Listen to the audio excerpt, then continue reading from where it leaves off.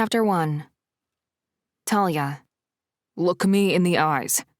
Galen clamped his hand on the young man's shoulder to reassure him that the pack would survive, that justice would be served for the loss of the wolf's parents. Your family. And we take care of our family, right, Josh? The boy, who looked to be about 14, muttered his agreement. He didn't seem to share Galen's confidence, but his head full of dusty blonde curls bobbed when he nodded affirmation. Talia! Galen called my name and waved me over. Coming. I pushed the dark sunglasses up the bridge of my nose, making certain that my eyes were hidden from view behind the dark-tinted lenses. My eyes hadn't changed to red outside of a shift, but I wasn't taking any chances. I averted my gaze from Galen's, avoiding eye contact whenever possible, which was harder to do than I thought. Sunglasses had quickly become my favorite accessory. I had faked more migraines in the short time since my eyes had first turned than I ever had in my life. It wasn't normal for a shifter to have long-term ailments, and Galen grew more concerned each day. It was unfair to make him worry, considering the mysterious illness that plagued his father, but I didn't know what else to do. Tell him the truth? The thought crossed my mind on more than one occasion, and I knew I risked losing his trust if I continued to withhold information and lie about my condition. But it was a risk I was willing to take, at least until I had time to figure things out. Galen would no doubt assume the red hue in my eyes was a side effect of the demon mark, and I would be inclined to agree. Except for the nagging suspicion, a gut feeling I'd had since I first saw my reflection at the lake, that it was something more, something far worse. The fact that I believed something could be worse than a demon mark said a lot about the current state of my life. I should have been happy. Galen had taken me in, saved me from a doomed fate as an outcast and rejected mate. He offered me a place among his pack and a new start on life. But with an all-out war with my former pack on the horizon, Galen's father continuing to decline in health with no answers in sight, and the increase in demon attacks, happiness felt like a pipe dream. My weird red wolf eyes were the last thing Galen needed to worry about. I'd brought enough trouble with me as it was. He didn't need any more, and neither did his pack. Earth to Talia! Galen waved a hand in front of my face and chuckled, but the worry lines pinching the corners of his eyes belied his casual tone. Are you getting another migraine? I thought I felt one coming on. I fidgeted with the oversized frames and made a mental note to order a new pair online, a pair that fit. I'm hoping the sunglasses might stop it before it starts. Are you sure you're feeling okay? Galen reached for me, his hand trailing down my arm to encircle my wrist. I willed my pulse and breathing to stay within normal range and lied right to his face. Yeah, I'm good, I reassured him. He'll be the first to know otherwise. I plastered a smile on my face. Now, what can I help you with? You remember Pam, right? Can you take Josh down to her house? She's got a spare bed and offered to take him in. Galen slid his hand into mine and laced our fingers together, giving a little squeeze before letting go. Come find me when you're done. He turned to Josh and extended his hand. Firm grip, kid. Remember what I said. I keep my word. Pam's a nice lady, so try not to give her a hard time, okay? Josh pulled back his hand with a nod, turned his back on his acting alpha, and walked off in the general direction of Pam's house without being formally dismissed. A show of disrespect like that to the alpha or one of his betas would not have gone unnoticed or unpunished in my old pack. But Galen let the kid off without as much as a warning growl. I'd been raised to take a lack of response as a sign of weakness. But in the weeks I'd been with Galen, he'd opened my eyes and heart to the way a pack was meant to be run, the way an alpha was meant to lead. Galen didn't rule his pack with fear and an iron fist. It wasn't about power and control for him. He was strong enough that he didn't need to prove that to anyone. He wanted what was best for the pack, for his people, and he took them into consideration with each and every decision he made or action he took, just like he did with Josh. Galen knew that kid was brokenhearted and struggling after the loss of his family during the Northwood Pack's last attack on us. He was withdrawn, not actively disrespectful. Galen was compassionate enough to understand that. The Longclaw Pack was lucky to have him as heir to the throne. The same could not be said for my old pack. Maddox wasn't alpha material any more than I was his mate, fated or not. The only person he was loyal to was his father. I learned that the hard way. If a wolf could give Destiny the middle finger and cast aside his fated mate just because Daddy told him to, then he could do it to anyone. And he wasn't a leader. He was a follower. None of the pack members would be safe under his rule. The Northwood Pack wasn't a pack at all. Galen's wolves weren't the only ones lucky to have him. I was too. Since he'd offered protection and taken me in, I'd seen firsthand what a functional pack looked like.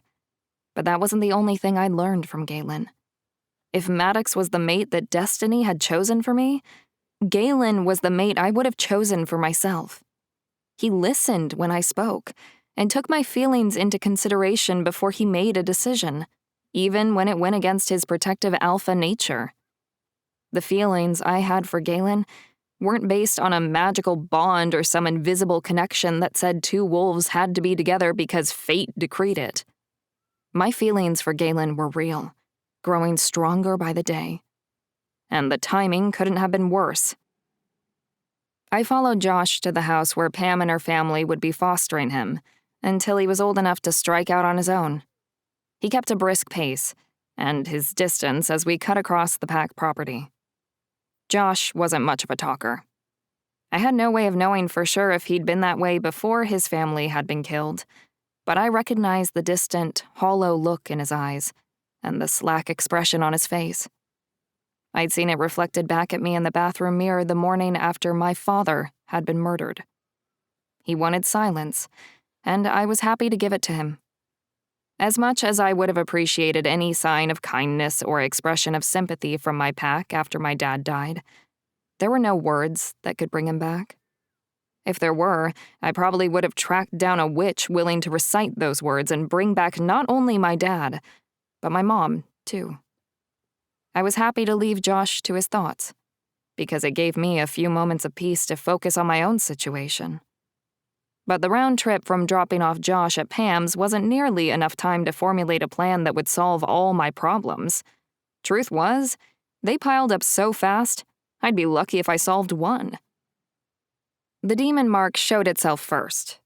Galen knew about that one, and we'd been working on figuring out how to get rid of it. That was progressing more slowly than I'd hoped, but the curses that plagued the local witch community and the demon attacks took precedence over my mark. We needed the witches' help, and they couldn't help if they were cursed. Then the demons began attacking the town and the humans who lived there. If witches were susceptible to the hellspawn running loose, the humans didn't stand a chance. So the pack offered its protection. Add in the Northwood attacks and the losses suffered in defense of Longclaw Pack territory, and Galen's pack was spread thin. My demon mark had been put on the back burner. Of course, that was before my eyes turned red when I shifted. If Galen knew about that, he'd most likely drop everything else and divert all his attention and energy to solving my problem, which is why I had to try and figure this out on my own. The pack needed Galen. They needed him to focus on the challenges he faced from all sides. I didn't want to be a distraction for him, or a weakness. And I couldn't bear to be rejected. Again. My heart wouldn't survive it a second time. I'd found a place where I belonged, and I would do whatever it took to stay here, even if it meant withholding information from Galen. "You don't have to keep following me." Josh slowed his pace to a crawl and craned his head over his shoulder. "Galen doesn't have to worry about me. I know where I'm going." I bit back a yelp, startled out of my thoughts and the solace of quiet company. "Sorry, didn't mean to scare you." Josh leaned against the trunk of an old sugar maple tree, arms crossed over his chest and one foot pressed against the base of the tree. It's just, I don't need a babysitter. Or a foster family? I asked, calling him out on what I assumed he'd wanted to say but hadn't. He was quick to avert his eyes. That was confirmation enough that I was right. You didn't scare me. I was just lost in my own thoughts. Do you know why Galen asked me to take you to Pam's? He shook his head, but refused to meet my gaze, giving the mushrooms clustered in the crook of an exposed tree root more attention than me. Well, since you're so interested, I'll tell you. I wasn't sure if he would find comfort in our shared tragedies, but I offered it anyway. We're part of the same club, me and you. It's not all that exclusive, has 0 perks, and pretty much near all of us would like to revoke our membership. Josh's brows pinched together, deepening the creases that made a home on a face that should have been worry-free. Yeah? So you lost someone too, everyone has. Denham scraped against the bark of the tree as he shifted his position and turned his back to me. But my parents are dead. Both of them. So are mine. I lost my mom when I was young. My dad... I choked back the sob that threatened to break free. So much had happened in such a short time. I hadn't properly grieved his loss. Of course, to do that, I would have had to have a proper grave for my father, but the Northwood Alpha had taken that from me too. I lost my dad recently. I cleared my throat and started again. He was murdered. Josh rolled against the tree, turning to face me and met my gaze. The flicker of anger I'd seen in his eyes blazed with an intensity that would have had me backpedaling if I hadn't recognized that emotion as well. By the same wolves who killed my parents. His voice had an edge like sharpened steel, and it cut just as deep. You used to be one of them. My parents are dead because of you. But yours are too. His words hurt, just like they were meant to. Politics and power were the real motivators of the war Maddox and his father had started. Killing me was a bonus. I hadn't been the reason for the first attack on the Longclaw Pack, but I made an easy target for the second one. Deep down, I knew that to be true. Like I knew, I wasn't responsible for my father's death. But it didn't make it hurt any less, and it didn't make the thoughts I had, that Josh had just given voice to, go away. No. Somehow I kept my voice even. My dad was murdered for the same thing people have been dying over for centuries. Greed. I wrapped my arms around my middle and squeezed, as if I could hold back the sadness and anger over my father's death. The emotions constantly threatened to spill out of me. Just like your family. Yeah, Josh mumbled, pushing himself off the tree trunk and starting to walk again. He cast a backward glance. I'm sorry about your dad. I'm sorry about your parents too, Josh. I dropped him off at Pam's, who was waiting on her porch with a comforting smile and a brood of kids varying in age peering out from the doorway behind her. Once Josh was inside, I went in search of Galen. The sun hung low in the sky, taking its warm rays and higher temperatures with its descent below the horizon. Hues of orange and purple softened the transition from day to night, but did little to ease the trepidation I felt over the appearance of the full moon. I passed a few couples on my way back who had been tasked with splitting wood for the traditional post-run bonfire. The Longclaw Pack celebrated the full moon each month with a hunt and, weather permitting, an outdoor after-party. I'd been looking forward to it ever since Galen mentioned it. Of course, that was before my wolf's eyes turned red whenever I shifted. Galen must have finished pack business earlier than expected, as he wasn't at the meeting house or with any of his betas, which left only one place to check: his father's house. He sat on Max's porch steps, hands steepled in front of his face and seemingly lost in his thoughts. I'd crossed the street and made it halfway down the sidewalk before he finally heard my approach and rose to greet me. Talia, hey. Galen's smile lacked its usual luster and never reached his eyes. His brows pinched together and his shoulders were slumped. I could tell he was buried under the weight of worry over his father's declining health. Rough day? I climbed the stairs and pulled him in for a hug that I needed as much as he did. We're going to figure out what's wrong with him and get him the treatment he needs. I hope so. He pulled me close and tucked my head under his chin. You ready for tonight? I had practiced my excuse at least 100 times during my walk back, but nerves got the better of me anyway. I think I'll stay and keep an eye on Max. He wouldn't want you to miss out on the hunt, Talia. Galen pressed my body against his and massaged my lower back. That will just make him feel worse than he already does. I've had a headache that's been trying to turn into a full-blown migraine all day. Trust me, I'm happy to stay home with him. I gave him one last squeeze before slipping out of his embrace and climbing the last step up onto the porch. I think you should see the pack doctor, or maybe one of the witches. Galen grabbed my hand and stopped me from going inside. Migraines like this aren't normal for us. It's just stress. You don't need to worry about me. I'm fine. I hated that the lies came easier and that I'd gotten better at telling them. I needed to find out what was wrong with my eyes before Galen discovered the truth, or my new future would be over before it began. Chapter 2. Galen. The full moon offered a much-needed night of celebration for the pack. Between the demon attacks, the witch's curse, my father's illness, and the lives lost defending our property from the Northwood pack, there had been little to celebrate. But the last thing I wanted to do right now was party. Talia had been acting strangely. I would have liked to believe I was the cause for her erratic pulse and clammy hands whenever we were alone together, but I sensed that her odd behavior had little to do with the sparks between us or her migraines. She'd been keeping something from me, and I needed to know her secret before things escalated out of control. I couldn't have her putting herself or the pack in more danger. I followed her inside, down the hall and into my father's bedroom.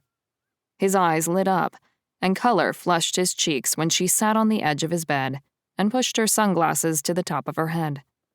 My father enjoyed Talia's company, and the way she doted over him. "What are you doing hanging out with an old man like me? You should be with the others, getting ready for the hunt." My dad rested his hand over Talia's and gave a light squeeze. "I think I can manage one night on my own." "Talia's not feeling well herself, Dad." I crossed the room and stood at his bedside. "I'll be out of contact during the hunt. What if something happens while I'm gone? Maybe I should stay here with the two of you." It's just a headache, Galen. Nothing that a little hydration and rest won't cure. Talia leaned in, gave my father a peck on the cheek, and excused herself to the kitchen for a glass of water. "She's sick. What's wrong? Why are you so worried?" My father hit me with a barrage of questions, none of which I knew the answer to. "She's been getting headaches. Migraines, actually. And lots of them, but swears she's fine." I grumbled the last bit and crossed my arms over my chest. "But you don't believe her." He wedged his elbows under him and tried to sit up, but adjusting his position cost him and caused a coughing fit. He waved off my attempts to help. When he caught his breath and could speak again, he asked me why my trust in Talia wavered. "I don't know. I can't explain it." I raked my hands through my hair and paced the Persian rug covering the hardwood floor. "I do trust her, with the pack, with you, but not with herself." There was a reason my father was the true alpha. Even as sick as he was, his intuition was impeccable. "Yeah." I let out an exasperated sigh, stopped pacing and turned to face him. I hoped he had the answers I needed because I wasn't even sure what the problem was. Do you think it's possible that the reason you're having trust issues with Talia is because you don't trust yourself? That you're afraid of getting hurt? Or worse, hurting her? My father's keen intuition wasn't as admirable when it was directed at me. I shook my head and pinched the bridge of my nose. Just let me know if she says or does anything off. Isn't she supposed to be babysitting me? My father's laughter turned into another fit of coughing, worse than the last. He reached for his oxygen mask, smacking my hand away when I moved to help him put it on. His words were muffled behind the bluish-tinged plastic mask, but I knew when I was being dismissed. How about I swing by later? I paused in the doorway, one hand on the knob and the other on the door jamb. I'll bring you a plate from the cookout. He pulled the mask down, revealing the wide grin curving his mouth. If there isn't a heaped helping of Carrie's banana cream pie on that plate, don't bother showing your face. I promised to bring the pie, then left him to rest after he finished his breathing treatment. I joined Talia in the kitchen. That cough sounds worse. She set her empty glass in the sink and braced her hip against the counter. Maybe the doctor should increase his medicine, or Sarah could prepare another poultice? She's already prescribed the maximum dose, and the witches haven't been able to come up with anything new. The smell of fresh coffee had me reaching for a mug from the cabinet above the coffee machine. Shouldn't you be sticking to water?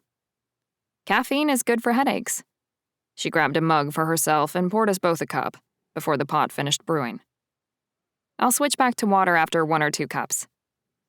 Are you sure you're going to be all right? I grabbed the blue ceramic mug filled with black coffee and leaned back against the counter, taking a long pull of the steaming hot liquid. That's a loaded question, considering the demon mark on my wrist, don't you think? Her eyes held a mischievous glint as she eyed me over the rim of her matching blue mug. She took a small sip of her coffee and set it down on the counter, looking down at it. I just need to get some rest, Galen. I'll be fine. Promise. She made a crisscross symbol over her heart to seal the promise, but I remained unconvinced. Okay, if you're sure. I hated the nagging suspicion and growing divide I felt with her, especially when I couldn't pinpoint why. It seemed like she wanted to distance herself from me. We spent less time together alone. Our conversations were shorter, more forced than usual, and I'd noticed she didn't meet my eyes the way she had before. I'm sure. She turned and rinsed out her mug, refilled it with water, and clutched it in both hands. I'm exhausted, Galen. I'm going to slip out of these jeans and into a pair of jammies. And you're going to go on the hunt and spend time with your pack. She reached up and brushed a chaste kiss on my cheek, wished me goodnight, and walked out of the kitchen. I recognized the confusion in Talia's eyes whenever we were alone together, because I'd felt the same way when I first met her. How could my wolf feel an instant connection and driving need to protect her when she'd been another wolf's fated mate? It hadn't made sense then, and 4 weeks with her had done little to clarify things in that regard. But there was no denying the feelings we shared. And yet, that's exactly what she seemed to be doing. Denial, big time. Talia was pushing me away, and I had no idea why. For the life of me, I couldn't think of a single thing that I'd done to cause her to pull back. Was she still in love with her ex-fiancé? After everything he and that pack had done to her? After everything I'd done for her? My motives for bringing Talia home were selfish. I hadn't given much thought to what would happen to her beyond hostage negotiations with the Northwood pack. When I caught her near the Longclaw property lines, I hadn't planned on being the hero. I hadn't planned on developing feelings for her. Still, when I learned the truth about what her pack had done to her, I welcomed her into the pack with open arms. My heart had remained under lock and key for a while, but she broke in like a master thief and stole it anyway. Maybe my father was right. My brain and my heart hadn't been on the same page since I saw Talia walking around town the day she'd planned to leave. Maybe I had been overreacting, and there was nothing going on with Talia at all. beyond a simple migraine cluster. Or maybe that nothing was really something, and not simple at all. Whatever was going on with Talia, I needed to figure it out fast. If she was in more trouble, I had a right to know. She wasn't the only obligation I had. With my father lying immobile in that bed, the pack was my responsibility, and I was duty-bound to protect each and every one of the pack members, not just the one I was falling in love with. I left through the back door, shed my clothes, shifted, and slipped into the shadows of a row of leyland cypress trees that ran along the inside of the fenced backyard. And then I waited. It was a full moon, and whether she wanted to spend it with me and my pack was debatable. What wasn't up for debate, for any wolf, was the call of the moon itself. We had to answer it. The beautiful wolf who'd captured my attention was no exception. The light breeze shifted direction and kept me downwind from the back door. I'd hoped to be less detectable by Talia's wolf. Women in the Northwood pack may have been forbidden from participating in playing offense and attacking other packs in the surrounding area, but they still learned to hunt and use their sense of smell. Besides, Talia may have been a little naive, but she wasn't an idiot. I rolled in the dirt, dusting my coat for an added layer of camouflage, and crawled further back into the tree line before waiting some more. I had decided to call it quits and give up on my stakeout when she came out the back door, bounded down the steps into the yard, and shifted with an ease unseen in a wolf below the station of Beta. She dug her claws into the lush grass and stretched back on her hind legs before sprinting away. When I saw her come out of the house, I hoped she'd had a change of heart, that she wanted to commune with me and the rest of the pack, for our wolves to hunt together. The direction she headed said otherwise. Talia wasn't running toward the bonfire or the pack. She was running away from them, away from me. What the hell had changed? I planned to find out just as soon as the hunt was over. Once I was sure that Talia wasn't coming back, and it was safe to step out of the shadows, I got dressed and joined Marcus and Theo at the bonfire, where the pack waited for me to kick off the festivities. Tonight, we complete another cycle and prepare to usher in a new moon and a new phase. I gazed out at the group gathered around the roaring fire. There were less faces in the crowd staring back at me than there had been during the last full moon, and I felt every loss through the pack bond. The Longclaw pack members needed to run, to recharge under the beams of a full moon, and mend their broken hearts and battered souls. But my heart wasn't in it. It had been a long time since I'd felt this way. Since Jessie died. Memories, dark and dangerous, crept into my mind. Remembering her and my past failures did little to improve my mood. Running through the woods with my packmates wasn't the distraction I needed. Still, I couldn't just run away like Talia had, no matter how much I wanted to. I can see you all need this as much as I do, so I'll just get right to it. Let the hunt begin, I called out, feeling the lie in my heart. Tracking small game wasn't what I needed or wanted, not when there was larger prey to chase. My wolf itched to race after Talia as much as my human side did. But the pack needed me and my wolf. We had to meet our obligations instead of giving in to paranoia and taking off on a whim. Besides, I knew there would be plenty of time to question Talia after the run. I cleared my mind and forced myself to be in the moment, hunting with my pack, my family. They needed me there with them. I owed them that and so much more. My participation in the hunt was the least that I could do for the people who fought and bled alongside me to protect our pack and property, our very way of life. We had defeated the Northwood pack, sent them running home with their tails tucked between their legs. But their alpha was a power-hungry bastard, and he wouldn't stop until he got what he wanted. They'd be back, for sure. The full moon festival was likely to be the last pack hunt for a long time. But I planned to do everything in my power to make sure a long time didn't turn into forever. The smell of redwood cedar and moss-covered forest floor pulled me from the dark corners of my mind and back into the hunt. A young rabbit dashed out in front of me, and then back into the thicket of thorn-ridden scrub brush when it caught sight of a wolf. The cool, damp soil provided the perfect ground conditions for a silent approach.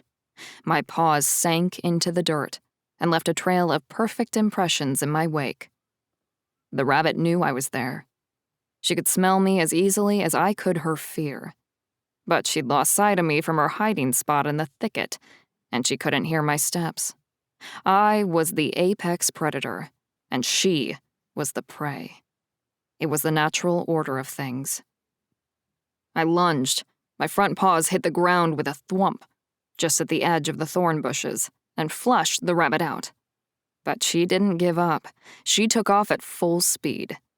The chase was on. I followed her, weaving around the trees, hurdling others that came running, before falling back and letting her go. The rabbit lived to see another day. Catch and release hadn't always been my preferred method of hunting wild game. After all, a wolf had to eat. But the world and the woods had gotten smaller over the years, from deforestation and development. Less woodland meant less wildlife. My father became something of a conservationist in my late teens and instituted a new policy. The animals who lived in the woods on our property were as much a part of the pack as any wolf. We protected the wildlife in order to protect our way of life. Eat the last rabbit today. Your belly is full and your wolf is satiated. But what will you hunt tomorrow? My father's words echoed in my mind. He was right. With shrinking territories and less land to hunt, the predators outnumbered the prey. Years later, the woods were a fertile hunting ground again. The animals were thriving, just like the pack under his rule. He expected me to take his place. So did the pack. But I had big shoes to fill, and I wasn't sure my father's shoes would fit me. We faced more challenges than we ever had. The Northwood pack seemed the least of our problems, and that spoke volumes about the severity of the demon situation. Attacks on the local community had been increasing. What if I couldn't protect everyone who needed protection? It wouldn't be the first time I failed to keep someone safe. I still had a few demons of my own. They lived inside my head. I sure as hell didn't need actual demons running loose around the town, possessing and killing locals. One problem at a time. The first thing I needed to deal with was whatever Talia was hiding from me. She'd been looking forward to the hunt for weeks and bailed at the last minute. That wasn't like her. Neither was keeping secrets. It was high time I figured out her secrets. I hightailed it out of the woods, shifting back before I reached the tree line.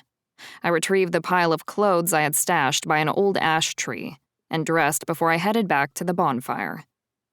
A few of the pack members had returned from hunting early and manned the tables covered with potluck dishes. I grabbed a couple of paper plates and loaded them up with a little bit of everything from main dishes to sides.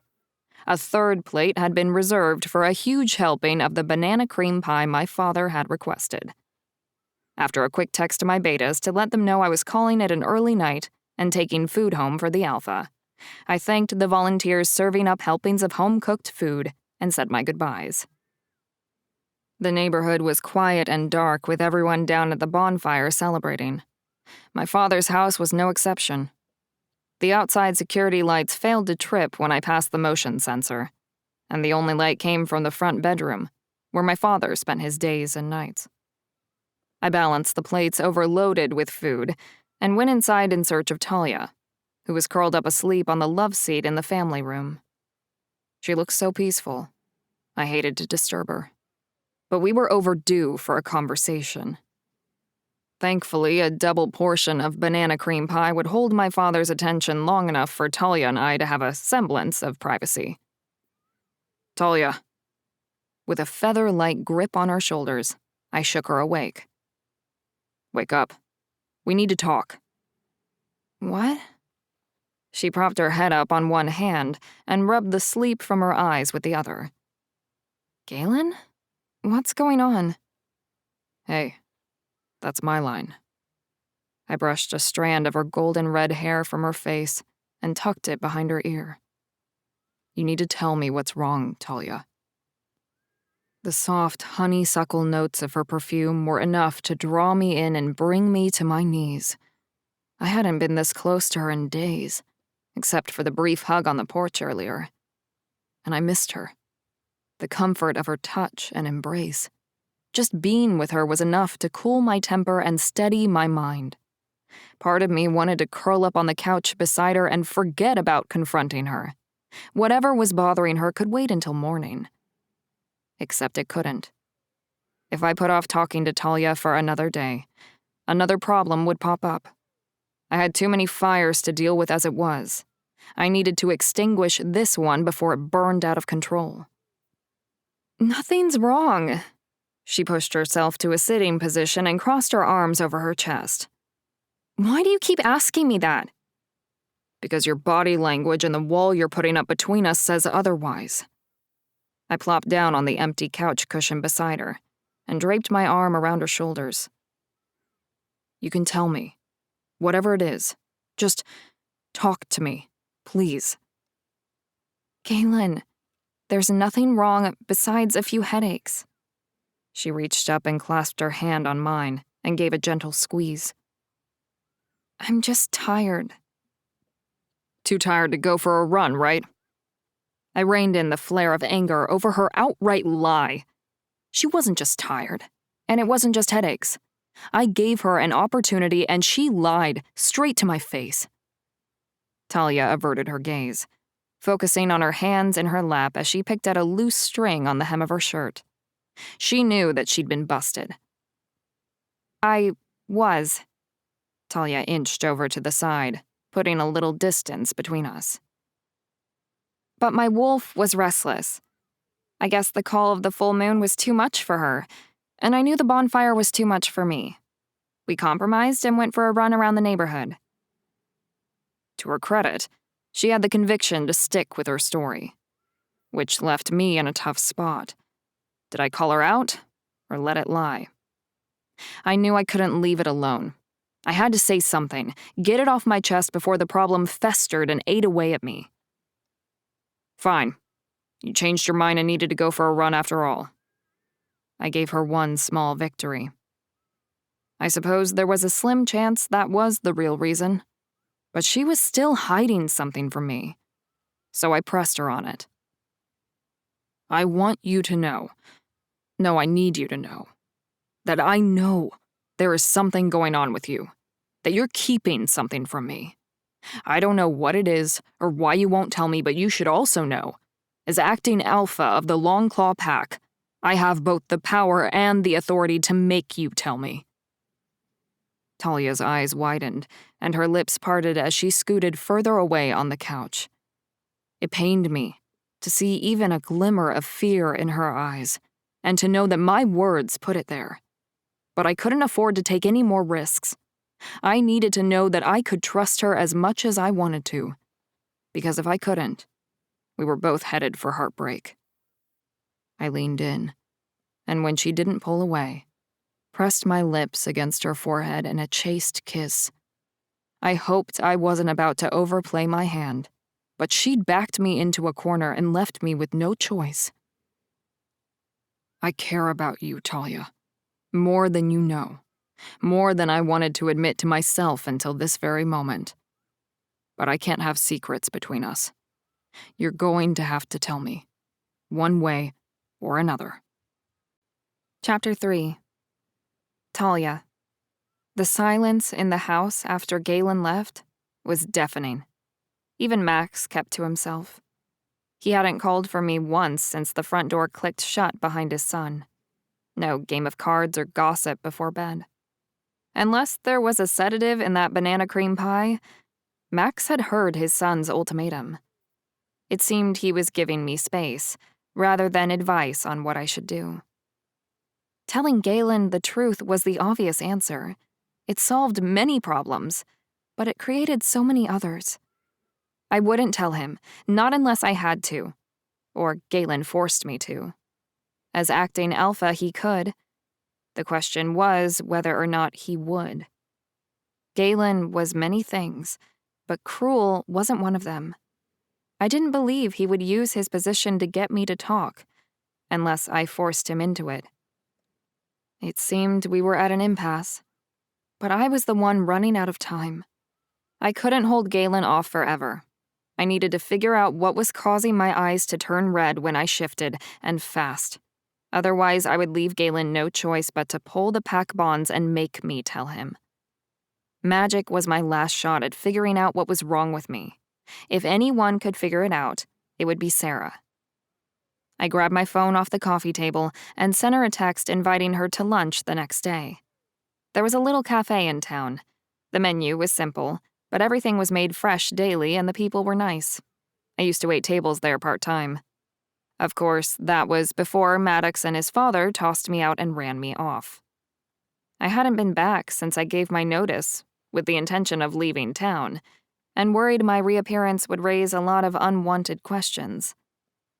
But I needed a place on neutral ground, not between two rival packs, between the Longclaw pack and the Coven, and neutral ground for me. Town was considered a safe zone. It was as much my place as any, and had nothing to do with any man in my life, past or present.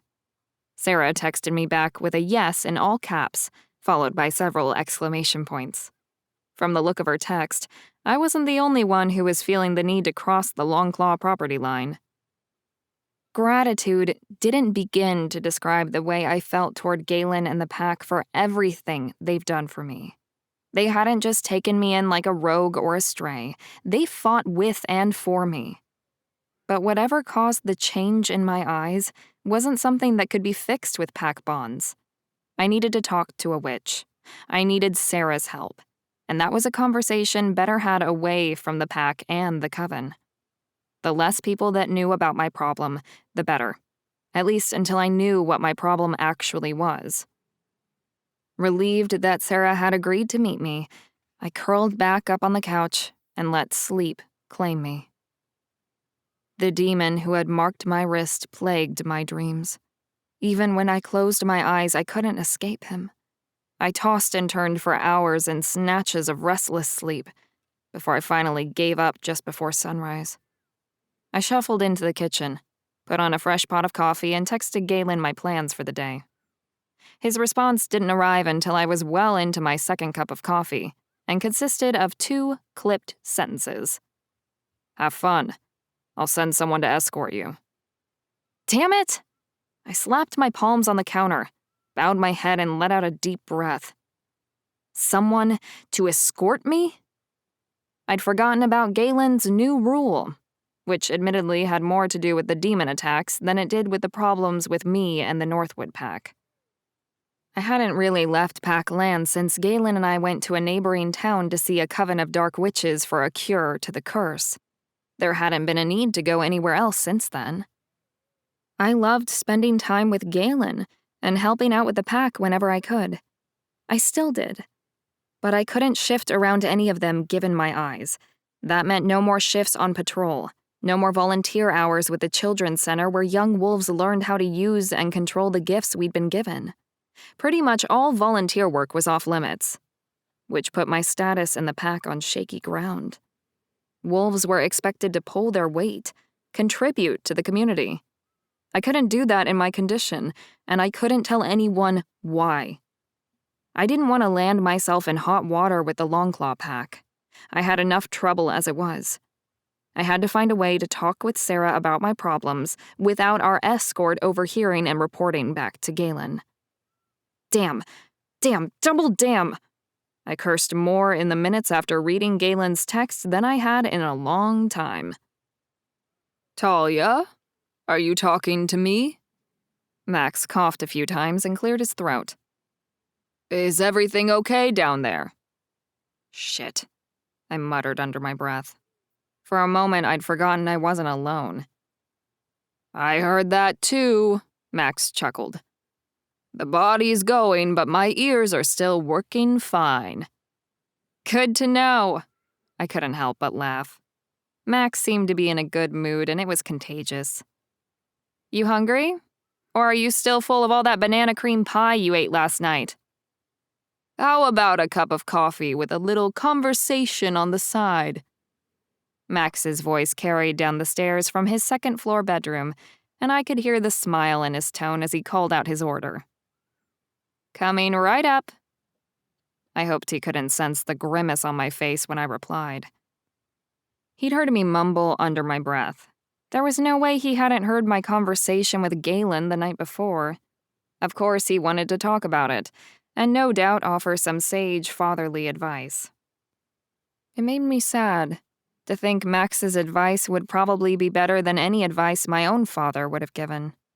He'd never been much of a talker or a problem solver. But I sure loved the hell out of him and missed him every day. Staying with Max took the edge off the pain of loss. But when everything hit the fan, it was my father whose shoulder I'd wanted to cry on. I sliced a cinnamon raisin bagel in two, plopped both halves in the toaster, and poured Max's coffee while I waited for the bread to brown. According to the dial on the toaster, I had 2.5 minutes to come up with an honest answer that would appease the old alpha's curiosity without actually telling him the truth. The problem was, I couldn't think of anything. With his breakfast and a refill for me on the serving tray, I headed upstairs and prepared to expand my web of lies. Is that cinnamon raisin I smell? Max tapped the mattress, inviting me to sit on the bed with him. He reached out and unfolded the legs hidden underneath the tray so I could set it down over his lap. Coffee can upset an empty stomach, so I made you a bagel. I offered a warm smile as I took a seat on the corner of the bed. How'd you sleep? Better than you did down on that lumpy sofa, I would say. Max pulled off a chunk of the toasted bagel and popped it in his mouth. What's going on, Talia? Well, the cure for the witch's curse still works. There hasn't been a single witch infected. I reached for my mug and took a long pull of the light and sweet coffee. Of course, you already knew that. The demons are still attacking the town, and I'm pretty sure the Northwood pack is planning another attack of their own. So, just another day in the neighborhood. Max studied me over the rim of his coffee cup, one eyebrow arched in question, as if he hoped I'd say more without being prodded. If I wanted a status report, I would have asked Galen. I'm asking about you. He set his coffee down and took another bite of his bagel before pushing the tray away. That's all you're going to eat? I asked, concerned over his decreasing appetite. I'm still digesting all the pie I ate last night. He gave his stomach a little pat. And you're deflecting. I am not. I punctuated the lie with a huff for effect. But the stern look on Max's face said he wasn't buying it. I'm fine, really. I wish everyone would stop worrying. There's nothing wrong. If anyone understands how frustrating it can be having people hover over you, asking if you're all right every minute of the day, it's me. His weary smile never reached his eyes.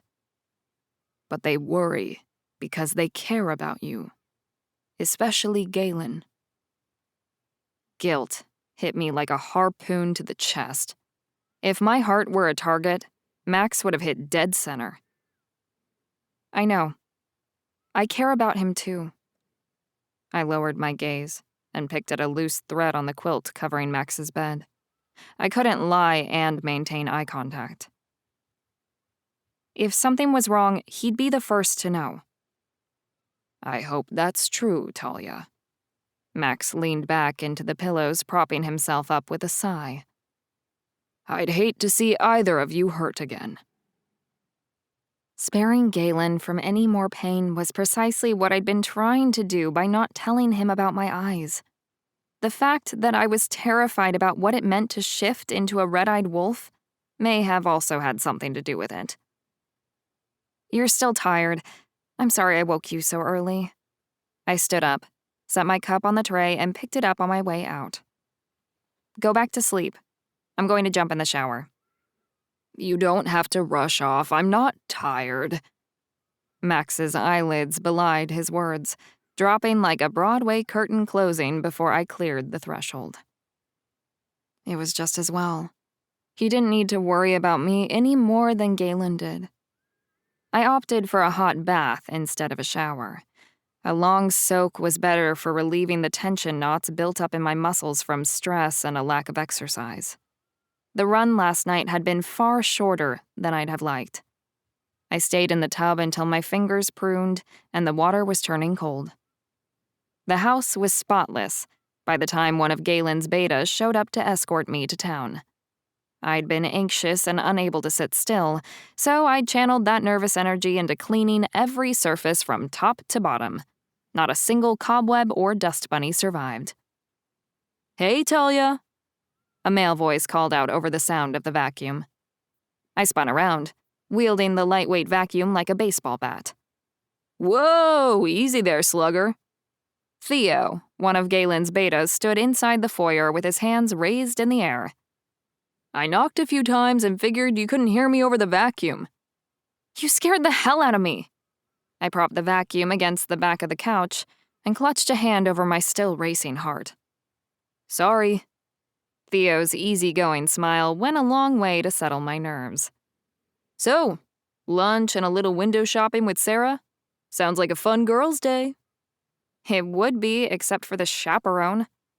I swapped out the vacuum cleaner for a lightweight beige cargo jacket that complemented my cream-colored t-shirt, jeans, and brown suede ankle boots. "Hey, I'm not happy about the babysitting detail either, but Alpha's orders." Theo opened the front door and motioned for me to lead the way. "Ladies first." "I'll drive." I grabbed my keyring and purse from the cherry accent table in the foyer and made a beeline for my car. "How about no?" Theo shut the door behind him, jogged up beside me, and dangled his key fob in front of me. "I always drive." "Babysitter and chauffeur. I hope you're getting paid double." I waited for him to unlock the doors of his pickup truck and climbed into the passenger seat. "Damn, I could have gotten paid for this gig?" Theo turned the engine and backed down the driveway. "How come nobody told me that?" "Well, maybe you should take it up with the Alpha." I dug my phone out of my bag and texted Sarah to let her know we were on our way. "Yeah, right." Theo chuckled and shifted into drive. "Buckle up." He made casual conversation about the hunt the night before and the potluck afterward. My absence had not gone unnoticed, and the shifters loved to gossip as much as anybody. Apparently, I'd been the talk of the pack.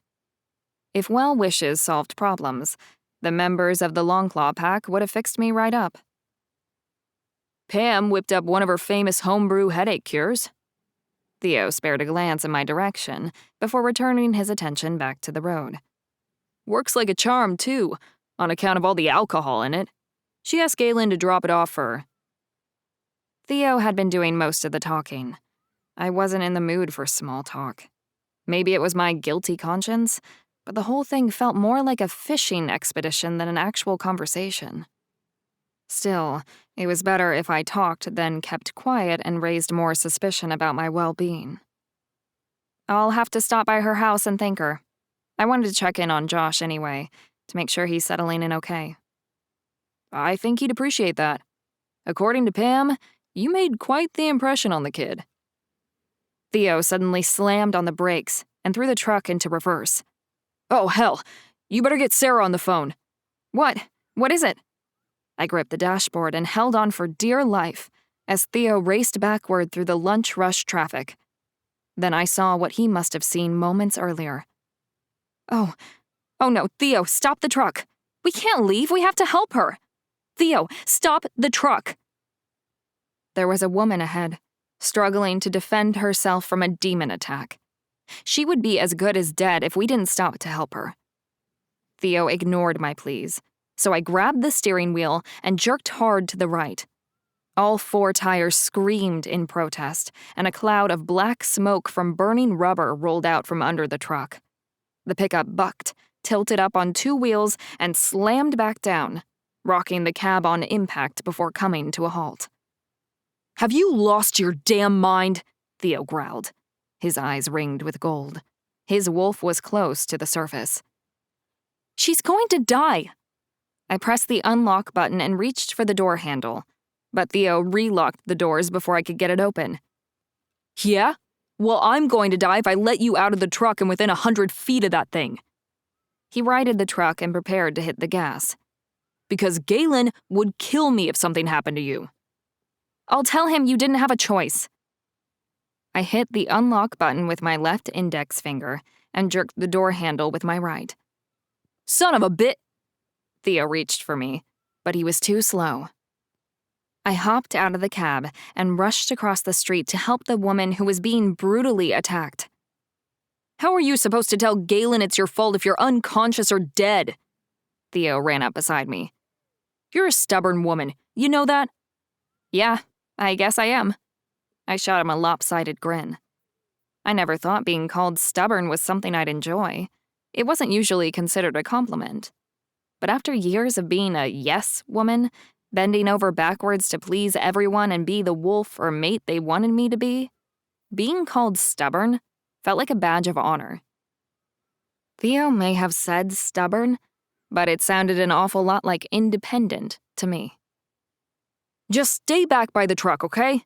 You need to be able to get out of here if this doesn't go according to plan. Not that I actually have a plan." Theo shook his head, but I caught the feral grin on his face before he turned and charged at the demon. I wanted to rush after him and help fend off the demon, but hung back near the truck like he asked. It was the least I could do. After all, he was defying an order from his alpha, ignoring his responsibility as my bodyguard for now, and battling a demon to save a perfect stranger. Besides, I'd likely only hinder him in a fight. Theo would be more worried about keeping me safe and would end up getting injured, or worse, killed. The best thing I could do for everyone was stay put. Theo shifted mid-sprint and landed on all fours using his body to shield the woman. She was a witch. I could now tell from the magic she was throwing the demon's way. She was already bloodied, beaten, and her breathing ragged by the time Theo reached her. But somehow, she found the strength to manifest one more spell. A burst of magic smacked the demon in the face, knocked it backward, and provided the opening Theo needed. He snarled, lunged at the demon, and sank his sharp teeth into the creature's neck, tearing out its throat. The creature collapsed on the sidewalk. Thick, black blood ran over the curb and onto the street. It looked dead, but I knew from experience demons were harder to kill than that. "We need to go!" I cupped my hand beside my mouth to project my voice. "Like, now!" Theo nudged the witch with his snout. She buried her fingers into the thick fur at the nape of his neck and leaned on the long claw beta for support. "I'll drive." I helped the witch into the passenger seat, while Theo hopped into the bed of the truck. I hit the gas and never let off until we crossed over the pack's property line and were back within the protection of the Coven's wards. Saving the witch had been dangerous, but that was nothing compared to telling Galen what we'd done. Chapter 4. Galen. "You did what?" I roared. Anger and my rising blood pressure flushed my cheeks with heat. "She could have been killed." I lunged at Theo, fisted my hands in his shirt, and yanked him out of the chair across from the beige couch in my father's living room. "He only did what I asked." Talia stepped forward, her hand outstretched, as if she would reach for me. But she hesitated and lowered her arm back down to her side. "The witch would have died." "And that was worth the risk? Is her life more valuable than yours?" I released my beta and raked my fingers through my hair, tugging at the ends. "Haven't I done enough to protect the witches? Hasn't the pack sacrificed enough?" "Galen," Talia scolded. Shock and disappointment over my words in her voice and eyes, though she'd yet to meet my gaze. "This isn't a one-sided relationship. The Coven has helped you too. They put up the wards. They helped heal your injured pack members after the attack. And any of them would stand beside you to replenish your ranks if you asked." "I know," I growled, pacing the floor to take the edge off my temper. It's just, if something happened to you, I'd never forgive myself. You would have done the same thing. She jutted her chin and held her ground. She had me there. I would have done the same thing, and it was hard to stay mad at her for that. But that didn't stop me from trying. After all, there were mitigating circumstances. Disobeying an order from a beta acting under my authority and taking unnecessary risks with her life weren't the only things Talia was guilty of. There was still the matter of the secret she was keeping from me. I struggled to separate my personal feelings for Talia and pack business, and held on to my anger a little longer than usual. Of course I would have done the same thing, Talia, but I'm the acting alpha. I get to make those decisions. My betas make those decisions when I'm not around. I pinched the bridge of my nose and let out a deep breath. I thought I could trust you to abide by those decisions. You can. Talia still refused to meet my gaze, but I saw tears spill over her lashes and track down her cheeks. Galen, She hesitated, and for a moment, I thought she was going to finally open up to me, trust me enough to explain what was going on with her. But she never did. Talia stood there, staring at the floor as if the answers to her problems were hidden in the carpet fibers. I wanted to take her into my arms, hold her close and keep her safe from the darkness that haunted her, but she refused to let me in, no matter how many times I asked. As if that weren't enough, she had put Theo's life in danger. 2 wolves against 1 demon? The odds weren't in their favor, but she risked herself and my beta anyway, for a random witch she didn't even know. I couldn't trust her judgment, or her motivation, and I hated that more than anything. If she would just talk to me, I wouldn't feel the need to question everything she said or did. The distance Talia had created between us was growing, and I had no idea how to make it stop. The witch, is she going to be okay? I'd been so distracted by what could have happened that I hadn't even asked about the woman they rescued. Talia was right. The Coven was an important alliance. We needed their help as much as they needed ours. But even if we didn't, I would have still cared about what happened to the injured woman. I wasn't a heartless bastard, just a heartbroken one. Sarah said she'll make a full recovery. She'll stay with the healers for another day or 2 and then move to more permanent housing with the Coven. Theo stood with his feet apart and hands clasped behind his back. His body language was non-confrontational, but not submissive.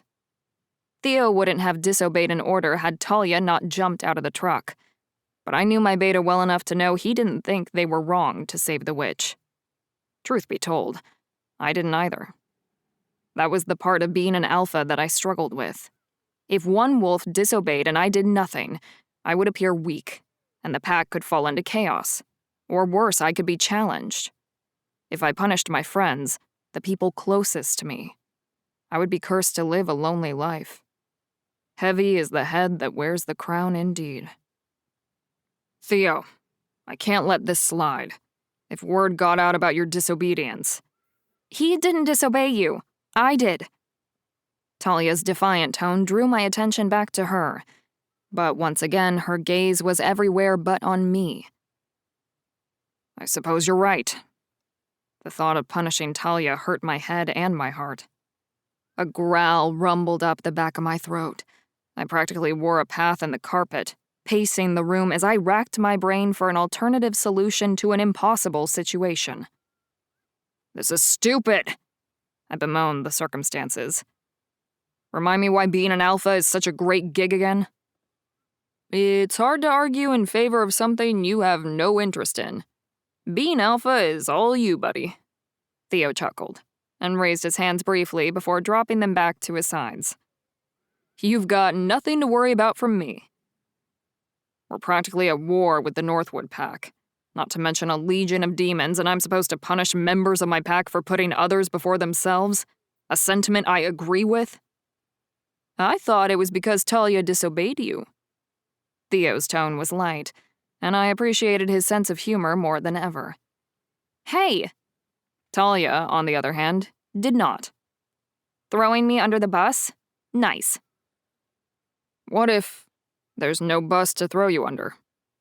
I stopped pacing and rounded on both of them, as a thought occurred to me. I was so focused on what an alpha is supposed to do in a situation like this, that I forgot no one outside of this room knows that I gave an order to begin with. So, Talia hesitated. You're not going to do anything? I'm not going to do anything because I don't have to do anything. The weight of acting as judge, jury, and executioner slipped from my shoulders. I felt like I could breathe and think for the first time since they'd returned from town. Tell me about the demons. How many were there? Anything new to report? I saw half a dozen at most. Theo dropped down onto the far left cushion and draped his arm over the back of the couch. Only one was after the witch. The rest I spotted seemed hell-bent on destroying the few stores left in town.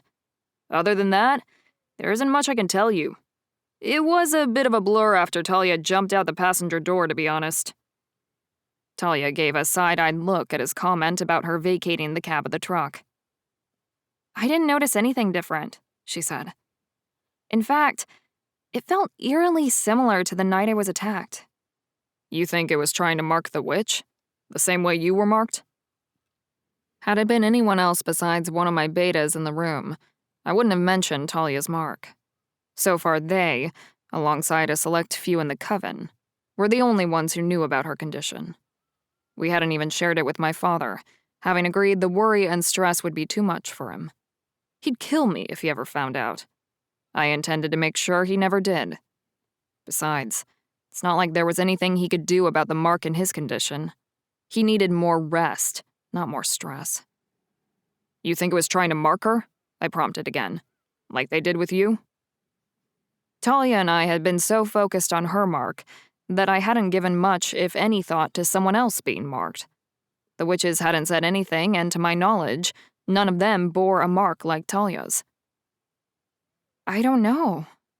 She rubbed the scar on her wrist. I mean, it's possible, right? Demons are running loose around town. Theo stretched his legs out in front of him and crossed them at the ankles. I'd say just about anything is possible at this point. It's not just locally. I'd taken a call for my father from the Shifter Council not long after Talia and Theo left, and brought them up to speed on what I'd been told by the representative I spoke with. It's happening all over the country. Demons are attacking witches and the packs that protect them. Seriously? Theo uncrossed his legs and shot to his feet. What is the council planning to do about it? Exhaust all options? I shook my head and let out a frustrated sigh. Whatever that means. After they discuss the options to death, no doubt. You know how the council is. All talk and very little action. They leave everything up to the local packs. Yeah, but this is different. You're talking about a full-blown nationwide demon infestation. They have to do something. Theo gave voice to the same thoughts I'd had when I spoke to the council member. I wished I could share his faith in the council. My experience with them as liaison for the Longclaw Pack had taught me otherwise. Maybe, but I'm not holding my breath. We can't wait around for them to decide to act. We have to protect our pack and be ready for another demon attack on pack land. Easier said than done, when I had no idea what the demons were up to. I'd expressed as much to the council member, but they didn't seem concerned with the motives of the attacks as much as the losses incurred by them. Even with all my years' experience as the son of an alpha and as heir to the throne of our pack, I wondered if I would ever truly understand politics. And the town? Talia sat in the recliner and clutched a decorative pillow crocheted with "Wolves are man's best friend" across the front to her chest. People are getting hurt. Are we just going to retreat behind property lines and leave everyone else to the demons? We can't protect everyone. Theo caught the throw pillow she tossed at him before it connected with his head. Hey, I'm just being realistic. We literally cannot protect everyone. There aren't enough of us. I have people that matter to me in town, friends and coworkers from the cafe. Talia wiped her eyes with the back of her hand. They were good to me. Because they didn't know what you are. Theo shrugged under our pointed glares. You think they'd be so hospitable if they knew you have fangs and claws? Compared to the demons running around? Yeah, I think they would. Talia scoffed and crossed her arms over her chest. Touché. Theo nodded his agreement. You've got me there. He's not wrong, though, Talia. I hated being the bearer of bad news and disappointing her, but Theo was right. We couldn't save everyone. It's a numbers game, and the Northwood Pack's power grab cost us loved ones we couldn't afford to lose, even without a demon uprising on top of that. Tears spilled over her lashes and tracked down her cheeks, but she brushed them away with her fingers. Her pain was my pain. It didn't matter what was going on between me and Talia. The problem with the demons was bigger than all of us. I swallowed my pride, crossed the room to close the distance between us, and rested my hand on her shoulder. She reached up, rested her hand over mine, and leaned into my touch, her tear-stained cheek pressed against my forearm. I know. Talia sniffled away the last of her tears and clung to my arm. It just sucks. Talk about an understatement. Theo collapsed on his side and stretched out over the length of the couch. At least we had the full moon festival. One last hurrah before all hell breaks loose. Thank you for that little bit of optimism. I gave Talia's shoulder a little squeeze and slipped my hand out from under hers before pacing again. Theo's jaded humor was the kick in the ass I needed. Maybe we could all do with a dose of optimism. We have to stop sitting around complaining about how horrible things are and feeling sorry for ourselves and do something. I was the acting alpha, and I had to do something other than bitch and moan. Theo, find Marcus and David. We're going to need to rally the troops and increase the perimeter watch. On it. He pulled his cell from his front jeans pocket and texted my other betas. And you'll be... Theo left his question hanging. It wasn't a challenge to my authority. As one of my seconds, he needed to know where I would be and what I would be doing if there was an emergency and he needed to reach me. If he couldn't, he needed to know that he had authority to make decisions for the pack in my stead. I trusted my betas completely. If I hadn't, I wouldn't have promoted them to the position. Their judgment was as sound as mine, sometimes more so when the three of them acted together. I'll take Talia and we'll talk to the Coven. We need to make sure the wards remain secure. I gave myself a quick pat down to check for my phone, keys, and wallet. And see if there is a way they can do something for the town. If they can't ward the whole town, maybe they can protect the homes and stores of people who haven't evacuated. I checked in on my father and brought him up to speed, before Talia and I parted ways with Theo. My betas had their mission, and we had ours. All we needed to do was convince the Coven to help us. Easier said than done. They came to the pack for shelter, not to enlist in a militia against the evil undead. Marguerite, the Coven's high priestess, had asked for my help when the attacks began, and offered her services warding the pack's property lines in return. Marguerite bartered for everything. The Coven's magic wasn't free, and she never asked or expected anything for free for herself or any other witch. She kept a level playing field for anyone who dealt with the Coven, and I appreciated that. Talia and I helped the Coven when we went on a road trip in search of a cure for the demon curse. In exchange, Marguerite agreed to help Talia with her demon mark. We came back with a supposed cure, but the High Priestess couldn't remove the mark. The way I saw it, the Coven still owed us a favor. I doubted Marguerite would agree. Magic came at a cost, and the High Priestess set a high price. I just hoped it was a price we could afford. Chapter 5. Talia. Galen and I were on our way to meet with the Coven. I'd messaged Sarah as soon as we got back to Pack Lands, and she'd hurried back too and checked over the witch we'd saved. Then Theo had taken me to Galen's dad's house, and Galen had almost exploded with rage when he heard what had happened. I was glad he'd calmed down so quickly, and now he wanted to talk with Marguerite about the demon attacks. I was pleased he wanted me there too. I had an ulterior motive, of course. I needed to talk to Sarah about my demonic wolf eyes. Easier said than done with Galen breathing down my neck. He only wanted to protect me, to keep me safe. I knew that, just like I knew how he felt about me. The attraction between us was undeniable, and I could sense that he cared for me as much as I did for him, which is why I was so scared he'd find out something was wrong with me. I hated putting distance between us, and the growing resentment I felt for the lack of space and independence. Fear and insecurity had spread in my mind like an invasive weed ever since I'd been attacked by the demon. I needed to figure out what the hell was wrong with me before I ruined everything. I'd planned to talk with Sarah over lunch about the way my eyes changed colors when I shifted, but thanks to the demon, that never happened. The attack screwed everything up, and I couldn't help but wonder if that was the point. Were the demon mark and my red eyes connected? Were they able to track me through the brand on my skin? I had so many questions and so far zero answers. I'd hoped Sarah could at least help figure out why my irises started turning red in my wolf form, because I couldn't avoid looking Galen in the eye forever. All I could do was find an opportunity to get Sarah alone and hope we came up with something. If not a permanent solution, at least a glamour spell or potion that hid my red eyes from Galen and the rest of the pack.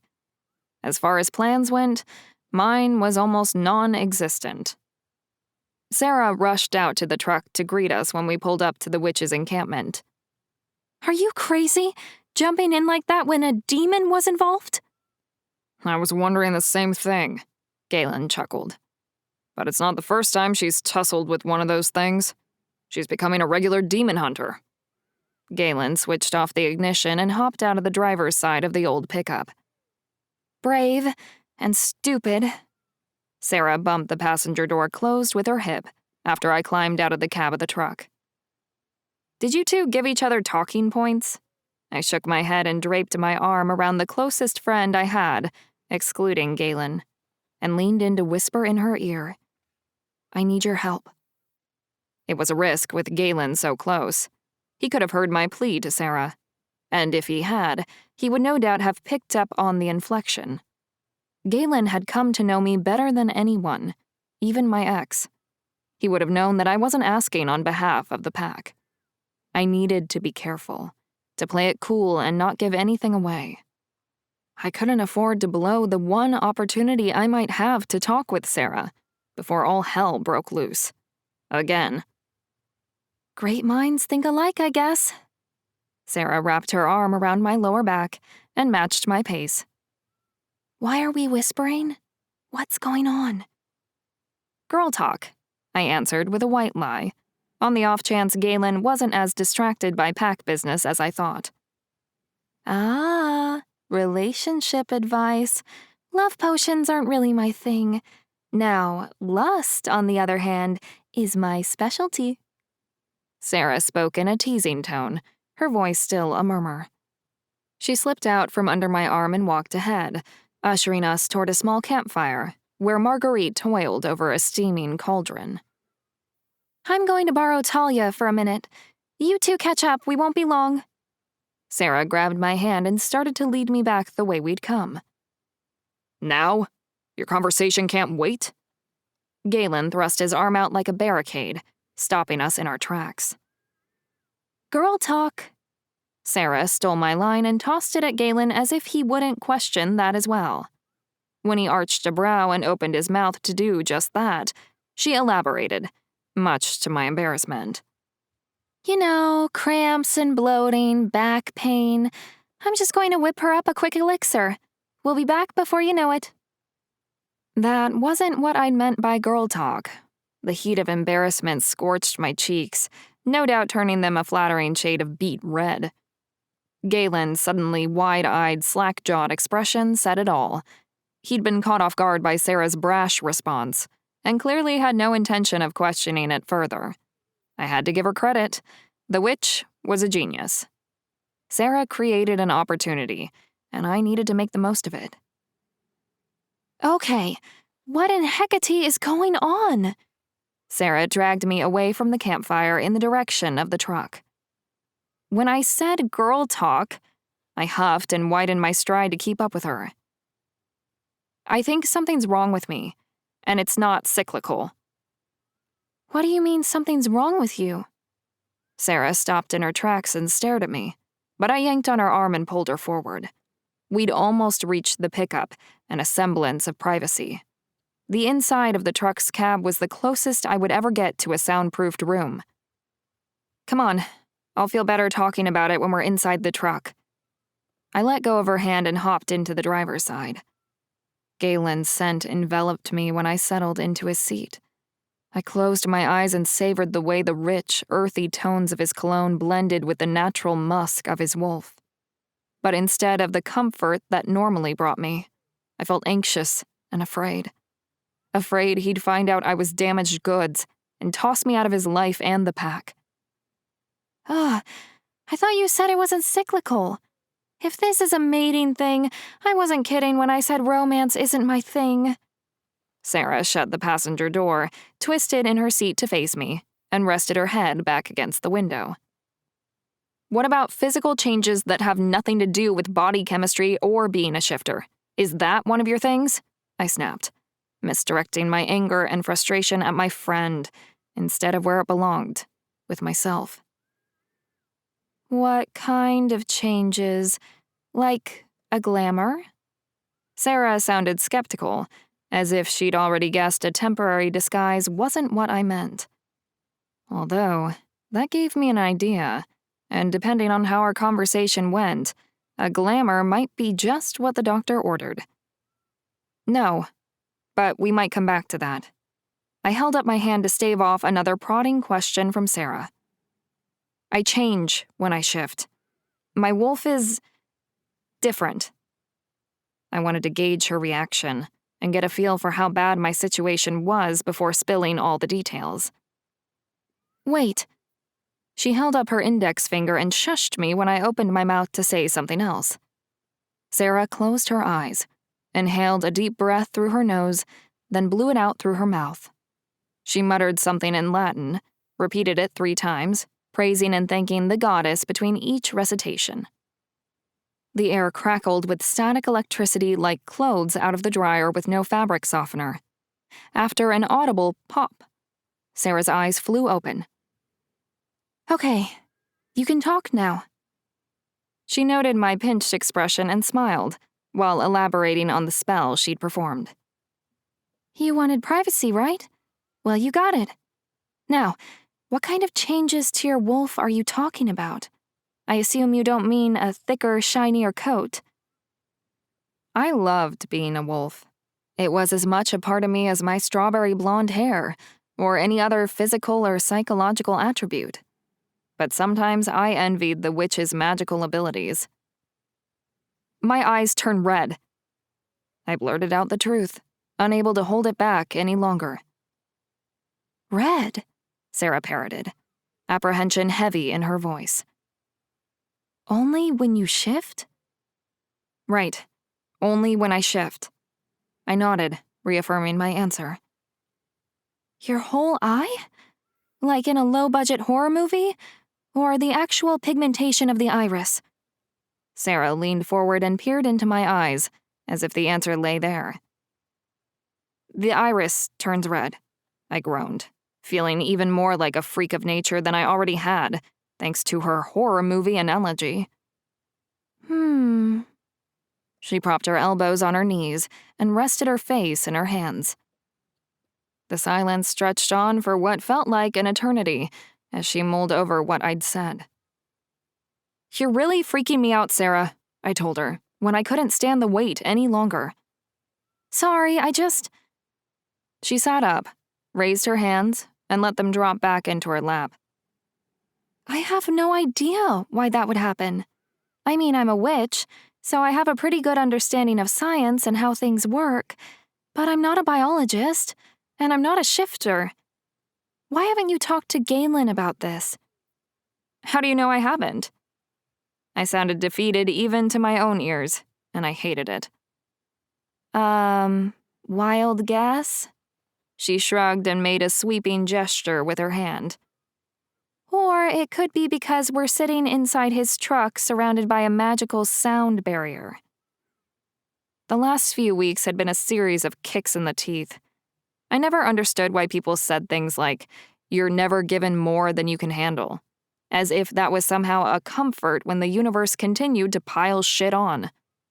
I'd never been a defeatist, and always thought I had a pretty positive attitude, with a knack for finding the good in any bad situation. But I struggled to find the silver lining in the storm cloud my life had become in such a short time. I'd been dumped, shamed, exiled, lost my father, been demon-marked, and apparently, now I'd turned into a freak of nature. I forced myself to think positively and clung to the slivers of hope I could muster like a lifeline. I'd also been taken in by a new pack. Met Galen, who put my ex to shame in both the looks and personality department. Found comfort in my friendship with Max, which helped cope with the loss of my dad, and had made a new friend in Sarah. A friend that I trusted, and whose help I needed more than anything. I haven't told him, I conceded with a sigh. I don't know what it means, and if I can't explain it, I'll just be giving him one more thing to worry about. With everything else going on, did it occur to you that your eyes changing color might be connected to everything going on? Sarah held my face in her hands and used her thumbs and forefingers to stretch my eyes open. Look up and to the left. Of course I thought about that, and it probably is, but I need to know why. I rolled my eyes up and to the left, fixating on a small speck of dirt on the headliner. What's the point of making him stress out over something he can't fix? And you stressing out over it alone is better. How exactly? She stretched my eyes open wider. Now look to the right. He needs to focus on the Northwood pack and the demon attacks. And what if a demon is attacking you? She let go of my face and leaned back against the window again. Is that what you think is happening? The demon who marked me is attacking me from the inside out? I blinked and rubbed my eyes until the dryness went away. I don't know. Maybe. You think I'm what? Possessed? I finally put into words what I was really worried about. I fell back against the seat and stared out the window. You can fix me though, right? I'm not even sure if that's what's wrong with you, Talia. Sarah scrubbed her face with her hands and combed her fingers through her unruly red hair. Magic isn't a cure-all. I need to know what the problem is before I can create a spell to fix it. Otherwise, it's dangerous. How dangerous? The negative side effects of playing with magic had to be pretty severe before I ruled them out. Like, the wrong spell could kill you. Sarah crossed her arms over her chest and shook her head. Magic isn't something you just mess around with, Talia. I'm not a dabbler. I'm a serious practitioner, and I could be thrown out of the coven if I caused harm with one of my spells. Been there, done that, got the t-shirt. I wouldn't have wished banishment on my worst enemy, never mind my friend. So what am I supposed to do? And please, don't tell me to tell Galen the truth. That's like my last resort. I think you hit last resort when your eyes inexplicably turned red. Sarah unfolded her arms and unfastened one of the thin silver bangle bracelets she wore around her wrist. Here, take this. Shifter, remember?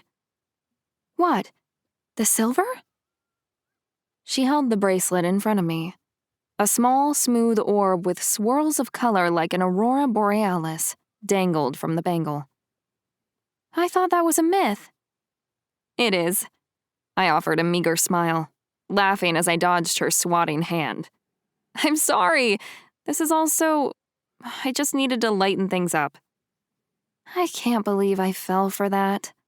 Sarah rolled her eyes, and the hint of a smile curved the corners of her mouth, despite her best effort to appear annoyed.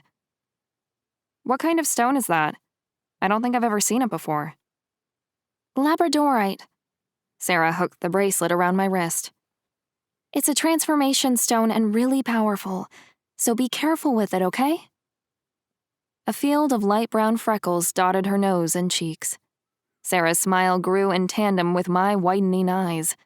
The bangle was a glamour, and the stone its source of magical power.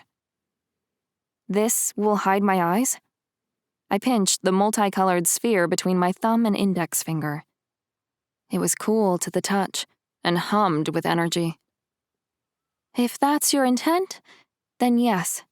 As long as you're wearing it, no one will see any physical attribute you don't want them to.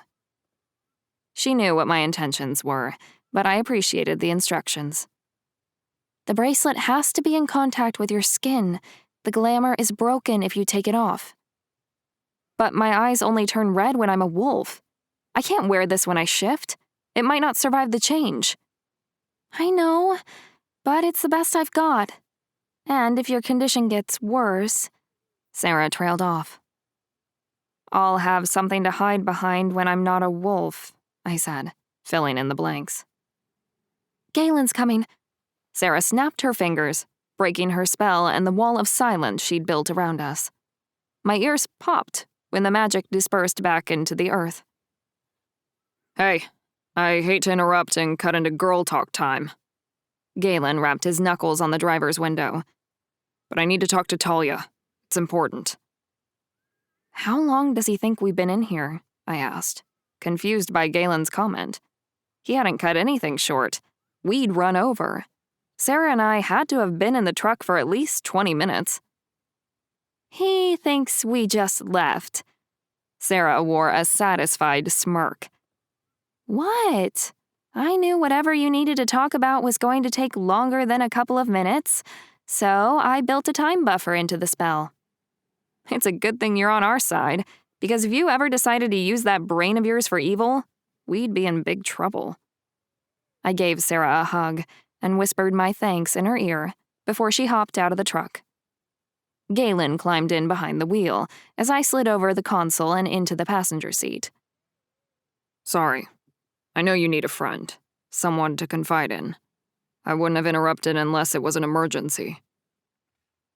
My brain struggled to process the 360-degree turn in his attitude. He'd been upset with me, and for good reason. I'd put myself and Theo in jeopardy. Understanding why I made that choice didn't mean he had to like it. And then there was the secret he knew I was keeping from him. I can be a little overbearing sometimes. Galen shifted in his seat to face me and rested his elbow on the console. I don't mean to be. I care about you, Talia. I hope you know that. And I want you to have someone to talk to. If you need that person to be Sarah right now, that's okay. But I'm a good listener. Just throwing that out there in case you change your mind. Thank you. That means a lot to me. And I know it may not seem like it right now, but I care about you too. So much.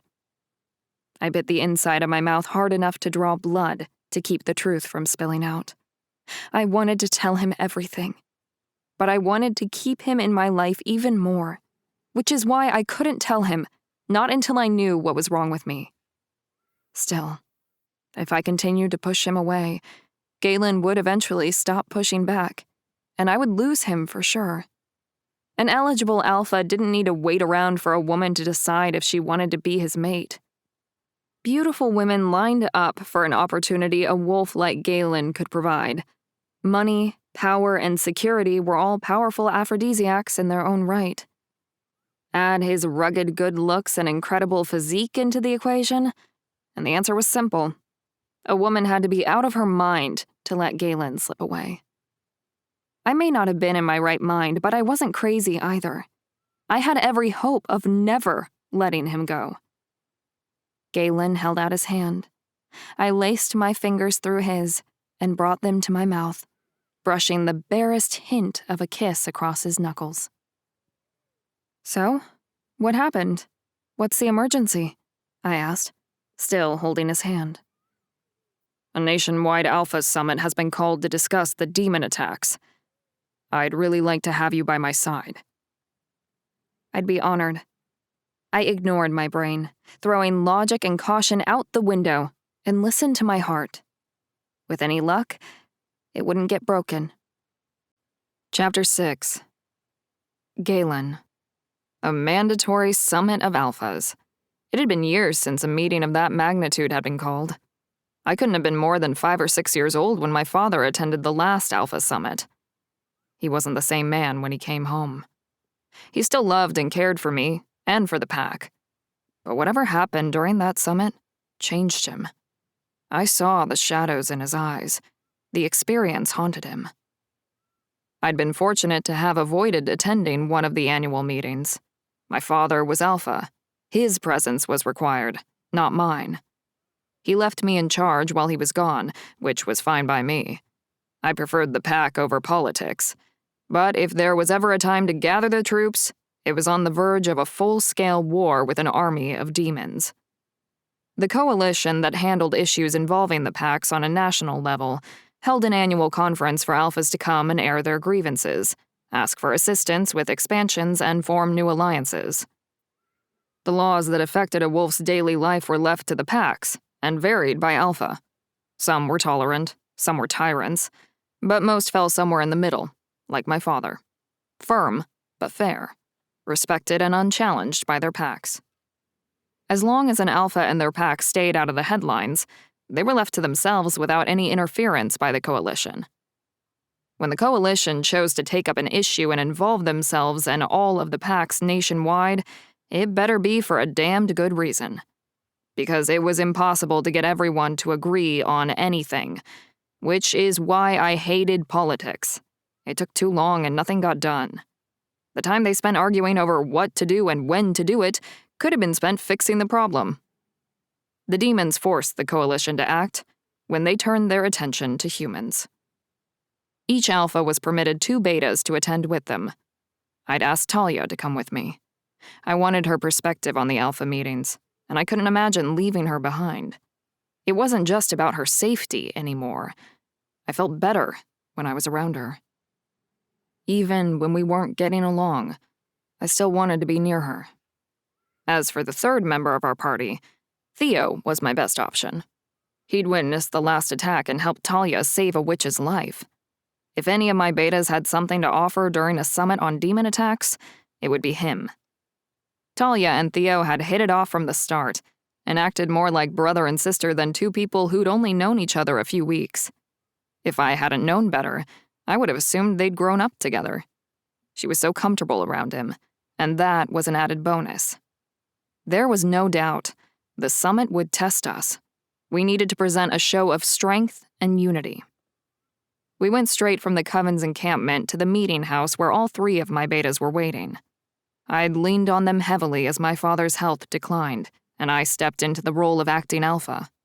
My absence would only add to their mounting responsibilities, but there wasn't anyone else I could trust with the pack while I was gone.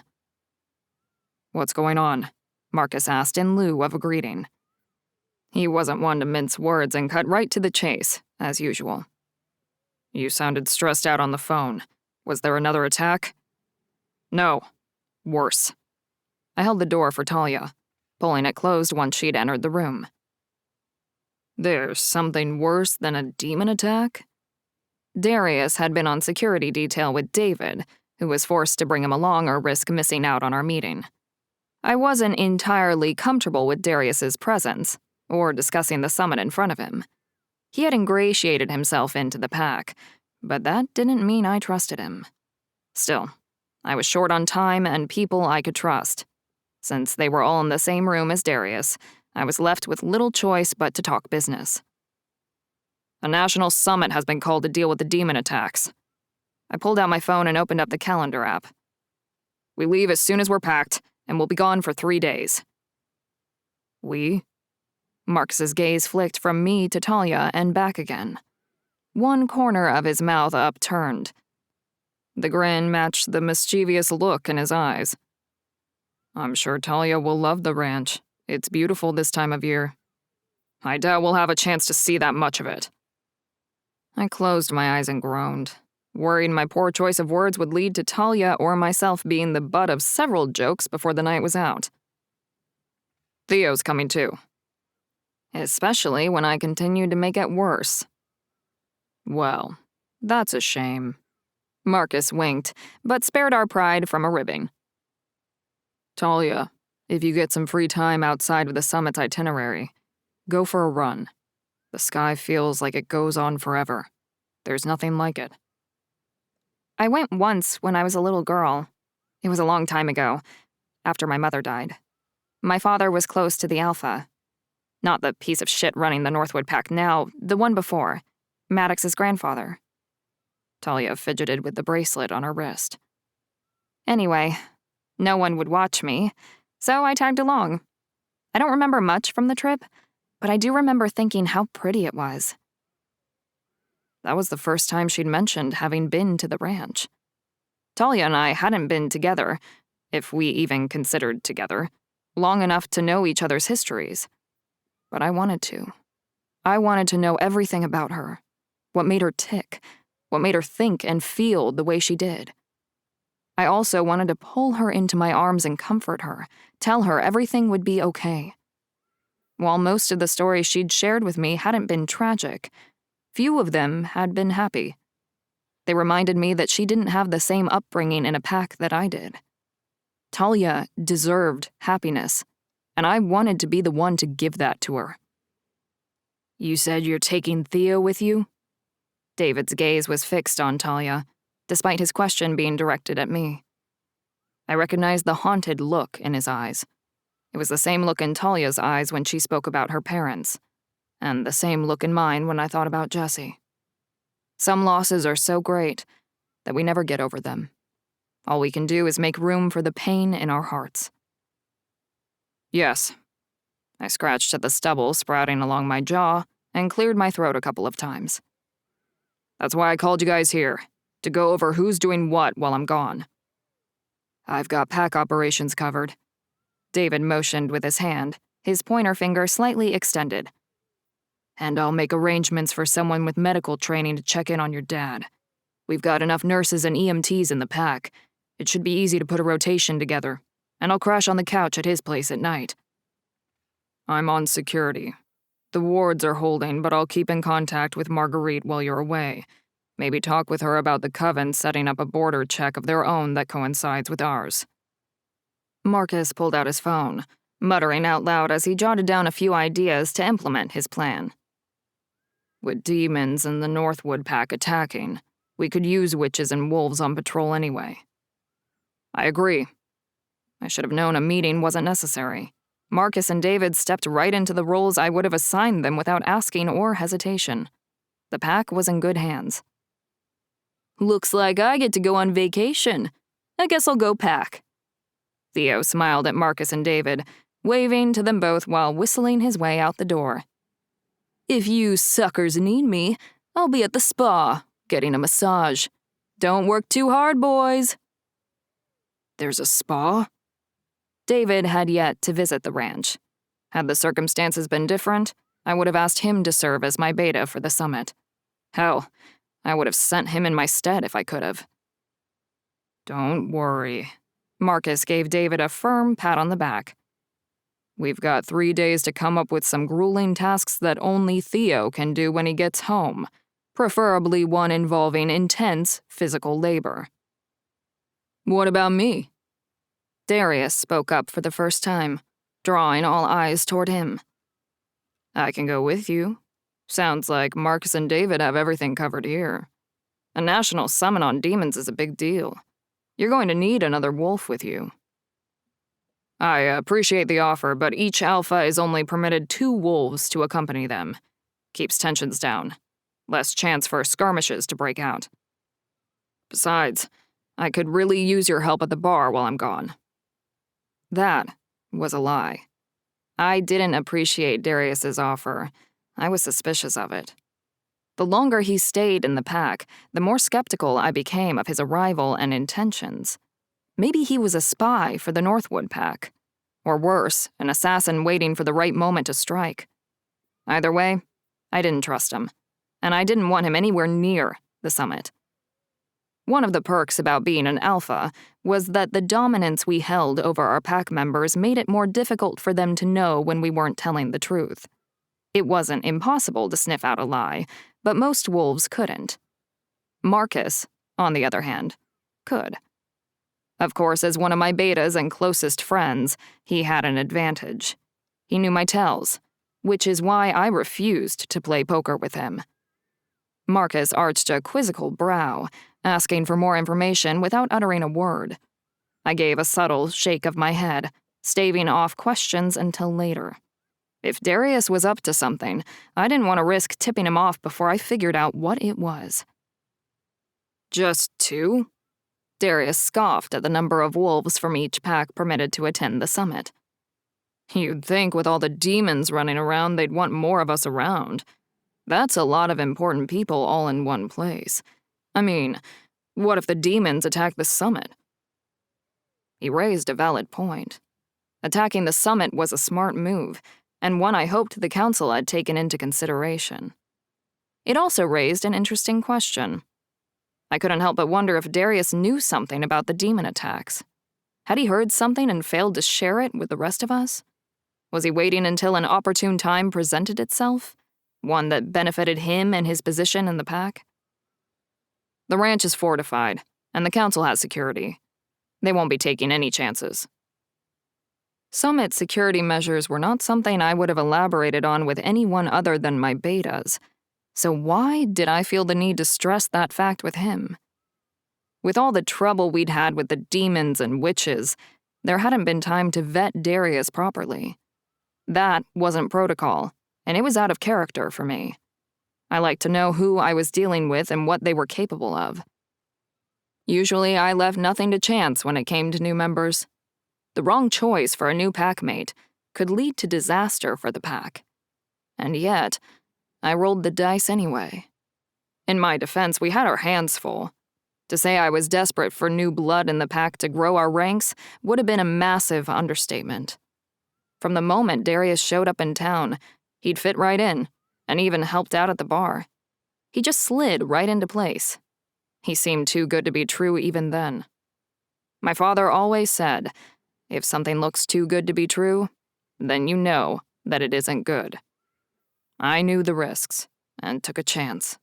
Something I had done too much of in recent weeks.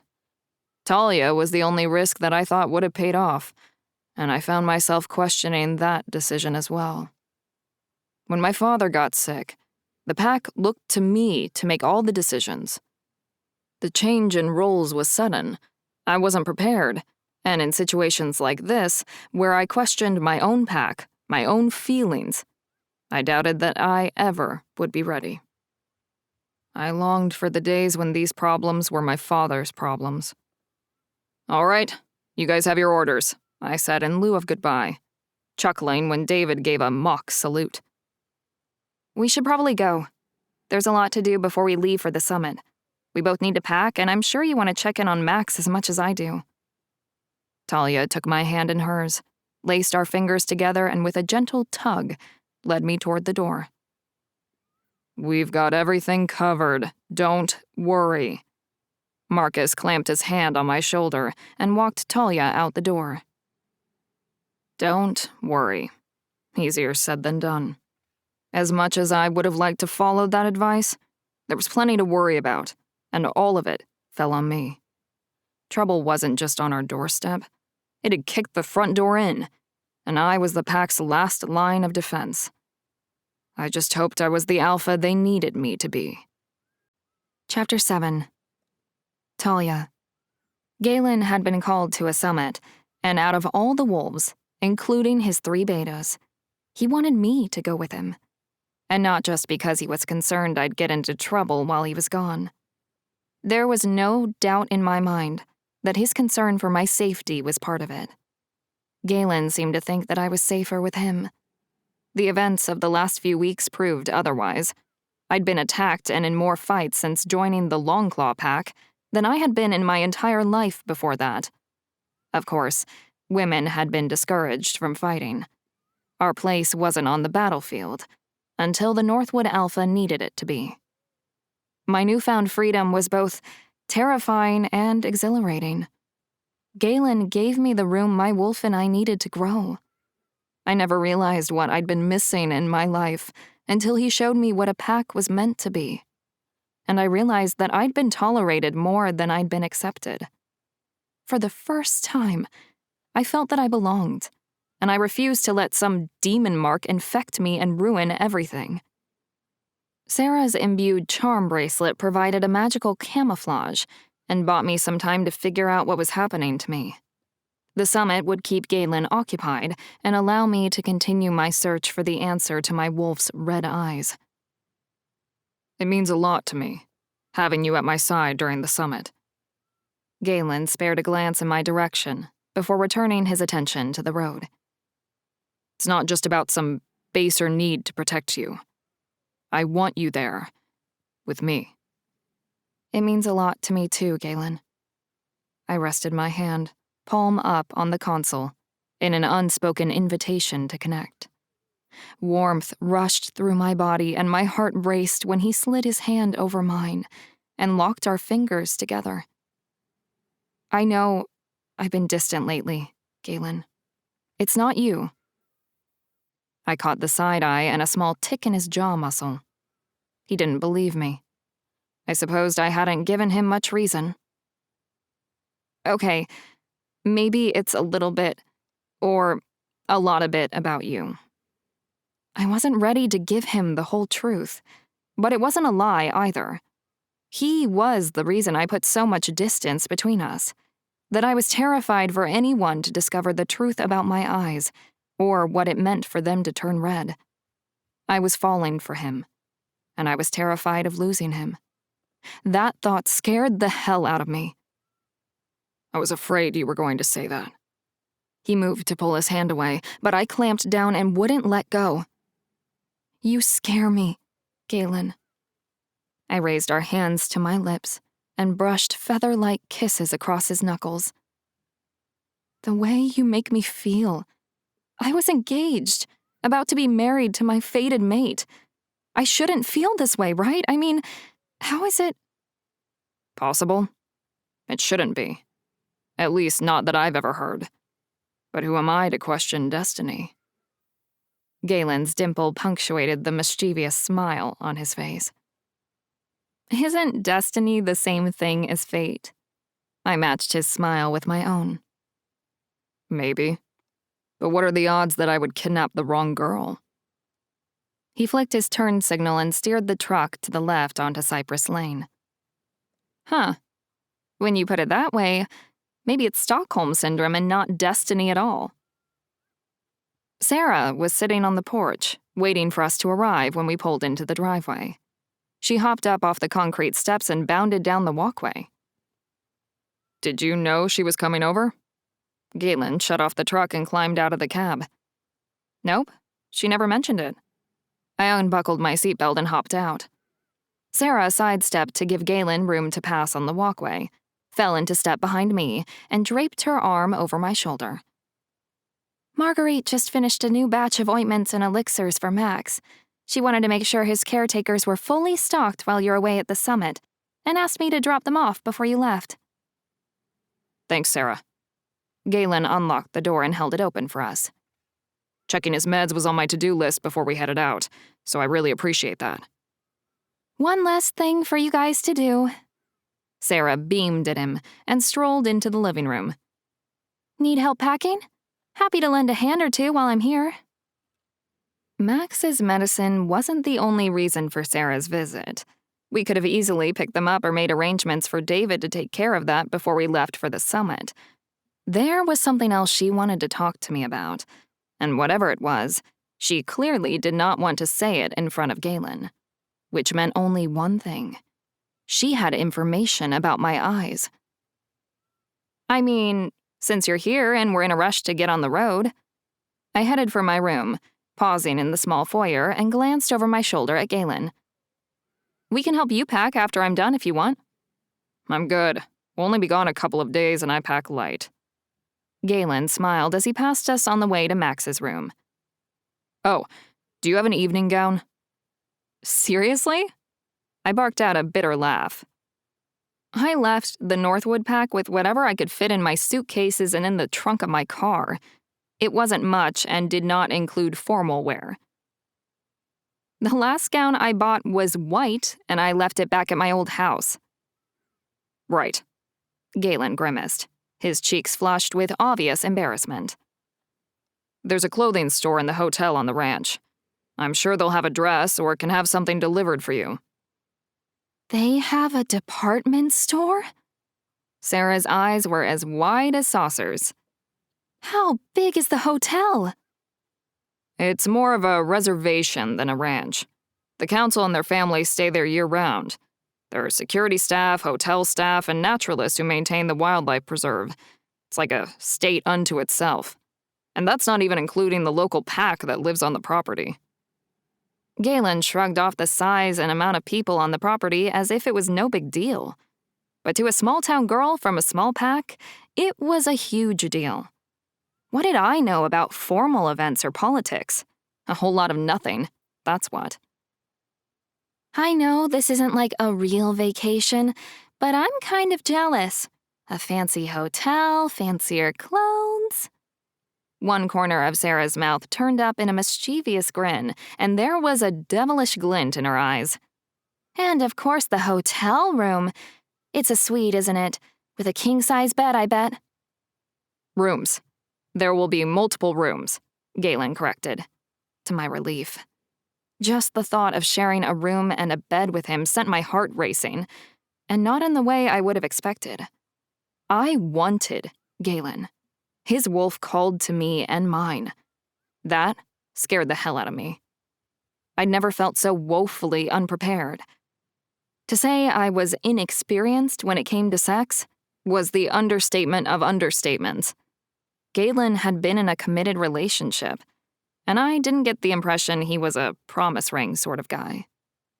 Maddox and I never went on a trip together for business or pleasure. We'd never shared a bedroom, never mind a hotel room, having agreed to wait until our wedding night for anything more intimate than second base.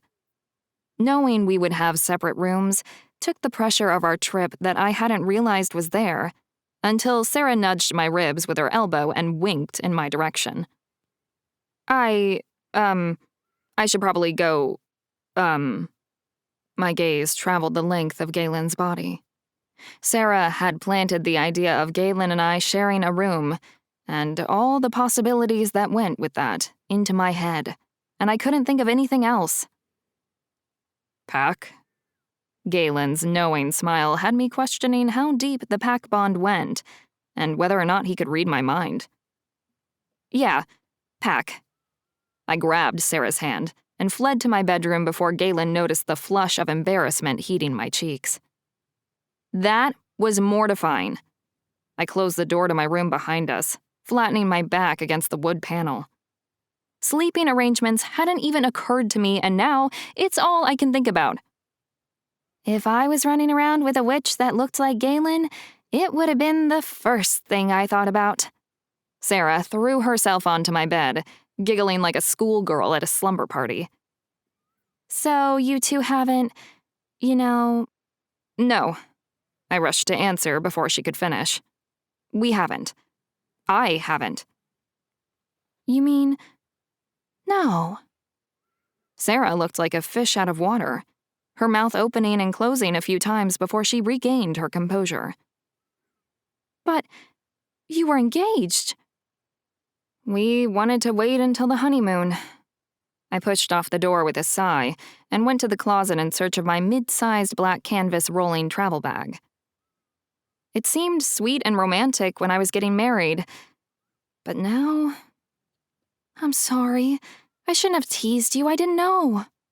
Sarah apologized and stretched out on the memory foam mattress, her feet dangling off the end of the bed. I don't care about that. I brushed off Sarah's assumption. That wasn't the real reason I'd been upset. It's just, I did everything right. I was the good girl. I waited, and it didn't get me anywhere but tossed out. I feel like I missed out on a lot of my own life because I was living it for someone else.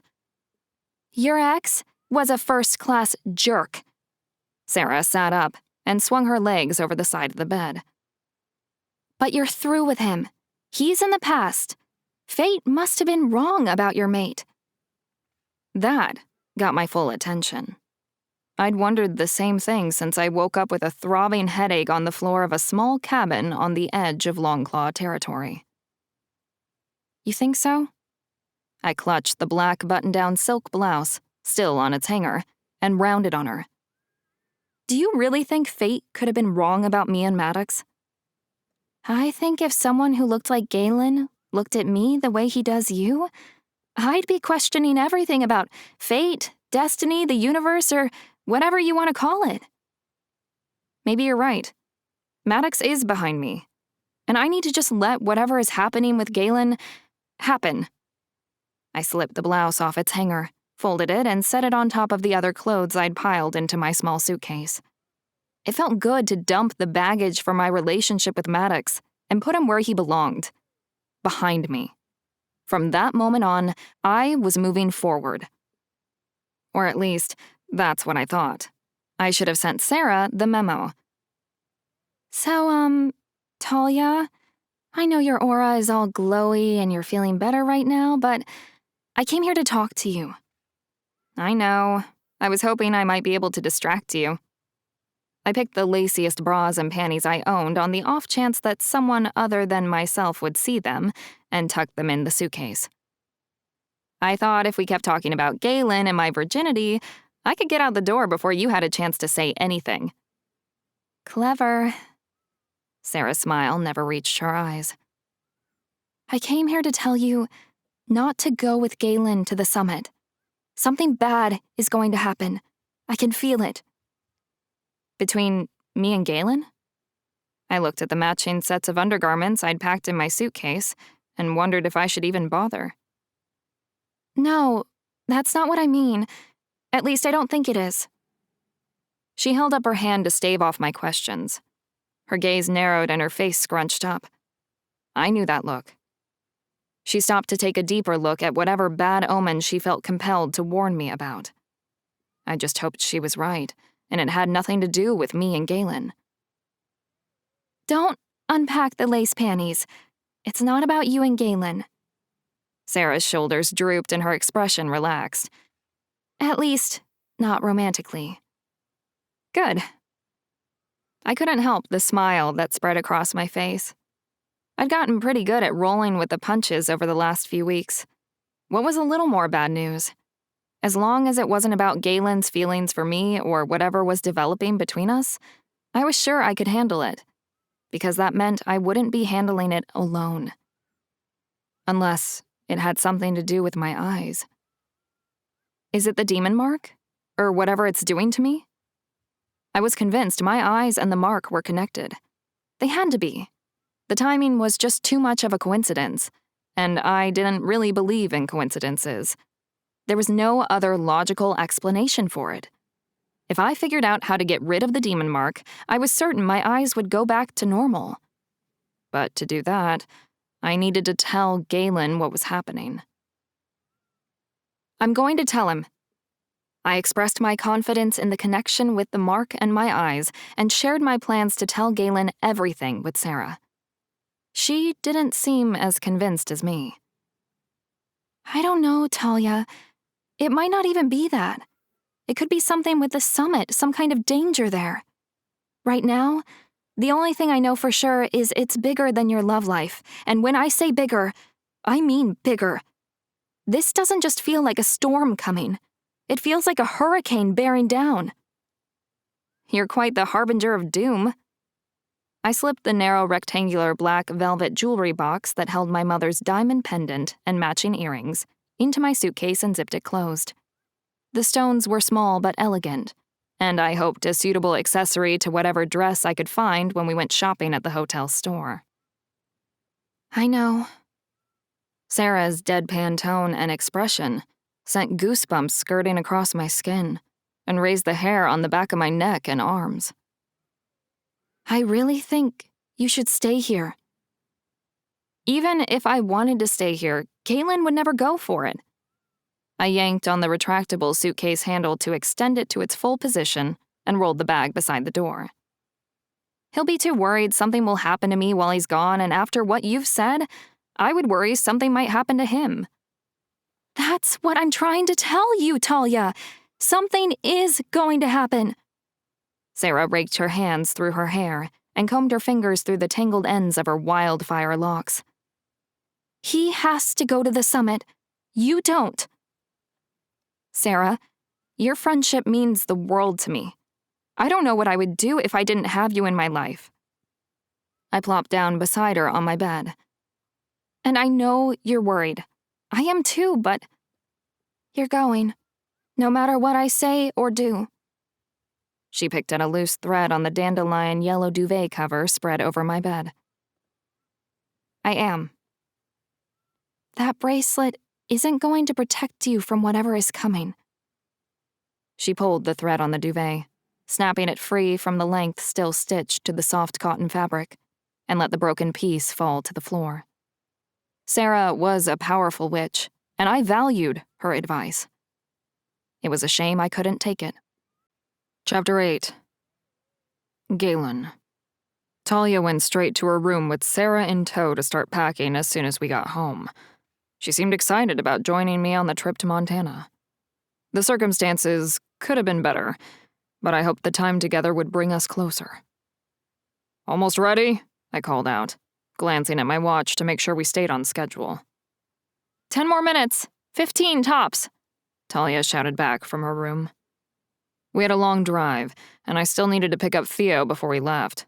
I also needed to swing by the bar to make sure things were under control and grab a few things from my apartment above the bar, but we could spare a few extra minutes.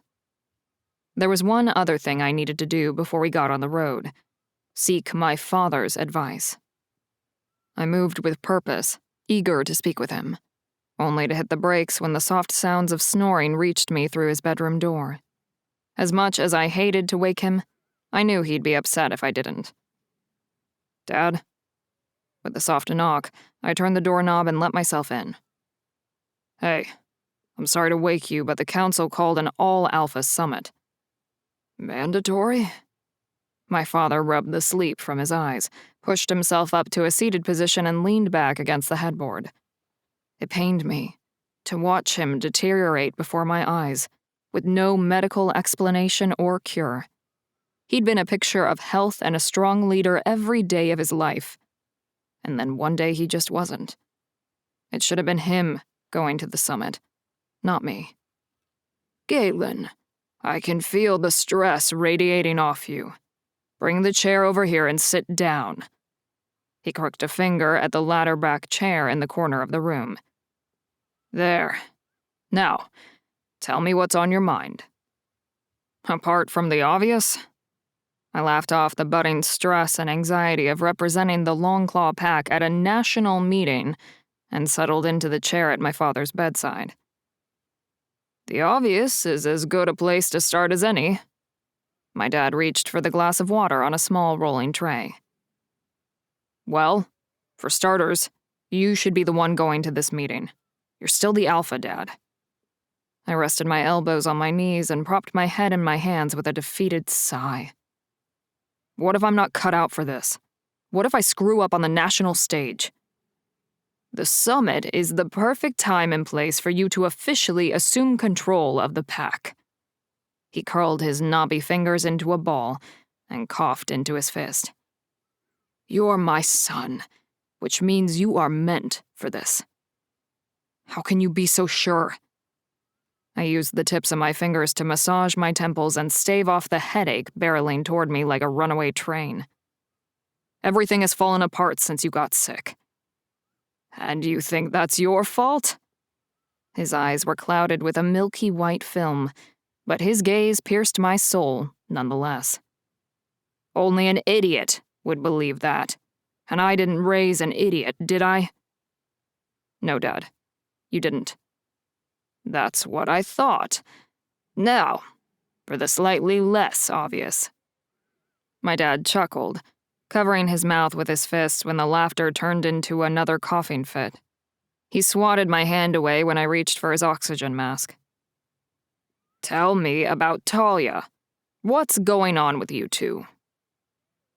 Once he set me on the path of conversation he wanted to follow, he hooked the elastic straps of the clear plastic mask behind his ears, fixed it over his nose and mouth, and took a deep breath of the oxygen that pumped from the tank, through the tubing and into his lungs.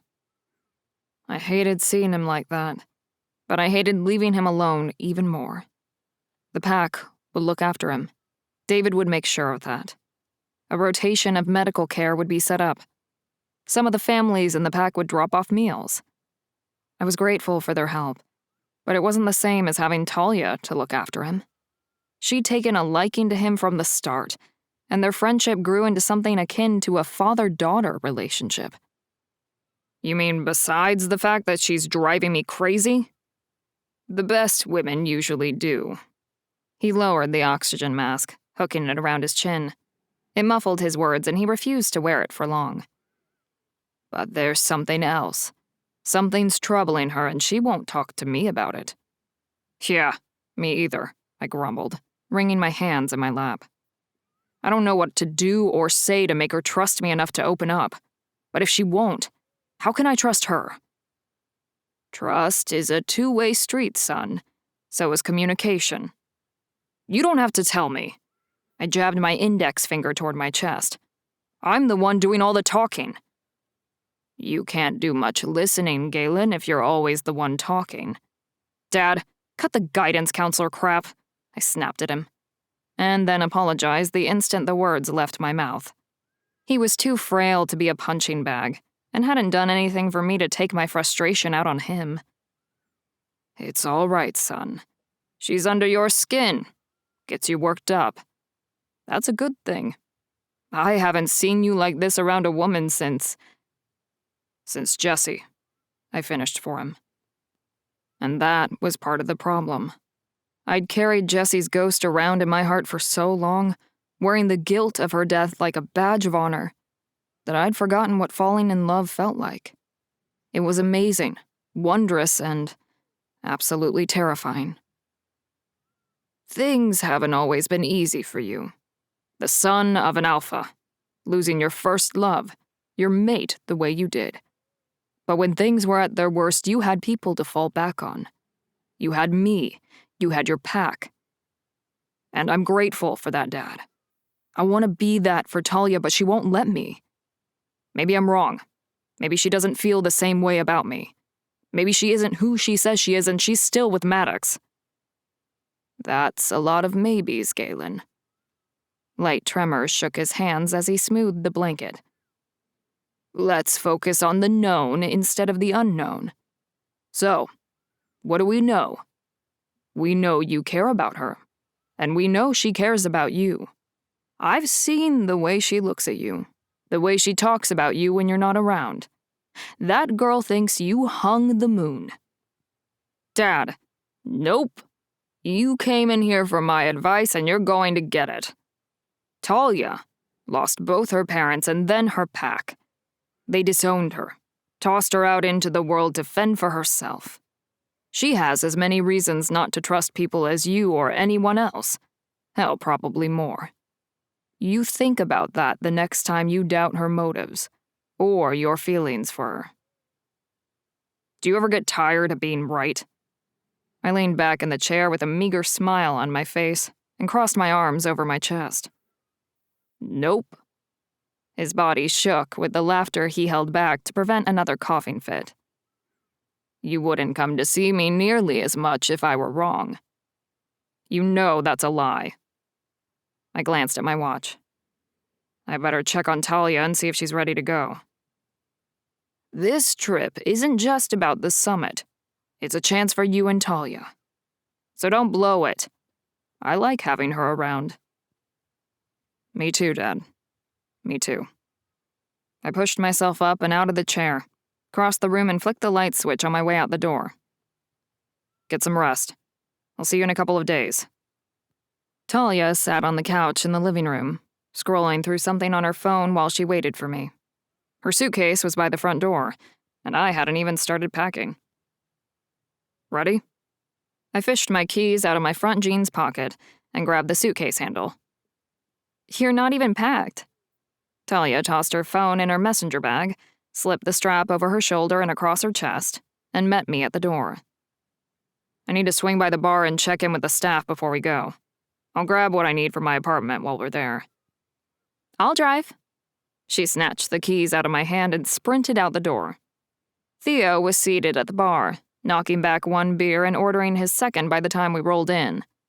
Terry, my bartender and occasional bouncer, used the edge of the old wooden counter to snap off the metal cap and set the glass bottle in front of Theo.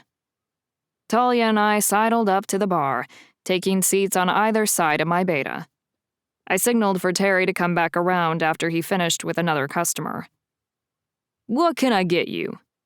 Terry pulled 2 wafer-thin cork coasters from under the counter and set them on the bar top in front of me and Talia.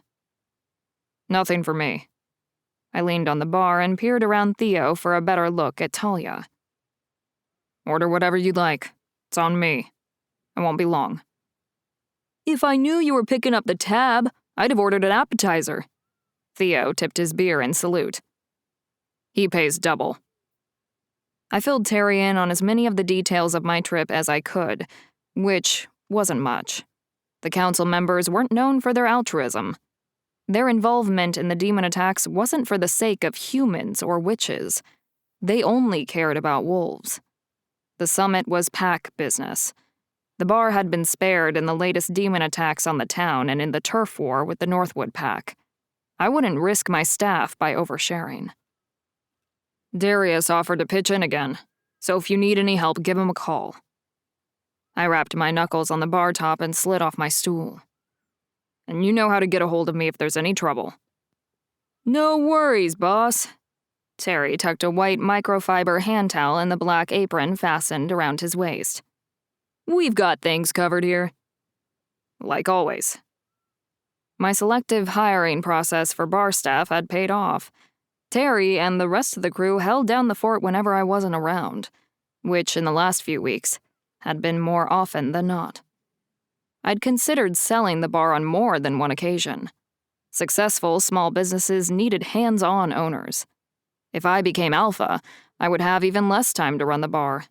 Running off to yet another pack emergency only served to prove my point. And yet, couldn't bring myself to sell it. The bar was mine. It didn't belong to the pack. It was an achievement that I had accomplished outside of my father's shadow. The decisions that I made for the business weren't life or death either. No one would die if I opted for an IPA over a dark ale.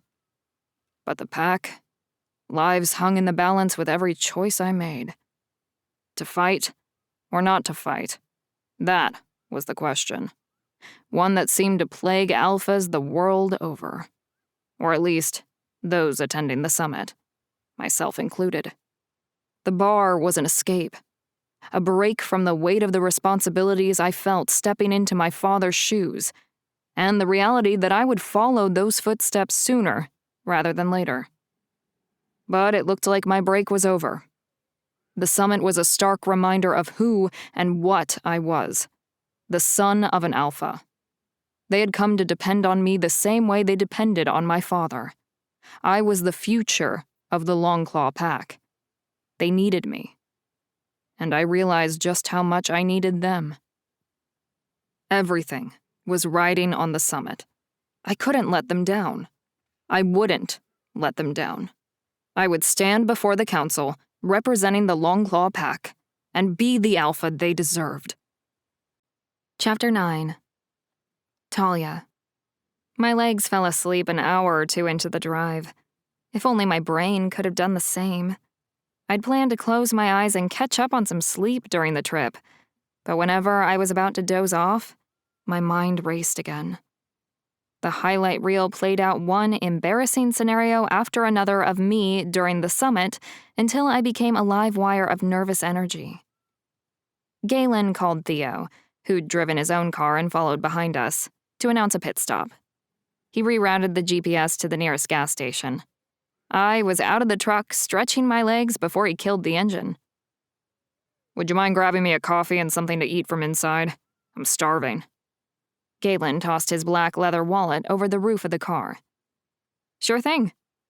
I grabbed a couple of 20s from inside the billfold and slid the wallet back. What are you in the mood for? Sweet? Salty? Protein bars would be good, and whatever you want. He slid a credit card into the pump and punched a few buttons on the small computer screen. And before you say you're not hungry, the opening ceremony at these things takes forever. It'll be a while before we can grab a meal. I couldn't recall the last thing I ate, or the last time I felt hungry. The constant state of stress I'd been living in had wreaked havoc on my appetite. My jeans were a little looser, and I'd added a notch to one of my favorite belts. The non-existent migraines I used as my cover for avoiding events that required me to shift in front of Galen or the pack took the blame for my suppressed appetite as well. The rising anxiety over the course of the trip hadn't increased my desire for food, but Galen was right. I needed to eat something. The last thing I needed was to draw attention to myself during the opening ceremony with a rumbling stomach, or worse, by passing out. I unloaded a small shopping basket with various granola bars, protein and meal replacement bars, 2 large black coffees for the guys, and a vitamin-infused water for me onto the counter. $30-odd later, and I was back in the truck, and we were on the road once again. With another 2 hours of the trip remaining, I tugged on my seatbelt, readjusted my position on the seat, and rested my head against the window in the hopes of a little nap before we arrived. Talia. Galen rubbed his hand up and down my arm. We're here. Time to wake up. Already? It felt like I had just closed my eyes. You've been snoring since we left the gas station, Galen teased, before unbuckling his seatbelt and opening the driver's door. I don't snore, I protested, and wiped my hand over my mouth to check the corners for any hints of drool. No, of course you don't. His retort shattered any illusions that I may have had about resembling a fairy tale princess under a spell while I slept. Mortified, I climbed out of the truck in silence and walked around to the back for my suitcase. The ranch didn't look like much of a ranch. At least, not like any I'd seen before. Albeit my only experience with ranching had been what I'd seen on TV or in the movies. Still, there were no livestock, stables, or ranch hands in sight. What it lacked in reenacted frontier life, it more than made up for in a panoramic view of Montana's stunning landscape. Log cabins dotted the plains and the ponderosa pine-covered hills that bordered the council grounds. Here, let me get that. Galen came around, slung the strap to his duffel bag over his shoulder, and took my suitcase, wheeling it behind him as he headed for a small kiosk and a young man in a deep navy blue uniform stationed behind it. He exchanged the truck keys for a ticket stub and led the way inside a sprawling log cabin filled with people, who I assumed were attending the summit as well. A line in front of a counter with a sign indicating guest services snaked through the lobby and stopped a couple of feet from the entrance. From what I read on the information sheet handed to us by a staff member on entry, the main lodge housed 2 banquet halls, conference rooms, a dining hall, lounge, and games room. Guests were provided with fully enclosed UTV transportation to and from their lodgings and other ranch amenities. The ranch was available for private pack meetings and ceremonies when not in use for national pack or council business. We were directed to the queue, where an efficient staff tended to dozens of guests, sorting rooms and reservations, until finally, it was Galen's turn at the counter. "Let me see." The fair-haired woman behind the counter, whose name tag read Linda, head of guest services, typed Galen's name into their booking system. "You said long claw pack, right?" Yes, that's right. Galen grabbed a brochure and menu from a clear plastic holder on the countertop and handed them to me. "Ah, there you are." Linda tapped the screen with her index finger, reached under the counter and produced an old-fashioned room key, complete with a plastic tag that dangled from the keyring. "You'll be in the Harrier House. The small barn is converted into 2 efficiencies, each with a king-sized bed. There is also a shared porch and hot tub, and of course breathtaking views of Rock Creek. There's only one bed? You're such a blanket hog. I guess we'll just have to spoon. Theo strolled across the lobby, sidled up to the counter, and winked at Linda. Shoot, I didn't pack any pajamas. Is there a pull-out sofa in one of the rooms or a cot that could be brought out to the cabin?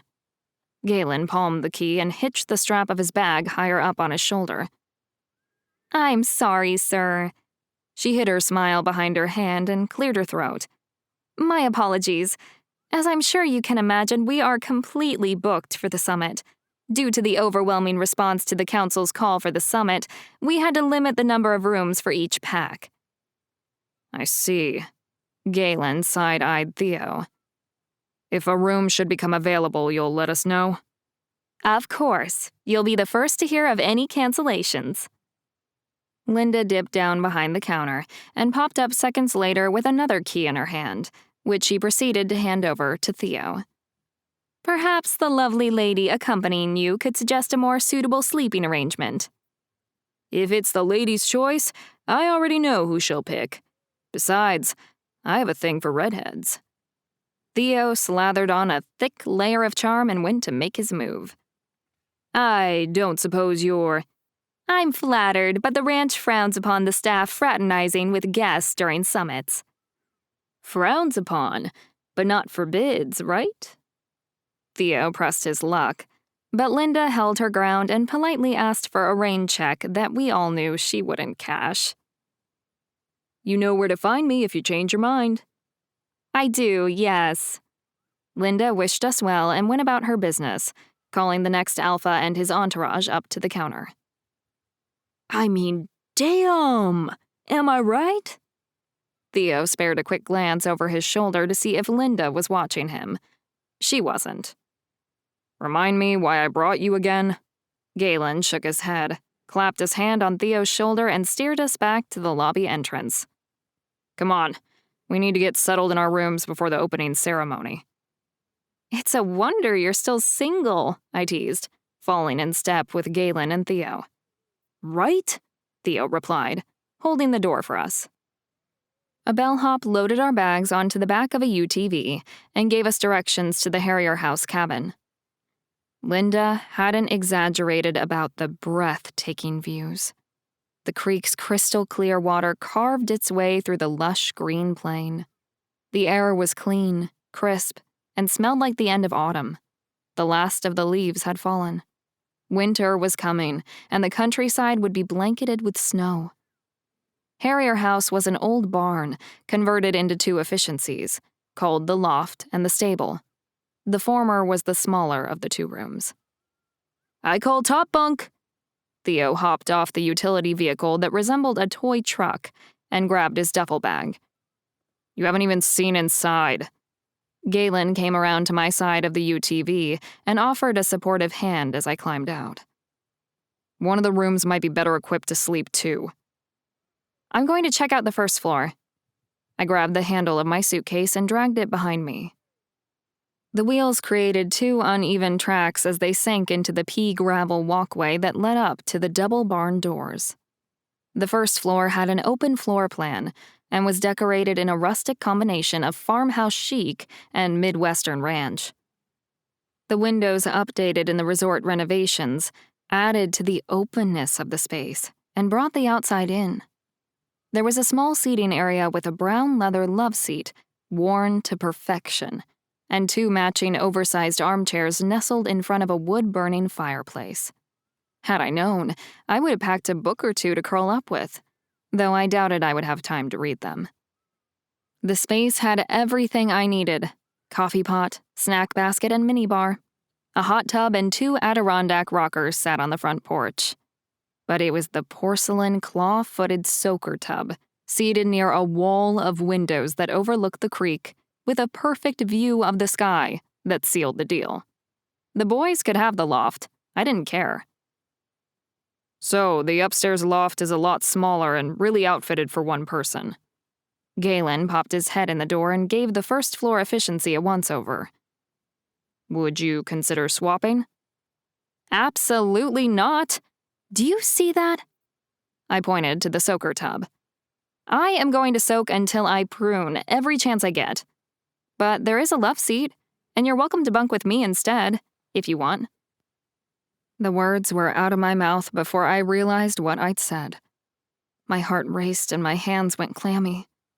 I had just offered to share a room, not a bed, with Galen. Still, spending every night in close proximity with a hot-blooded, sexy-as-hell alpha would send my wolf and the crush I'd developed for him into hyperdrive. I was inexperienced and worried that if things progressed, and I was pretty certain I wanted them to, Galen would be disappointed. It was like performance anxiety without ever having performed. But that wasn't the worst of my problems. I had just made it that much more difficult to keep my eyes hidden by inviting the one person most likely to notice to spend more time with me. I hoped like hell that Sarah's charm bracelet held out over the course of the summit. Stay with you? Yeah, sure. Galen straightened, shoulders back and chest puffed, with bright eyes and a lopsided grin on his face. I'll just, let me go grab my bag and let Theo know he's got the loft to himself. Galen seemed to share my nervous excitement about sharing a room. I was determined not to force it. Whatever happened would happen naturally. Even a perfect plan could end in disaster. My life had already been proof enough of that. Had things worked out like I'd planned, I would have been back in the Northwood pack, married, and awaiting Maddox's return from the summit. Maybe fate had second thoughts about my mate. I sure as hell did. Maddox had a long way to fall from the ivory tower I'd put him in. It's a wonder he survived the fall. Our engagement hadn't. The fallout of my relationship with Maddox had turned out to be a silver lining, though I hadn't realized it at the time.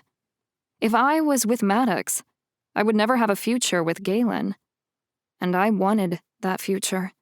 I wanted a happily ever after with Galen. I deserved that much. So did Galen. I may have been inexperienced when it came to love, but I wasn't an idiot. Wolves don't throw a lot of mixed signals. The attraction is there or it isn't, and it was definitely there with Galen. The only thing that stood in our way was Galen's past and my present. Old hang-ups and heartbreaks were tough to overcome, and I would have chalked that up to the biggest hurdle to our future together. Until my eyes turned red. I hoped the magic in the bracelet would hold, because I needed to figure out what was wrong with me. Or any chance at a future with Galen was over before it even began. Chapter 10. Galen.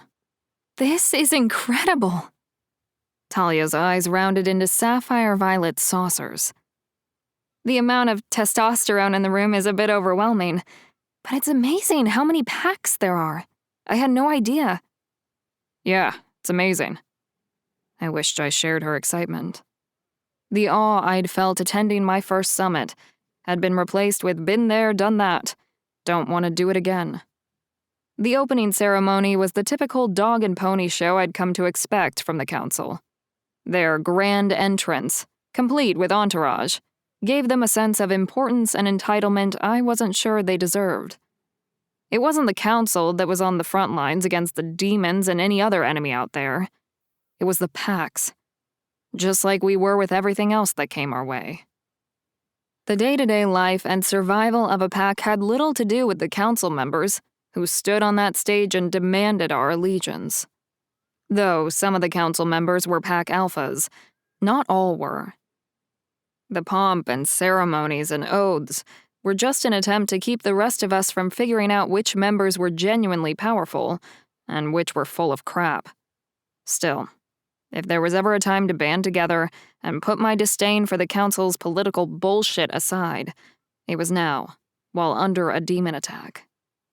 I couldn't sway the feeling that a war was coming, and if so, we needed every wolf to step up if we were to have any chance of stopping it. Alphas, your attention, please. An ebony-skinned woman dressed to the nines in a sleek black form-fitting dress and red high heels took the stage. Her voice boomed over the crowd without the assistance of a microphone. A rare, female alpha. She was used to speaking loud enough to be heard over a room full of stubborn men.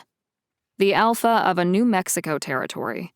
She was as vicious as any of her male counterparts and had earned her place on the council, not by appointment, but through a challenge, which earned her the respect of every alpha in attendance, including me.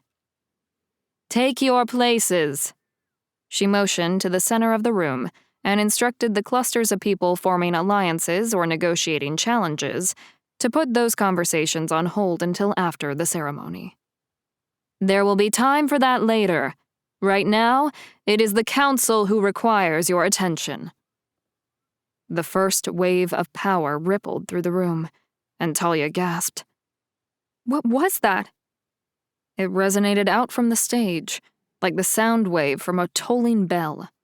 But we felt these vibrations, rather than hearing them. It's the pull of the council. Their bond supersedes any other pack bond. I enveloped her hand with mine and gave it a reassuring squeeze. It's an equalizer, or neutralizer depending on how you look at it. Just take a deep breath. I know it feels weird, but it will pass.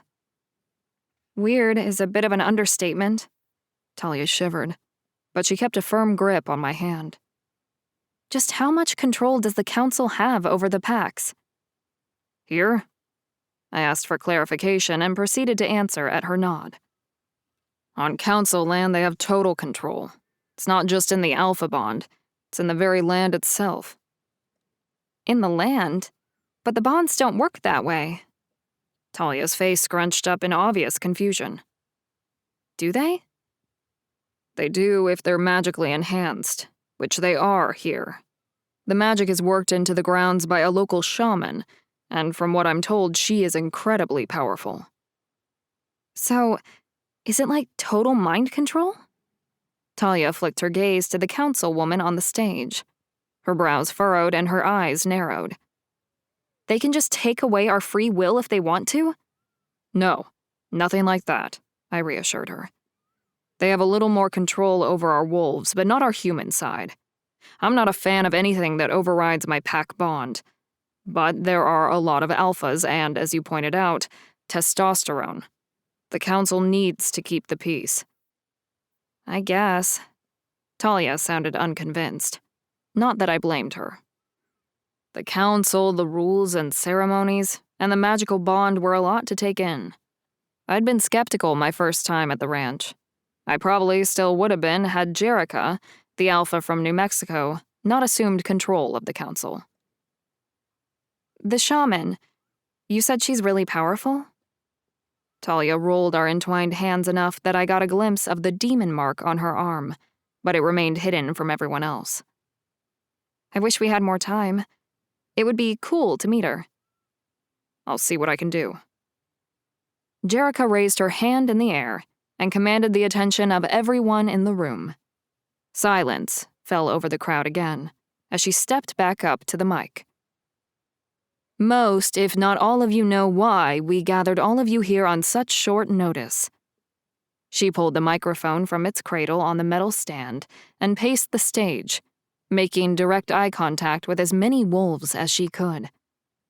We are under attack, right across the country, and so are the communities we call home. No kidding. What is the council going to do about it? A man in a black and gray pinstripe suit with slicked back hair elbowed his way to the front of the crowd. I couldn't place him, or the pack he belonged to. I had no idea who he was or where he was from, but something told me Jerica knew, and if she didn't, she would make it a point to find out. I would ask you the same question, sir. Jerica squatted down to eye level and held his gaze. But before you answer, I will have your word. The unknown alpha tried and failed to disappear back into the crowd, but the wolves around him made sure to distance themselves, no doubt for fear they'd be associated with a troublemaker. The oath. Jerica stood to her full height and moved to center stage. Each wolf here is bound to secrecy. What transpires here at the summit is for you and your packs. Some of you, the council included, have aligned themselves with a coven. You will not share the details of this summit with any witch without council approval." The alphas recited the oath, renewed their vow of secrecy, and extended it to their packs. I spoke on behalf of Talia, Theo, and every Longclaw member, and agreed to bear the punishment should any of them violate the agreement. An oath to the council wasn't something to be taken lightly. In fact, quite the opposite. Breaking the oath was punishable by death. There was no death row and no appeals process, just a one-way ticket to the executioner. Since I planned on living a long and healthy life, it was up to me to ensure each member of my pack abided by the oath I'd sworn to uphold. The only surefire way to do that was through the pack bond. I hated to force the will of the council on my wolves that way. It felt like a violation of their trust. But under the circumstances, I didn't have a choice. Now that we've gotten that formality out of the way, I believe the gentleman from the Arkansas pack had a question. Jerica strolled to the end of the stage and extended the mic, inviting the alpha to take the floor. He refused. Smart man. I wouldn't have pressed my luck with Jerica either. She didn't get to her current position by being a docile wolf. If there's nothing further, the oath-taking ceremony is completed, and I hereby declare the first meeting of this summit adjourned. The Western Territories will report to the main conference room at 3 o'clock for debriefing on the demon attacks in their regions. We'll see the rest of you at the reception this evening. Jerica attached the mic to the stand and exited the stage. There have to be over 300 alphas and betas here. Talia watched with interest as the wolves filtered out of the meeting hall. Is it always like this?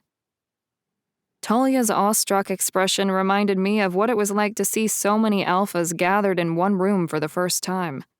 I'd been just as overwhelmed when I'd attended my first summit. The feeling faded with each meeting I'd attended over the years. Politics had a way of doing that. Yeah, it is. Theo squeezed through the crowd and joined us. You'll get used to it. Where'd you come from? Talia jumped at the sound of his voice and rounded on him, landing a light smack on his shoulder. Don't do that. Oh, did I scare you?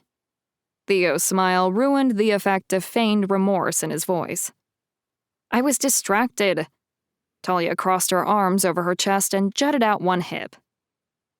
What did you find out?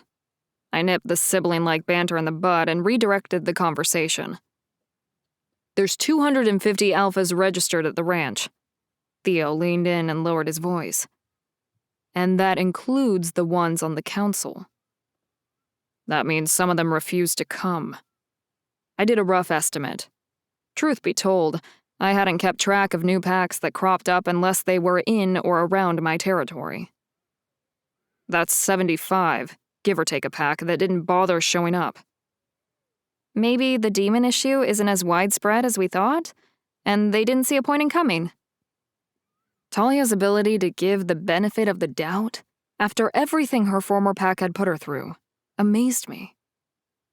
As much as I'd like to believe that's why they aren't here, I think the reasons are worse than ignorance of the situation. They're either making a break from the council and going rogue, or I couldn't bring myself to say it. Or what? Talia asked, her eyes wide and worried. What's worse than going rogue? They're not here because they're dead, Theo said. The gravity of his answer was evident in the somber tone of his voice. Let's not jump to conclusions. I wanted to tamp down everyone's fears, mine included. Theo, are you up for some more reconnaissance? Some of the betas put a poker game together. I'll check it out and see if I can steal more than just their money. Theo winked, said his goodbyes, and went in search of the other beta wolves.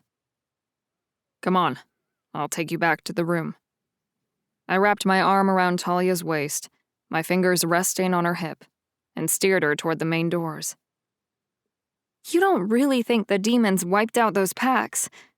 She leaned in to whisper in my ear. Do you? A passerby would have mistaken us for lovers, but our conversation couldn't have been further from sweet nothings or pillow talk. The truth? I asked, not wanting to admit it to myself, let alone her. If demons had overrun that many towns and taken out that many packs, things were worse than I thought. Of course I want the truth. I caught her wince and was reminded of our conversations before we'd left for the summit. There were still things she had yet to share with me. Then yes, that is what I think. We picked up our coats from the coat check, the UTV from the valet, and drove back to Harrier House. Hey, listen, I wasn't trying to upset you back there, I said into the silence. Her lack of response worried me. You wanted me to be honest, but I didn't have to be blunt. No, it's not you. Please, don't follow that up with "it's me," I teased, and fished the room key out of my pocket to unlock the door. I was going to say it's the demons. Talia offered a genuine smile as she slipped past me and entered the efficiency. At the risk of sounding like a broken record, we are going to figure this out. I pushed the door closed with the sole of my shoe and crossed the room to join her on the love seat. I know. She rubbed at the mark on her arm, as if that would make the scar and our problems disappear. I mean it, Talia. I know with the Northwood pack and the demon attacks on the Coven and in town, it feels like you've been pushed to the back burner. But I haven't stopped searching for a way to remove the mark. It's all connected somehow. I won't stop until we have an answer. I pinched her chin between my thumb and forefinger, turning her head until she was forced to look me in the eyes. Her blue-violet eyes gleamed with unshed tears, and my father's advice rang in my ears. She'd been through so much and had so many reasons not to trust anyone. I won't quit on you, Talia. I know. She closed her eyes, which forced the tears to spill over her lashes and track down her cheeks. My heart ached for her pain. Jesse's death almost destroyed me, but my father and my friends had helped pick up the pieces of my shattered life and glue them back together. When Talia's world came crashing down around her, she'd had no one. I wanted more than anything to help her, to be the glue that held her together.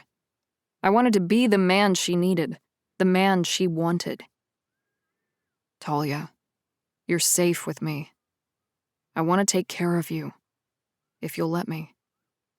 I brushed the tears from her cheeks and cupped her face in my hands. I want that too, Galen. She leaned in, rested her forehead against mine, and brushed our noses together. Her lips were a hair's breadth from mine, the slightest move and I could claim her mouth. My wolf stirred, encouraging me to claim her for our own. As much as I wanted to take her right there on the couch, I needed her to make the first move. After her life had been ripped away from her, it was important that Talia take control of whatever happened between us. It went against every alpha instinct I had, but this had to be her choice. I had to be her choice. The attraction between us pulled both ways.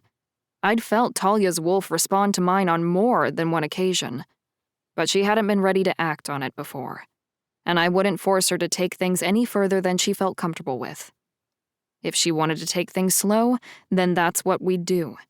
Talia would set the pace. She brought her hands to my face, cupped my jaw, and pressed her lips to mine. She pulled my bottom lip into her mouth, nipping at it with her teeth. A growl built in the back of my throat. My self-control hung by a thread. I ached to touch her, to explore every inch of her body until I knew every beauty marker freckle by heart. But I dropped my hands to my sides. What happened next had to be up to her. Galen. She took my hands and placed them on her hips, steadying herself as she climbed onto my lap and straddled me. "I want you to take care of me." "Are you sure?" I rasped, my voice raw with need. "I need this. Please." She kissed me again, deeper, rougher than the first time, and slid her hands under my shirt. Her fingers explored my abs, trailed up my ribs, and splayed across my chest. She sighed, slid her hands back down my sides, and gripped the hem of my shirt. I followed her lead and leaned forward. She pulled the t-shirt up and over my head and tossed it on the floor beside the love seat. Chapter 11. Talia. A shrill ringing sound came from somewhere inside the pile of clothes on the floor. "Ignore it." Galen held me tight against him. The ringing stopped, only to start again a couple of seconds later. "What if it's your dad or Theo?" I rolled onto my stomach, stretched over the side of the love seat, and rooted through the pile of hastily discarded clothes until I found his cell phone. 3 missed calls, all from Theo. Galen offered his hand, pulled me back on the couch, and nuzzled against me.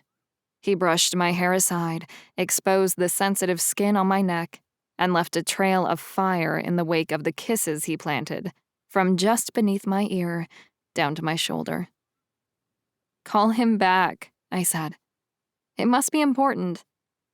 "This is important." His warm breath danced across my skin and sent shivers down my spine. Part of me was afraid this was all a very vivid dream.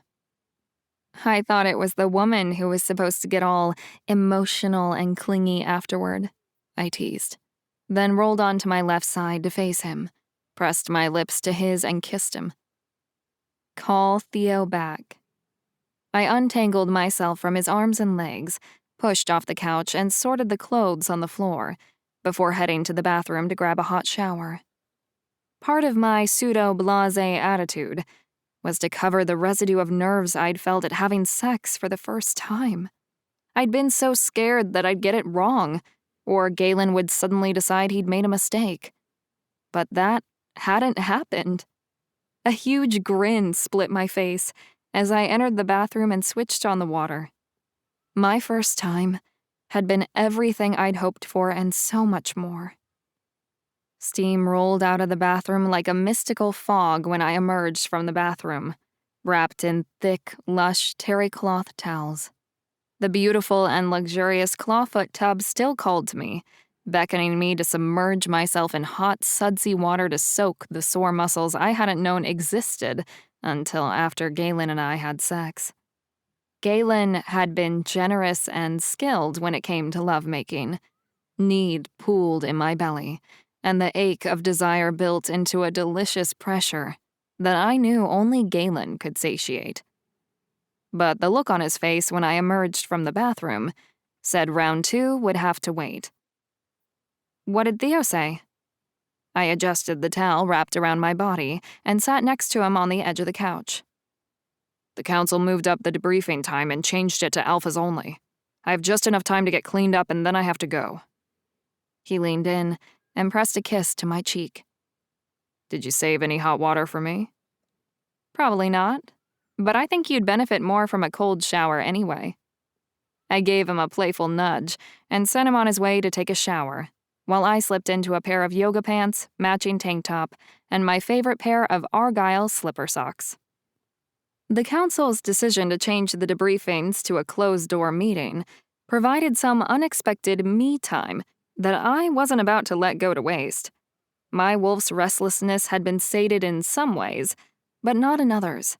She needed to stretch her legs, run wild and free outside without worry that Galen would see our eyes. Of course, I still ran the risk of being caught by someone else.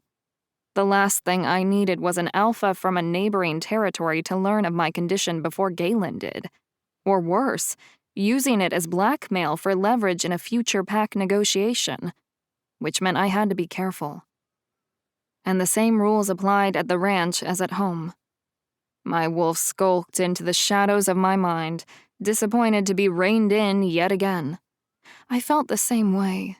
I wanted to feel the grass beneath our paws, the cool air ruffling through my coat, and run until I collapsed from exhaustion. It's good to want things. It builds character. My father used to tell me that when I was a little girl, and I never understood what it meant, but I was starting to. "Whoa!" Galen shouted from inside the bathroom. The water shut off, and the metal shower curtain ring skated along the metal pole above the shower. "Everything okay?" I called out, hopping off the couch and skipping across the hardwood floor to the bathroom. "We're officially out of hot water." Galen wrapped a towel around his waist and used another to dry his hair. No one had a right to be that perfect. I didn't even bother to hide the fact that I was checking him out while he got dressed. "I don't think I've ever had a woman look at me like that while I put my clothes on," Galen laughed, buttoned his jeans, and pulled the fitted navy blue t-shirt over his head. The fabric had to be listed among the 7 wonders of the modern world from the way it stretched over well-defined pectorals, chiseled abs, and muscular arms. "Sorry." I covered my mouth with my hands, hiding my mischievous smile from view. "I don't think you are, and I don't want you to be." Galen pulled my hands down from my face and planted a kiss on my lips. The cool mint of his toothpaste mixed with the earthy scent of his cologne. It was a heady combination, and a surprising turn-on. "You better get a move on, or you're going to be late." I nipped his bottom lip. "I have time." He deepened the kiss until I pulled back and untangled myself from his embrace. "Not that kind of time, mister." I grabbed a hand towel, twirled it into a rope, and snapped it against his backside. "Go to your meeting. The sooner you get done, the sooner you get back." He grabbed his coat, the key for the UTV, and rushed out the door with promises to pick up where we left off when he returned. At least I had one thing to look forward to.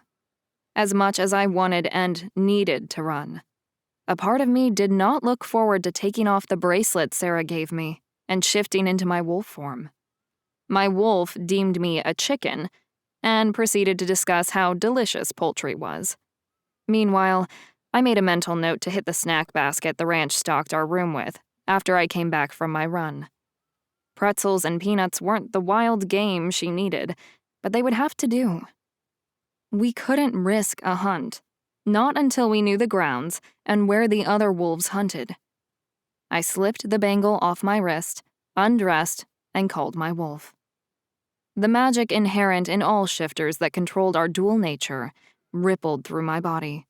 Fur replaced skin, bones shifted, claws replaced nails, teeth shifted and elongated, and my eyes turned red.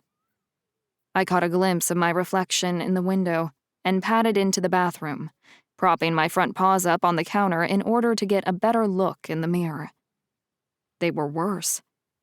The red, more pronounced than it had been before we left for the summit, had overtaken the whites of my eyes. It looked as if multiple blood vessels had burst and I was hemorrhaging in my eyes. If I had been any other creature than a shifter, that might have worked as a cover for whatever was really going on with my eyes. But wolves healed. The blood vessels would repair themselves and the blood would be absorbed back into my body. Our regenerative abilities made calling in sick for work difficult, to say the least. I'd only ever known one wolf who hadn't been able to heal himself, and that was Max. Faking another case of Max's mystery disease would have worked if our symptoms were similar. They weren't. Illness and injury were still out, which left me with no alternative but to stay the course, avoid spending any amount of time with Galen in my wolf form, and wearing my enchanted bracelet at all times in my human form. I snuck out of the cabin, hyper-aware of my surroundings, and in touch with my senses. When I had thoroughly scented the air, and was sure there were no other wolves in the close proximity, I gave my wolf a small taste of freedom. She caught sight of a sharp-tailed grouse and pounced, flushing the bird from the brush that camouflaged it from most predators. The bird flapped its wings and took flight. My wolf gnashed her teeth and leapt after it, snapping her jaws midair. She landed on all four paws, defeated, with only 2 tail feathers instead of a whole bird in her mouth. Something larger than a wolf approached from the east. The gravel crunched beneath their feet as they made their way up the path that led to the Harrier House cabin. I counted 2 footsteps, not 4. Whoever approached was in human form. I was upwind and unable to catch a scent, but I knew it wasn't Galen. The cadence of the person's walk was different. They were heavy-footed, and a man if I had to guess. Theo? It didn't matter who it was. I needed to get back inside and transform into my human self before they caught sight of a red-eyed wolf lurking on the property. Somehow, I managed to scramble fast and made it back inside just before the visitor mounted the porch. "Talia, you home?" It was Theo. He knocked on the door before he let himself in. "Just a sec. I'm in the bathroom."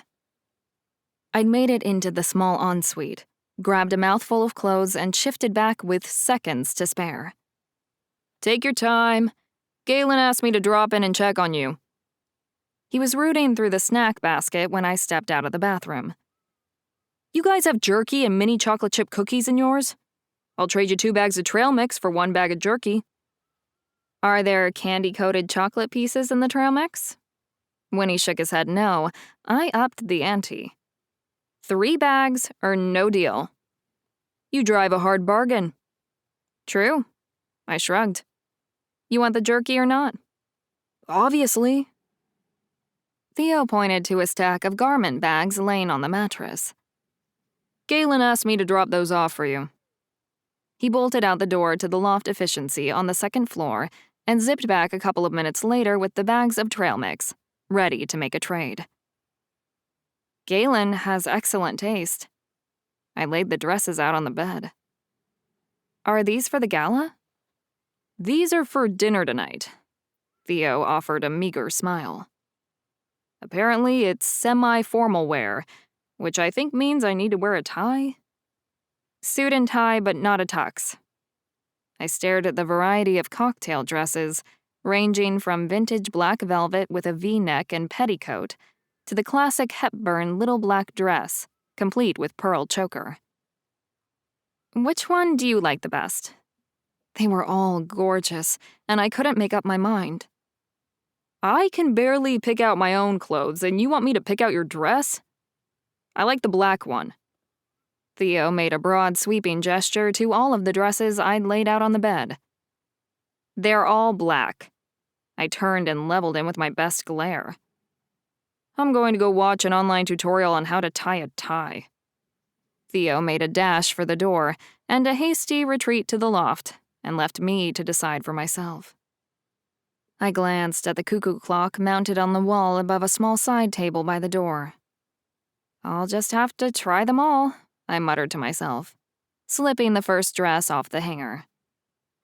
By the time Galen came to collect me for dinner, I'd held my own haute couture runway show and left a trail of black cocktail dresses in my wake. "Wow." Galen raked his gaze over my body, leaving my skin scorched and the rest of me aching with need. "You look amazing. That dress is... wow." "You said that already," I teased, with a sultry smile on my face, and adjusted the off-shoulder sleeve of my dress. "The fact that my adjectives are limited to 1 should tell you how amazing you look." "That's 2 adjectives." I raised my arms at my sides and did a slow 360 for the full view at his request. I'd chosen the eyelash crochet black lace with nude underlay, plunging neckline, and perilously high slit. He licked his lips, rolling his bottom lip between his teeth as he continued to ogle every curve on display in the form-fitting dress. "If you keep looking at me like that, we'll never make it to the welcome dinner." Heat flushed my cheeks and pooled between my legs. "Sorry, my mind is already on dessert." Galen took my hand in his and pulled me against him, nuzzling into my neck with tender kisses. I imagined the things he wanted to do to me and all but melted in his arms. Well then, I guess it's a good thing we're already dressed, and Theo is on his way downstairs. I tilted my head to one side and eyed the ceiling. Or our table would be missing 2 guests. Galen looked good enough to eat, dressed in a black-on-black, custom-fitted suit. I couldn't wait to watch him take it off. Clearly, it only took one time with Galen to turn me into a fiend. Theo's heavy footfalls crossed the room above us, and the front door of his efficiency thumped closed behind him. Anticipation heightens the experience. Galen's wicked smile tipped my hormones over the edge and left me counting the minutes until we were alone again. "You two decent?" Theo called out from the other side of our door and rapped his knuckles on the center glass window pane. "I've got the plastic cab zipped onto the UTV and she's all warmed up." The UTV wasn't the only thing that was warmed up. If I could have come up with a way for us to skip the reception, I would have. Something told me Galen wouldn't have needed much convincing. "Come on, let's go." I laced my fingers with his and tugged him toward the door. Like you said, anticipation heightens the experience. I know what I said. Galen shook his head and let out a delicious, husky laugh. I just can't stop thinking about the experience part. The dress provided a wonderful distraction for me and Galen, but it did nothing against the cold. Neither did the flimsy plastic sheeting attached to the UTV. Galen took off his suit jacket and draped it over my shoulders, but my teeth chattered the whole way to the banquet room. We reached the ranch's main building, weaved our way through the crowd lingering in the lobby, and found our way to our assigned seats. Galen pulled out the middle chair and sat me between him and Theo. Is there something I should be worried about? I smoothed the backside of my dress and sat down as Galen scooted me in closer to the table. The seating arrangement felt intentional, and I couldn't help but wonder if he knew something about my safety that I didn't. Had someone heard about my demon mark? At least it was the mark and not demon eyes. No one knew about that development but Sarah, and she was miles away. Nothing we can't handle. Galen and Theo glared at the guests seated at a table 3 over on the right of ours. Maddox and his father. I should have known they would be here. The Northwood pack attended every summit. I'd secretly hoped after the losses they suffered when they attacked the Longclaw pack, they would have skipped this one. To my relief, dinner was delicious and uneventful. Each course was a new culinary treat, selected from the regions of each of the packs in attendance. The conversation was focused on politics, the demon attacks, and more politics. My name never came up once, apart from introductions as other guests seated themselves at our table. Even Maddox and his father behaved themselves, never once approaching our table. The night would have been flawless, if not for one guest who couldn't seem to take her eyes off me. The woman hadn't bothered to hide her interest. When I'd caught her staring at me on more than one occasion, she didn't so much as blink or look away. Had we met before? It seemed unlikely. She would presumably have stopped at our table and struck up a conversation, or tried to jog my memory. She did neither. A chill ran down my spine, raising the hairs on the back of my neck and arms. Something bad was about to happen. I could sense it. I didn't know what or where, but the one thing I did know was it had everything to do with her. Chapter 12. Galen, are you having a good time? I draped my arm over Talia's shoulder and tucked her into my side. I am. Dinner was lovely. She nestled into the crook of my neck and sighed. I'm stuffed and testing the limits of this dress. If I eat another bite, I think I'll bust a seam. She sounded genuine, content, but I'd spent enough time around Talia to know when something was bothering her, and something, or someone, definitely was. They're not going to start anything. If they were, they would have done it before dinner started, not at the end. I made the logical assumption it was her ex-fiancé and his alpha hole father. I didn't realize there was a protocol to follow for picking a fight. Talia laughed, but her usual sing-song cadence was gone. Hey, look at me. I adjusted our seating until she could meet my gaze. They are not going to bother you tonight, or any other night. I promise. That's sweet. She pressed a kiss to my lips, nipping my bottom lip with her incisor. But you shouldn't make promises you can't keep. He doesn't. Theo pushed his cake plate toward the center of the table, removed his napkin from his lap, and set it on the table. When Maddox and his father said their goodbyes and left the banquet room, Theo fell in step behind them. Where's he going? Talia tracked Theo as he left the reception, but quickly returned her attention back to the guests. One, in particular. And the woman hadn't been seated at the same table as the Northwood pack. To get our coats. I followed her line of sight to an elderly woman a few tables over. So, who was she, and how did Talia know her? We didn't check any coats. Talia spared a glance at the exit. Is he following Maddox? I evaded her question with one of my own. An old friend of yours? I asked, curious to know if the older woman had been a Northwood pack member at one time and been banished like Talia. Maybe someone you recognize from your old pack? No. Talia's answer was as clipped as her tone. So, why are we staring at her? I couldn't help feeling as if I'd missed something important while I'd been engrossed in a meaningless conversation about national politics. I had zero interest in a position on the council. My pack was, is, and always would be enough for me.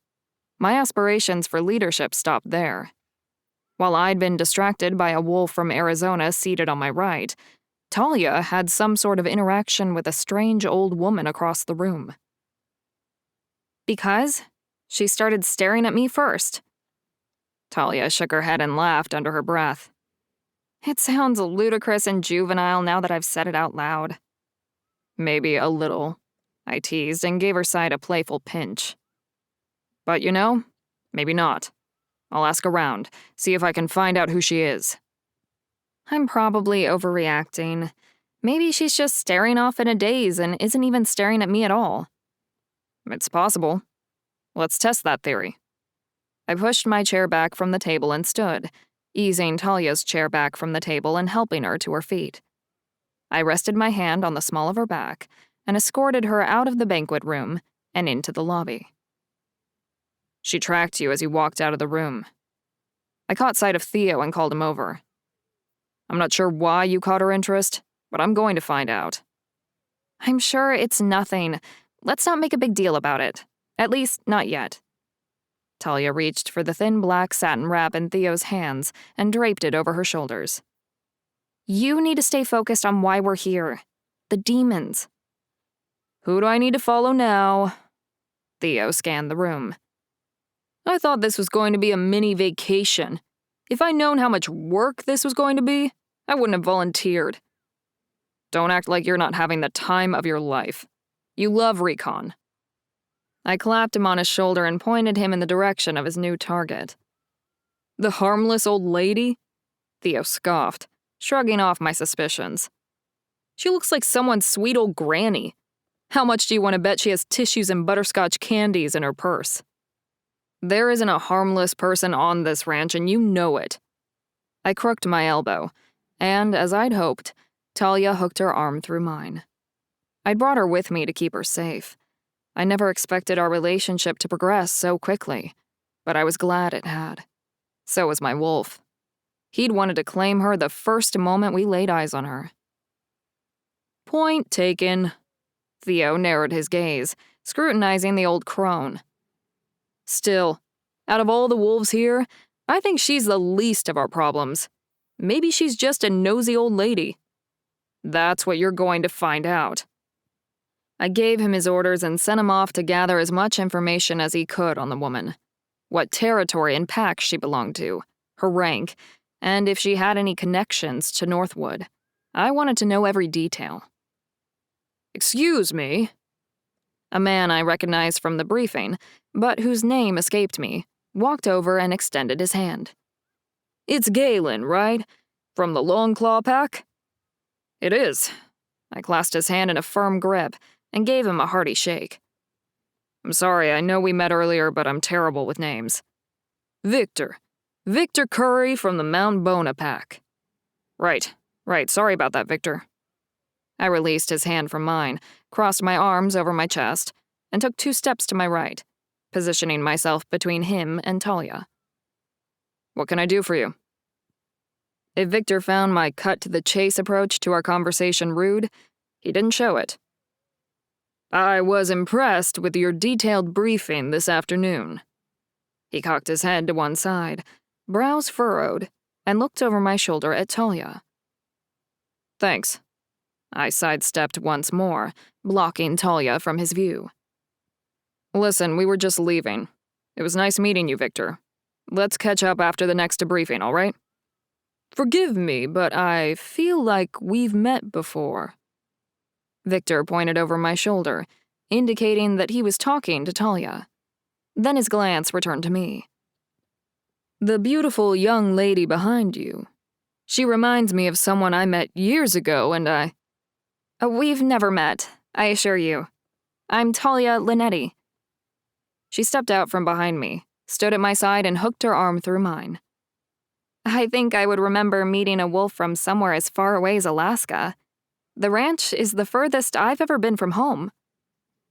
"I would hope I'd leave an impression strong enough to be remembered as well. My mistake." He clasped his hands together in front of his chest and dipped his head in a gesture of apology, before turning his attention to a conversation about demons.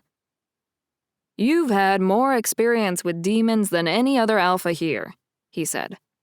"I mean, there have been more attacks in your territory than anywhere else. I find that interesting, and can't help but wonder if there is some reason for it. Why do you think there are so many attacking your region?" I'd been asked the same questions during the debriefing and assumed Victor had been present to hear my answers. Did he expect something different from me in a one-on-one situation? His fishing expedition was about to come to an end, because I wasn't biting. Talia and I had after-dinner plans. "Not all of the alphas have made their presentations. Other regions may be experiencing concentrated attacks as well." I dipped my chin and looked at Talia. "You ready?" She nodded, and I took a step to the right, steering us around Victor and closer to the door. But the wolf from the northwest was as relentless as an Alaskan winter.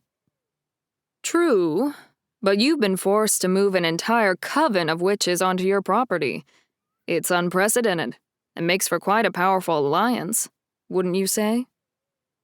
Victor's not-so-subtle approach about the strength of my pack only served to test my patience.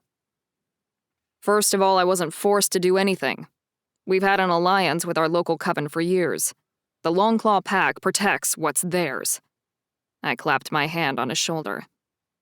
"It was nice talking with you, Victor, but as you can imagine, this beautiful woman and I have other plans." "Yes, of course. I didn't mean to intrude on your evening." Victor put his hands behind his back and gave a slight bow. "Another time." He slipped back into the crowd, mingling with the other alphas as we made our way out the door to the valet station, where our UTV was waiting for us. "You're a popular girl." I unzipped the makeshift door of plastic sheeting on the passenger side of the UTV and helped Talia into the seat. "It's weird, right?" She waited to finish her thought until I came around to the driver's side and had us sealed as tight as we would be in the temporary cover. "I mean, first that old woman stared at me all through dinner, and now this guy, Victor? I've never seen him before. I remind him of a woman he used to know. I wonder who she is." "Yeah, that would be one hell of a coincidence, and I don't really believe in coincidences. Hopefully Theo will have some information about the old woman in a few hours." "I hope so too." Talia wrung her hands together in her lap.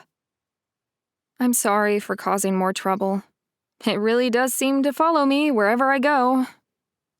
On the upside, no one could ever accuse you of being boring. I turned the key, pulled away from the ranch's meeting hall, and drove us back to our cabin. I used to be. Talia stifled a bitter laugh and ticked off a litany of reasons. Waited tables, abstinent, monogamous relationship, same friends since childhood, never strayed further than neutral ground or my pack's land. The old me was pretty damn boring. You wouldn't have given her a second look or thought. Trust me, Talia. I had far more than a second thought the day I saw you in town. There were a million thoughts running through my mind, and not one of them was boring. I liked the fact that I could make her cheeks pinken up. I shot a grin at her as I parked the UTV in front of the cabin, hopped out and rushed around to the passenger side to unzip the door and help her out. Took you long enough. Theo was in our cabin. He rummaged through the minibar and poured 3 small bottles into glasses filled with ice. Whiskey, tequila, or rum. Pick your poison. Hi, Theo. Talia strolled into the cabin, seemingly unfazed by my beta's unexpected presence. A man named Victor from Alaska stopped us on our way out. He was interested in the demon attacks, among other things. She dropped her clutch purse and satin wrap onto the armchair and chose a random glass from the console table behind the love seat. What other things? Theo arched a quizzical brow and tossed the empty bottles into the trash can. Was he asking about you, Talia? Shouldn't you be at a bingo game or playing canasta or something? I grumbled, snatching the glass of whiskey Theo had chosen for himself. Talia had nabbed the rum, and there was no way I was knocking back tequila. I thought I told you to follow the old woman, see what you could find out about her. I'd had enough distractions for one evening. All I wanted to do was spend time alone with Talia. I'd promised her dessert, and I intended to deliver.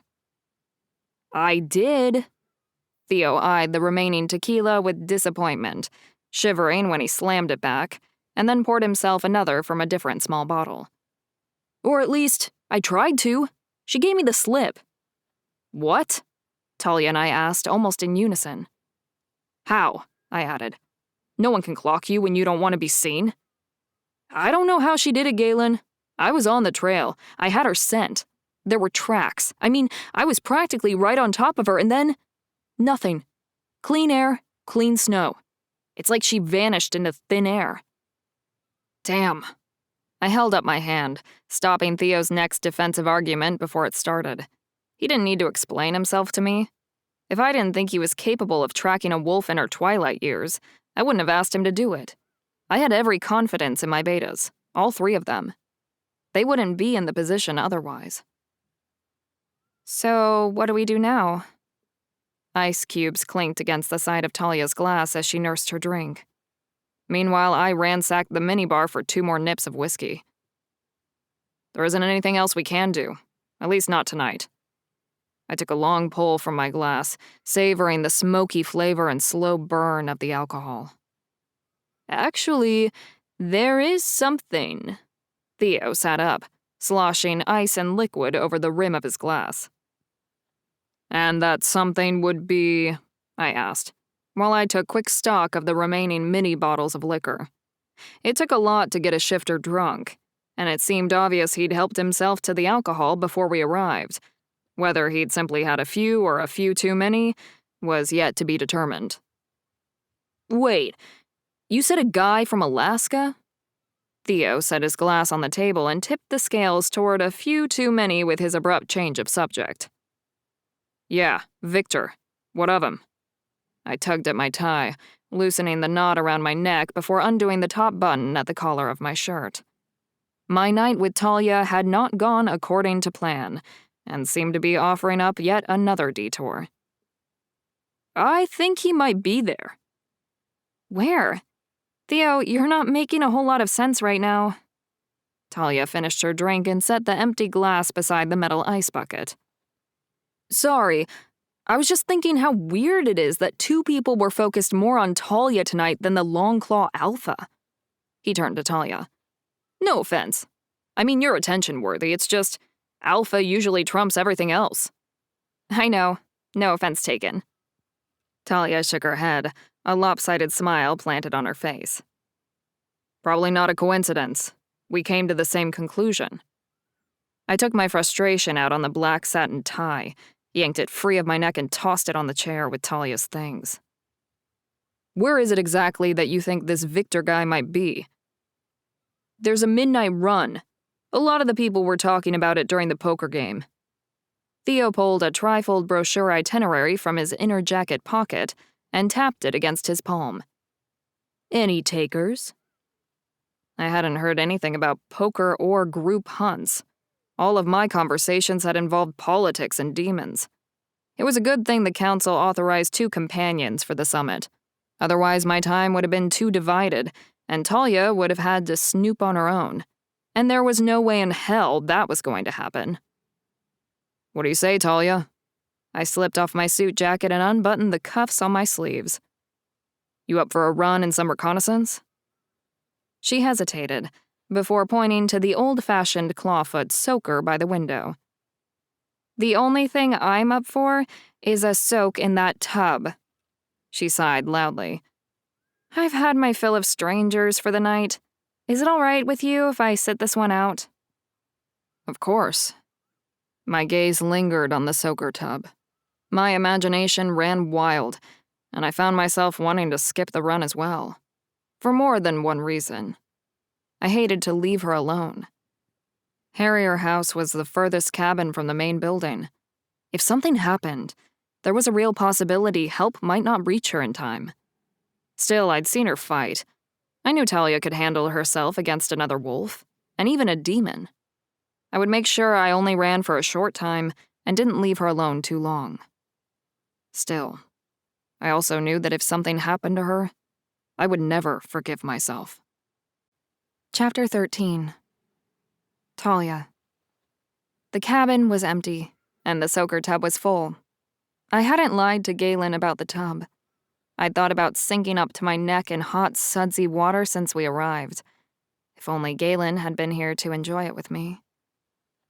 There wasn't any room for anger or disappointment over the way our night had turned out. It wasn't Galen's fault he had to leave. If anyone was to blame, it was me. I could leave my pack, my town, and even the state.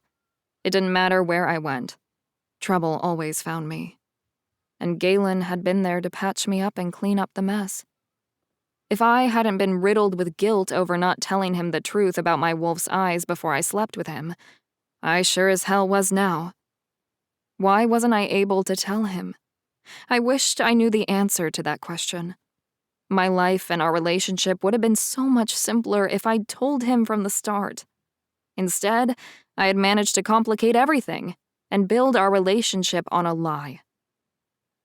I contemplated my life and possible future with Galen until the bubbles disappeared and the water turned cold. Water dripped off my legs and soaked into the buttercream-colored bath rug as I stepped over the tub's edge. The cabin door jostled. Galen, is that you? 2 terry cloth towels in hand, I wrapped one around my body and twisted the other around my hair. Did you forget your key? I crossed the cabin's hardwood floor as fast as I could with wet feet and opened the door. Miss me? Maddox leered from the other side of the doorway. Not even a little bit. I moved to slam the door in his face, but his size 14 black biker boot blocked it from closing. Get your foot out of the door. Come on, Talia. Maddox reached through the 10-inch gap and brushed his fingers along my forearm.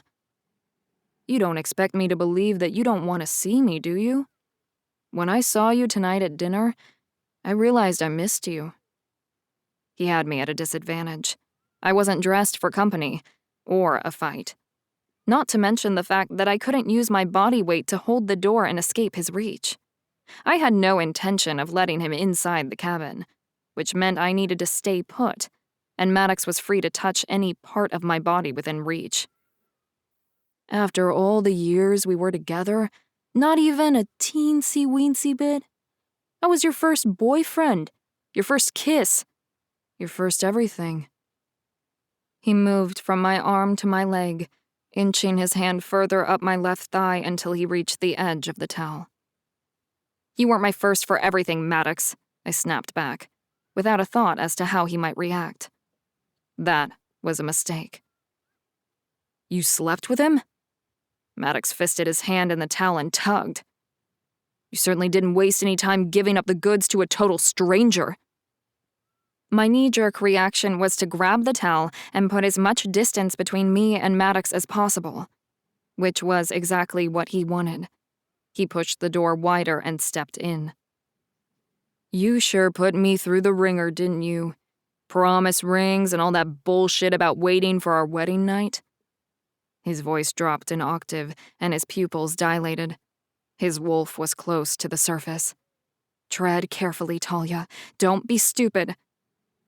There would come a day when I would take my own advice, but today wasn't it. "I thought you wanted to wait too. You said—" "Yeah, that's what every guy wants. To wait." A low growl rumbled up from the depths of his chest. "Because that's how you ended up on your back for your new boyfriend, right? Waiting." "Get out." I pointed to the open door, oblivious to the frigid air that poured in. The banked rage I felt kept me plenty warm. "Now." "I should have listened to my father. He always said you were a whore. Just like your mother," Maddox sneered, revealing elongated incisors. "The better to eat you with, my dear." "You're a cold-hearted bastard, just like your father. I was an idiot for loving you." I held my ground and motioned toward the door again. "Get out."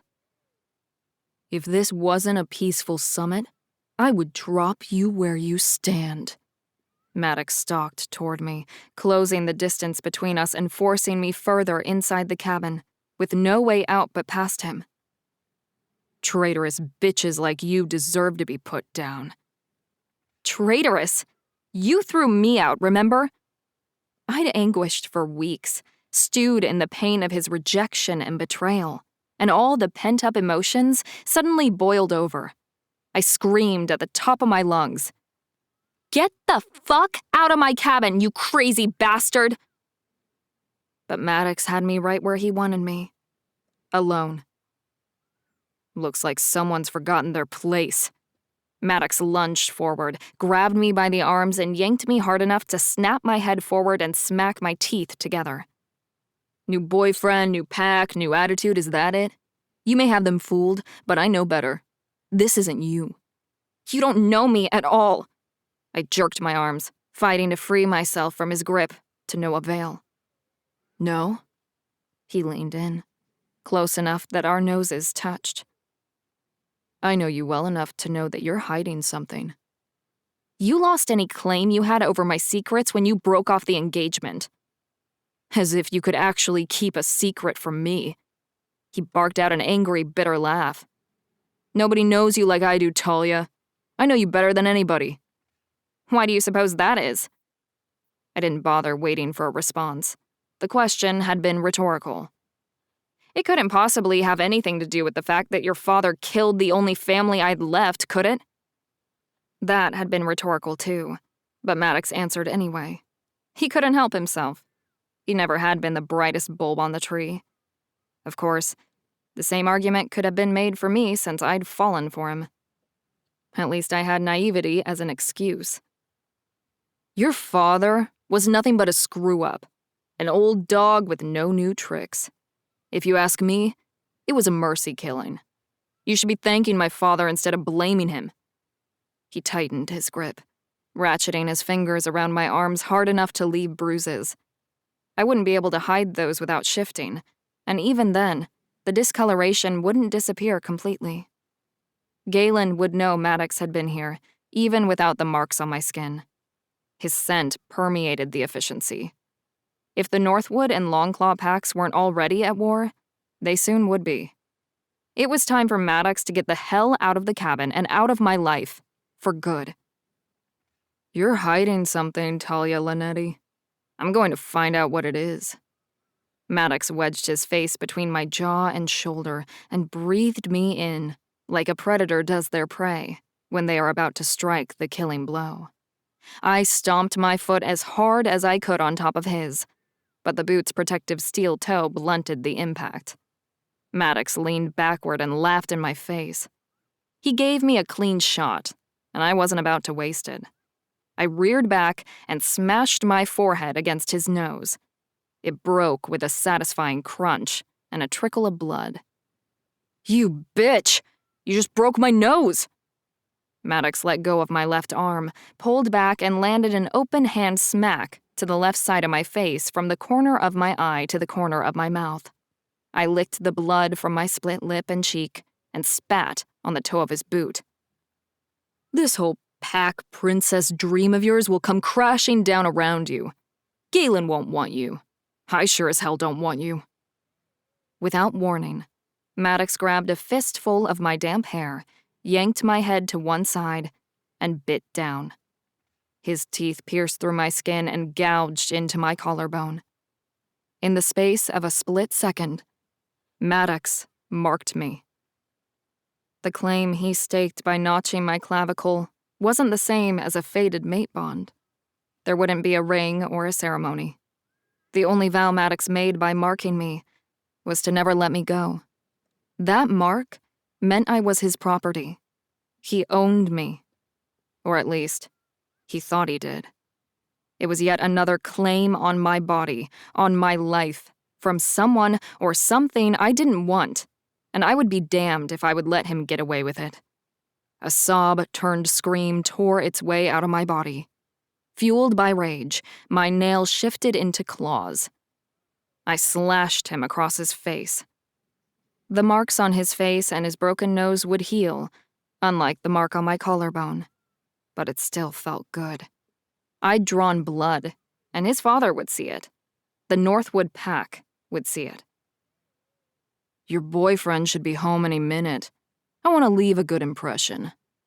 Maddox punched me in the solar plexus, knocking the wind out of me and dropping me to my knees. He ripped the towel that hung loose around my body and tossed it far out of arm's reach. He left me there, sprawled on the floor, naked and gasping for air.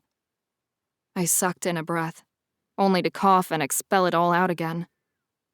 The warmth from the underlay heating system seeping up through the floorboards was useless against the bitter cold of a Montana night that rolled into the cabin through the open door.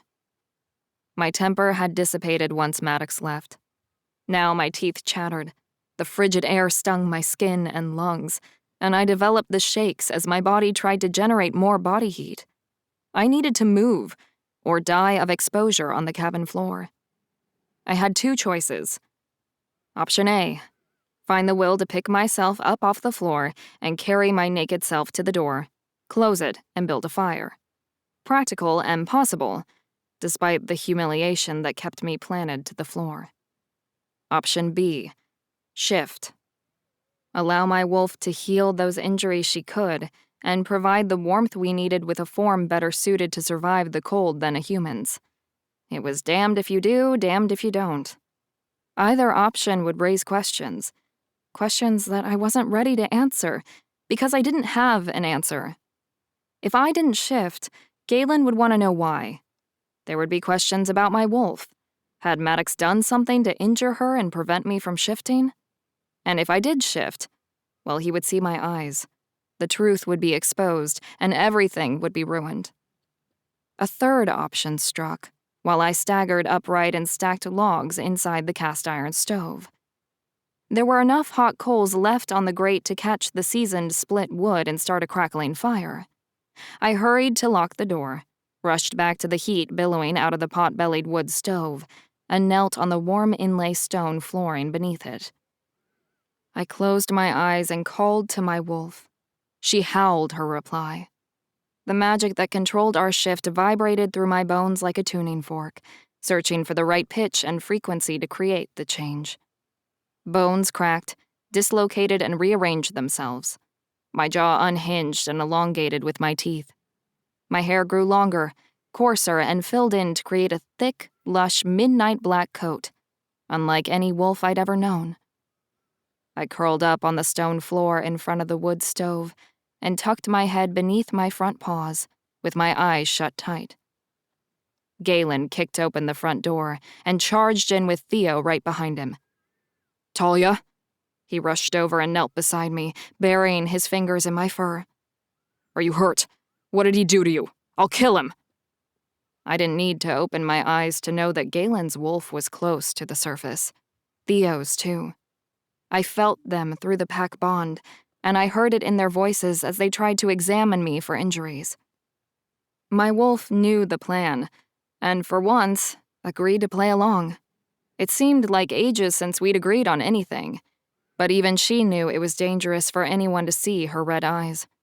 She relinquished power over my body and stalked back into the shadows of my soul, where she lurked until I, or the pull of the moon, called her. The physical changes happened in reverse, and my human form reappeared, curled in the fetal position on the floor next to Galen. "Theo, grab a blanket." His voice was gravelly and raw from the strain of holding back his own change. Nothing sent an alpha into overdrive like an injured pack member. "I'll get her some water." Theo draped a quilt over my body. "And then I'll make her some tea. It's like a sauna in here and she's still shivering." "It's not because she's cold." Galen bundled me in the quilt, scooped me onto his lap, and pushed stray hairs away from my face. "Tea sounds good." I molded my body to Galen's, absorbing his body heat and relishing the comfort the woodsy citrus scent of his cologne brought me. "Actually, hot chocolate sounds better." "Hot chocolate coming up."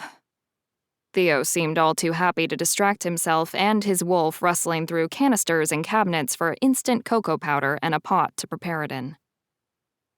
"Talia, I don't mean to push you too soon, but can you please tell me what happened?" Galen stroked my hair, the side of my face and along my neck. His fingers stilled when they brushed against my collarbone and found the notch in my clavicle. Galen went glacial. "I am going to kill him." It was my first real glimpse of the true predator he shared his soul with. "And then I'm going to kill his father." "Galen." I pressed my hand against his jaw and brushed my thumb along his cheekbone. "That's what he wants. He wants you to declare war in the middle of the summit." "Yeah? Well, if it's war he wants, then it's war he'll get." I felt the growl that rumbled through his chest. "I would say he'll live to regret this, but that would be a lie." "Galen, listen to her." Theo set a cast iron pot filled with water to boil on the wood stove. "She's right. He's baiting the hook. Don't do this, not here. Maddox started this, and I'm going to finish it." Galen clutched me to his chest, holding me tighter than he ever had. "I'll talk to the council. They'll understand." "Will they?" I asked, hoping he would listen to reason. "I'll make them." "No, you won't." I cupped his face in both hands and pulled his head down, forcing him to meet my gaze. Every wolf here took the same oath: peace during the summit. All other pack affairs are to be put aside. The only thing the council once brought before it is business dealing with the demons. "If they knew what he did to you, that he marked you as his property." "I won't tell them. I'll deny it." "What?" Galen eased me off his lap and got to his feet. "You'd lie for him?" I hated the tone in his voice and what it implied. After the night we'd shared together, Galen had no reason to doubt my feelings for him. But I was naked, and Maddox's scent was all over me. He was angry, protective, and 2 of his senses were lying to him. 2 senses we relied heavily upon as wolves. When they conflicted with what we knew as humans, it messed with our heads. I looked him straight in the eye. "No, but I would lie for you, Galen. And more, if it meant saving him from himself." Chapter 14. Galen. "God damn it, Talia! I really can't leave you alone, can I?" I stormed into the bathroom, turned the faucet to hot, and started the shower. I came back out into the living area and closed the bathroom door behind me, letting the heat and steam build up in the small room, and proceeded to open every window in the cabin. I was ready to explode, and Maddox's scent was fucking everywhere. The cabin smelled like Maddox. Talia smelled like Maddox. His stench tainted everything and pushed my control right to the breaking point. I wanted to know what he'd done to her. But after I discovered the mark he'd made on her clavicle, rage overtook my mind. Every rational thought I had was reduced to one simple fact. Maddox needed to be put down, and it was my wolf that would do it. Talia and Theo fought through my rage, hammering me with common sense until they were able to break through, past my wolf and reach the man. But I was hanging on by a thread, and if I didn't clear Maddox's scent out of the cabin right now, I was going to lose my mind and do something stupid. Like break the council's peace order and kill that privileged piece of shit. Once Theo had scrubbed away the blood spatters on the floor, the air in the room cleared. Talia washed his scent from her body under the steaming hot shower, and finally, my temper cooled a little to the point that I was able to think straight at last. Are you ready to listen now? Talia stepped through the cloud of steam that followed her out of the bathroom. Under different circumstances, a question like that might have plucked my nerves. But given the state I'd been in when I all but ordered her to take a shower, she had every right to ask if I was ready to hear what she had to say. Yeah, I am. I shook my head, distracted for an entirely different reason. The thin silk robe clung to her damp skin, and memories of the way she looked while we made love, her hair splayed around her like threads of spun gold, made it hard to concentrate on anything else. You sure? She arched a quizzical brow, one corner of her mouth upturned in a knowing smile. Yeah, I'm good. I fisted my hand in front of my mouth, coughed, and cleared my throat. Listen, I'm sorry. Don't. She cinched the rose-pink satin sash tight around her waist and patted across the room toward me. You don't have anything to apologize for. She sat beside me on the love seat, while Theo took a seat opposite in the armchair. I know what happened is a trigger for you, Galen, Talia said. Maddox must have figured it out too, otherwise he wouldn't have done it. Don't let him make this about Jessie because it isn't. I winced at the mention of her name. Seeing Talia curled up and whimpering in front of the fire, blood spattered on the floor and Maddox's scent everywhere, had brought it all back. Every failure, my inability to protect both Jessie and now Talia, had been shoved in my face. Galen, look at me. Talia's voice pulled me back from the darkest corners of my mind. He's goading you, and you can't let him. We need to forge alliances with the council and any pack willing to help us, or we won't be able to stop the demons. That's what we came here to do, right? She reached for the cup of hot chocolate teeming with miniature marshmallows that Theo had made for her, and popped one of the tiny, pillowy confections into her mouth. Smart is a sexy look. I plucked the marshmallow she tossed at my head out of midair and dropped it in my own mug. Are you ready to hear what happened? At my nod, she settled more comfortably on the love seat. After you and Theo left, I ran a hot bath and... Maybe we should skip over any details involving you in a bubble bath, Theo interjected, looking vaguely uncomfortable. As much as it pains me to admit it, Theo has a point. I feigned a look of disappointment before shooting her a wink. Talia was stronger than Maddox, and the rest of the Northwood pack gave her credit for. Hell, she was stronger than me. After Jessie, I was a mess and hell-bent on ruining my life for a long time. But not Talia. When life knocked her down, she just got right back up. As I was saying, she chuckled and shook her head. Someone was jiggling the doorknob. I thought you had forgotten your key, so I went to check. It was Maddox. I braced for the worst, secretly hoping that the truth would pale in comparison to what I imagined had happened to her. He started taunting me, using our history to bait me into an argument. When I informed him that he would never have the chance now to be my first... She flicked her gaze at Theo. A slight blush reddened her cheeks. he didn't like that at all and forced his way inside. Talia had made a declaration about her feelings for me and our relationship. Granted, it was to her ex, but she'd always held back when it came to taking the next step between her and me.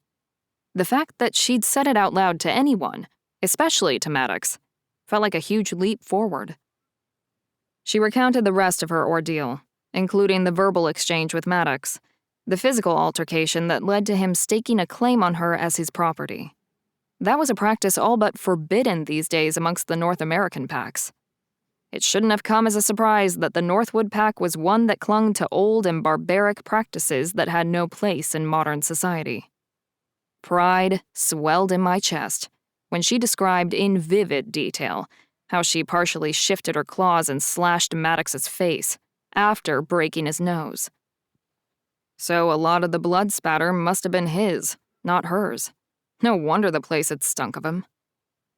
Son of a bitch didn't get half of what he deserved, Theo grumbled, mirroring my own thoughts. But good for you. You spilled Maddox's blood and the Northwood pack knows it. He'll try to claim what he thinks is owed to him. The ceramic mug cracked under my grip, and hot chocolate seeped through the sides. Maybe not.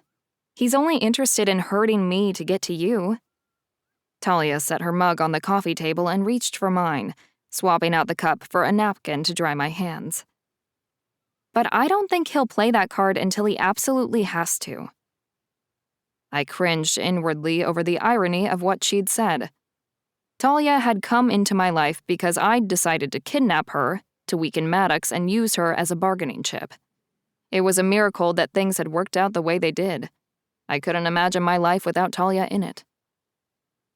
So, what's our move? Theo collected the blue and white speckled ceramic mugs and carried them to the kitchenette. The summit is in full swing and our dance card is full. Literally. The ball is tonight, isn't it? I groaned, rubbing my temples to stave off the headache forming behind my eyes. We could skip the extracurricular activities, just focus on business.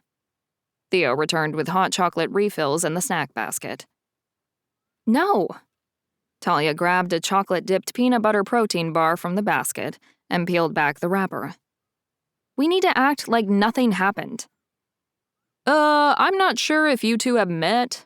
Let me introduce you. Talia, this is Galen. He's an alpha, protective by nature, and occasionally hot-headed.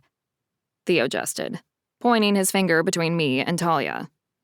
Acting like Maddox didn't just throw down the gauntlet of all gauntlets is going to be damn near impossible for him.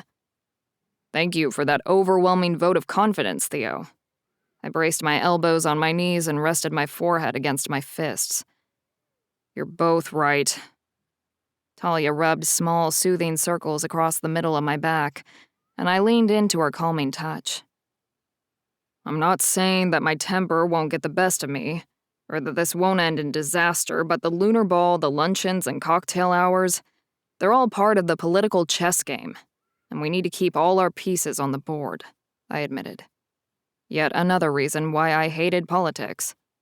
My patience with the Northwood pack had worn thin a long time ago.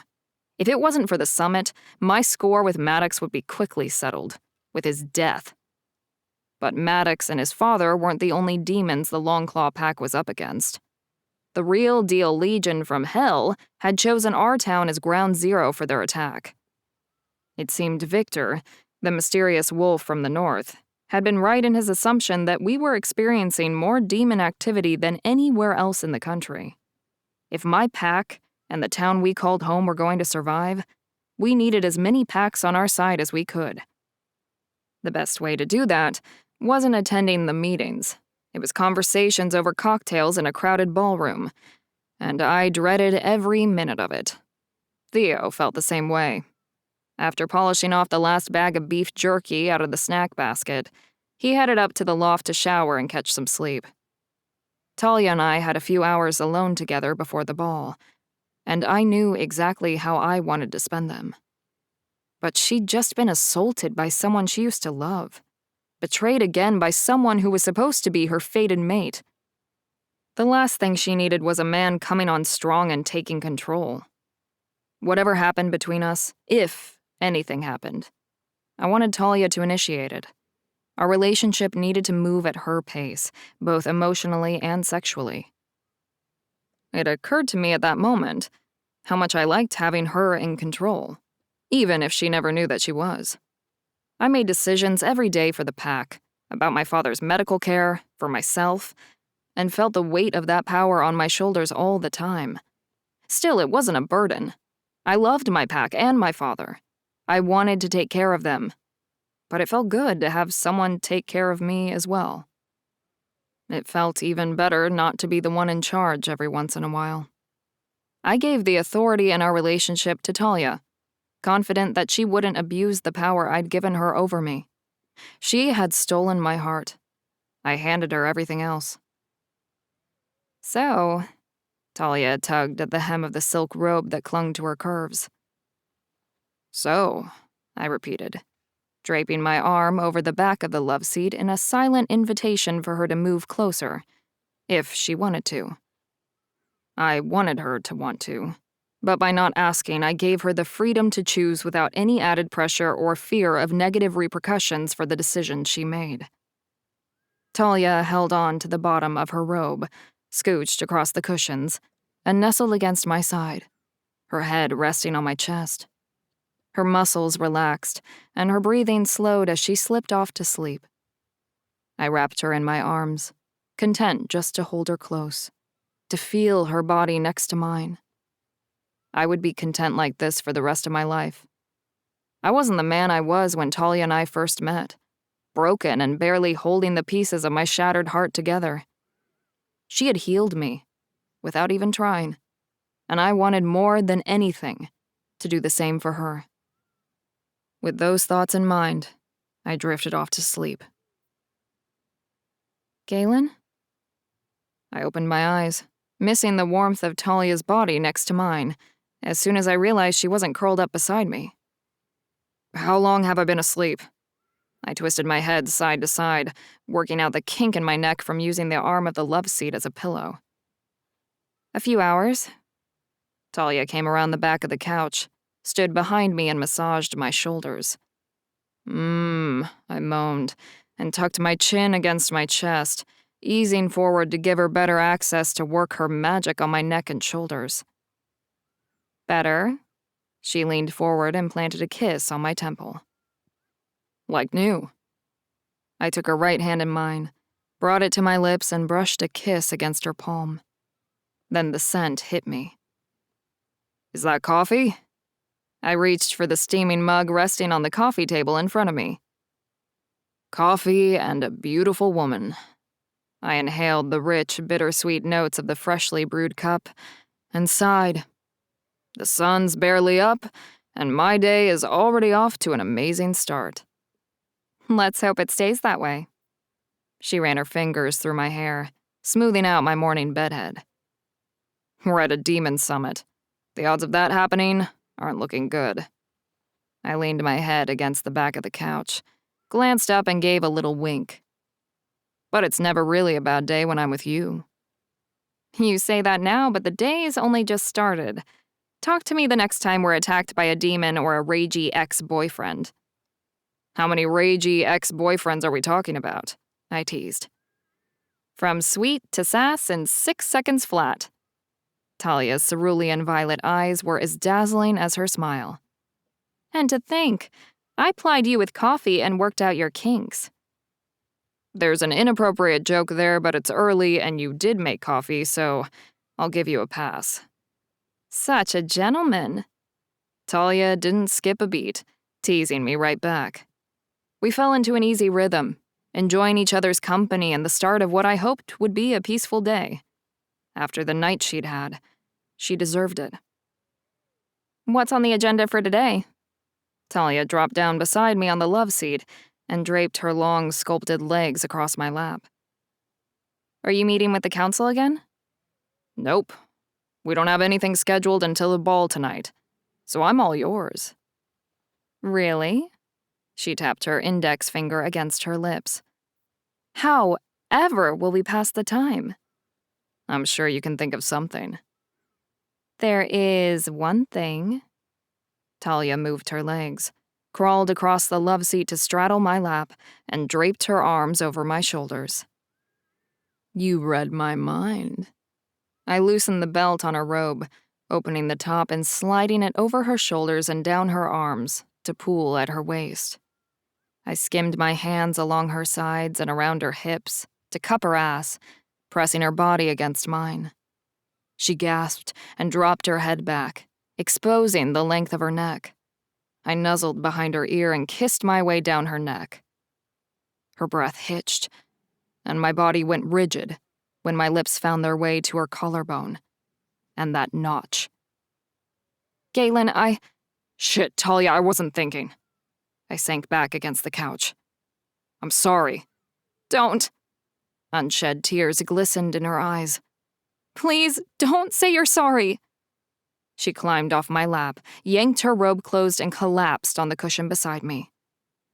He's already taken so much from me. I can't let him steal this from me, too.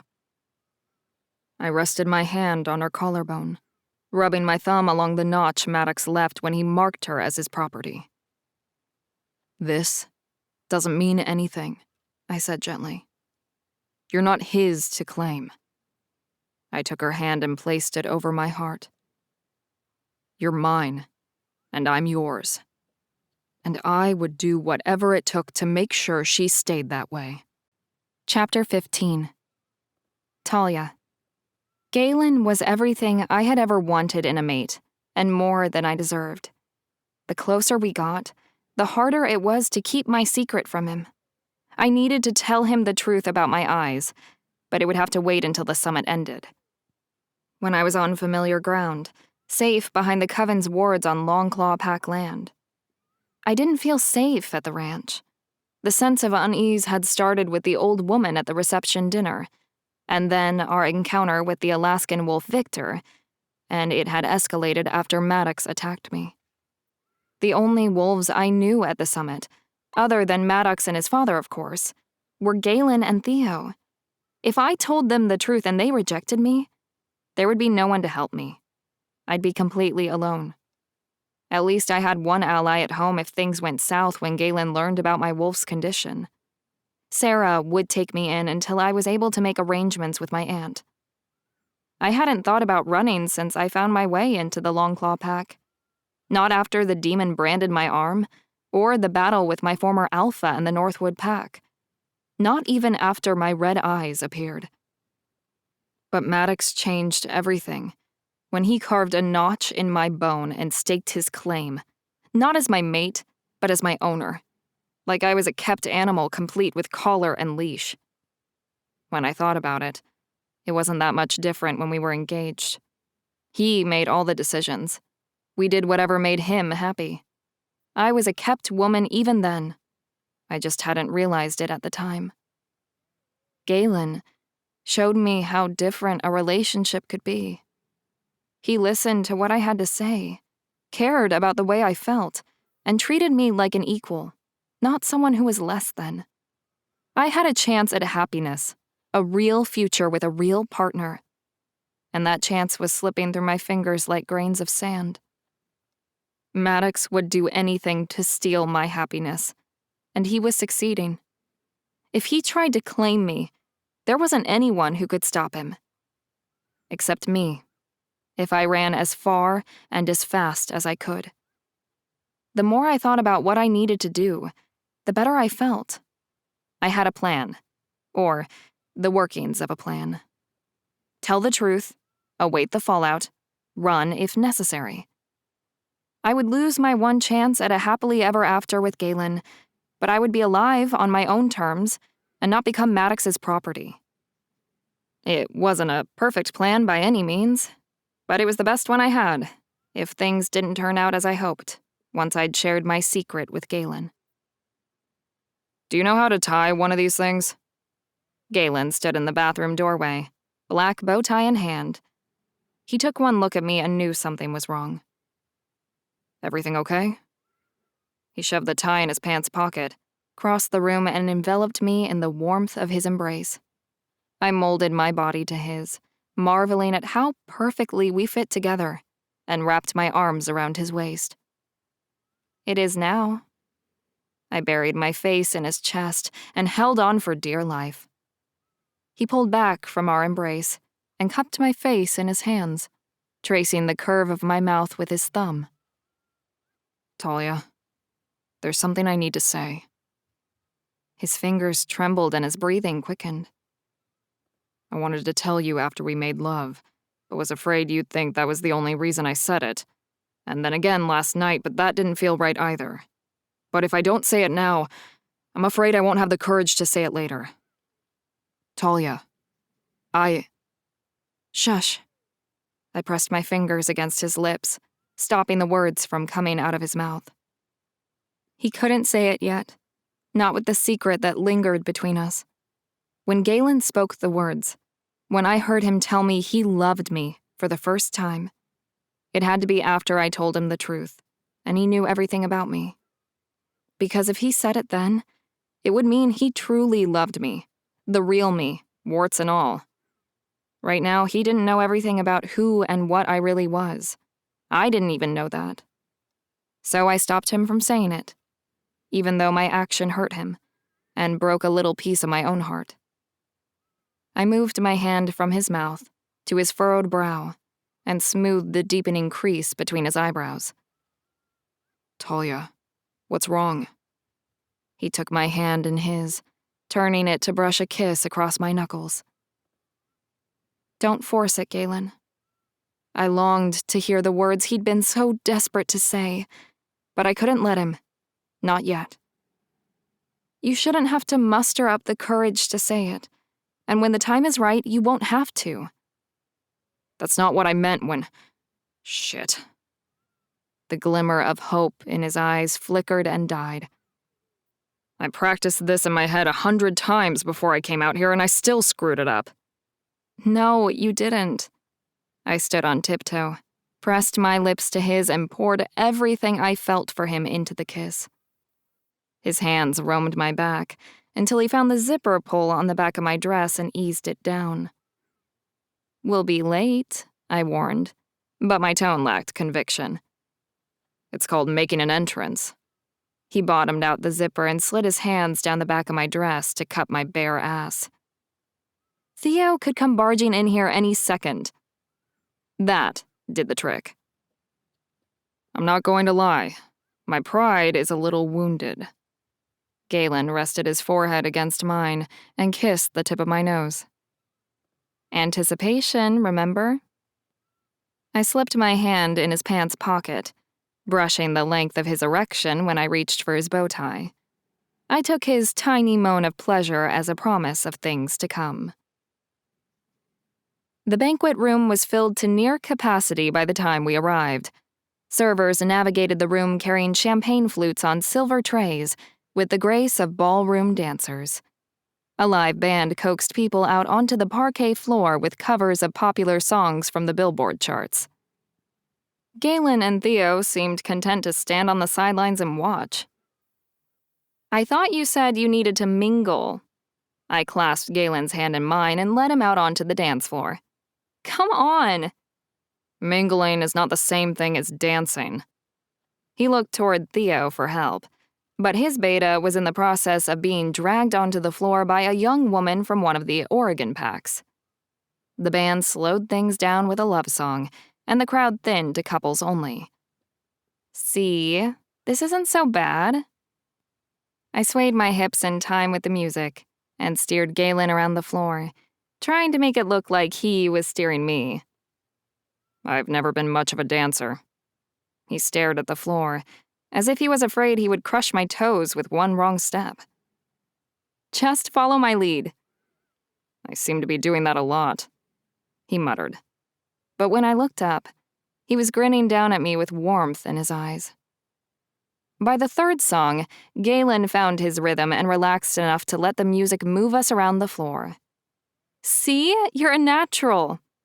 I rested my head on his shoulder and gave him the lead. I have a small confession to make. Galen grabbed my hand, spun me out, then snapped me in, tight against his body. His left hand splayed against the small of my back.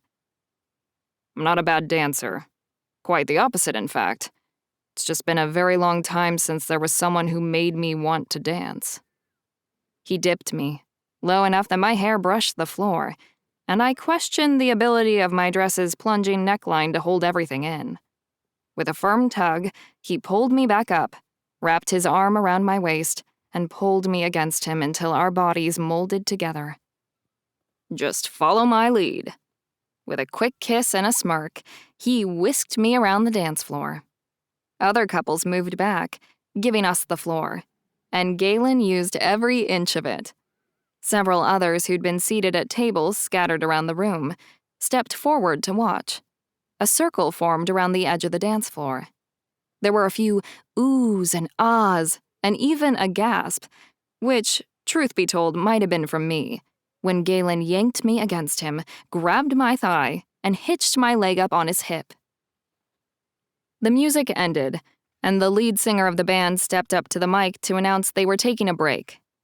The musician swapped places with a fresh-faced kid who looked to be in his late teens. He stepped behind a turntable, plugged in a beat maker, and spun a track. The room erupted and a sea of bodies flooded the dance floor. "I can't believe you know how to dance like that!" I grabbed a champagne flute from a passing tray and gulped it down. The bubbles tickled my nose and throat. "You're like that guy in the movie from the 80s.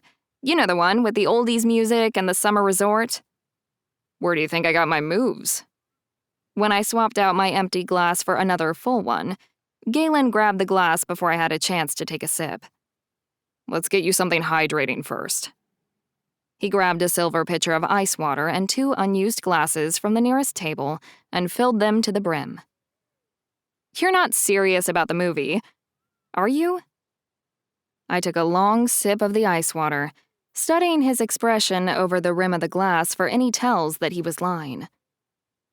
"Oh my God, you are serious!" "Of course I'm serious."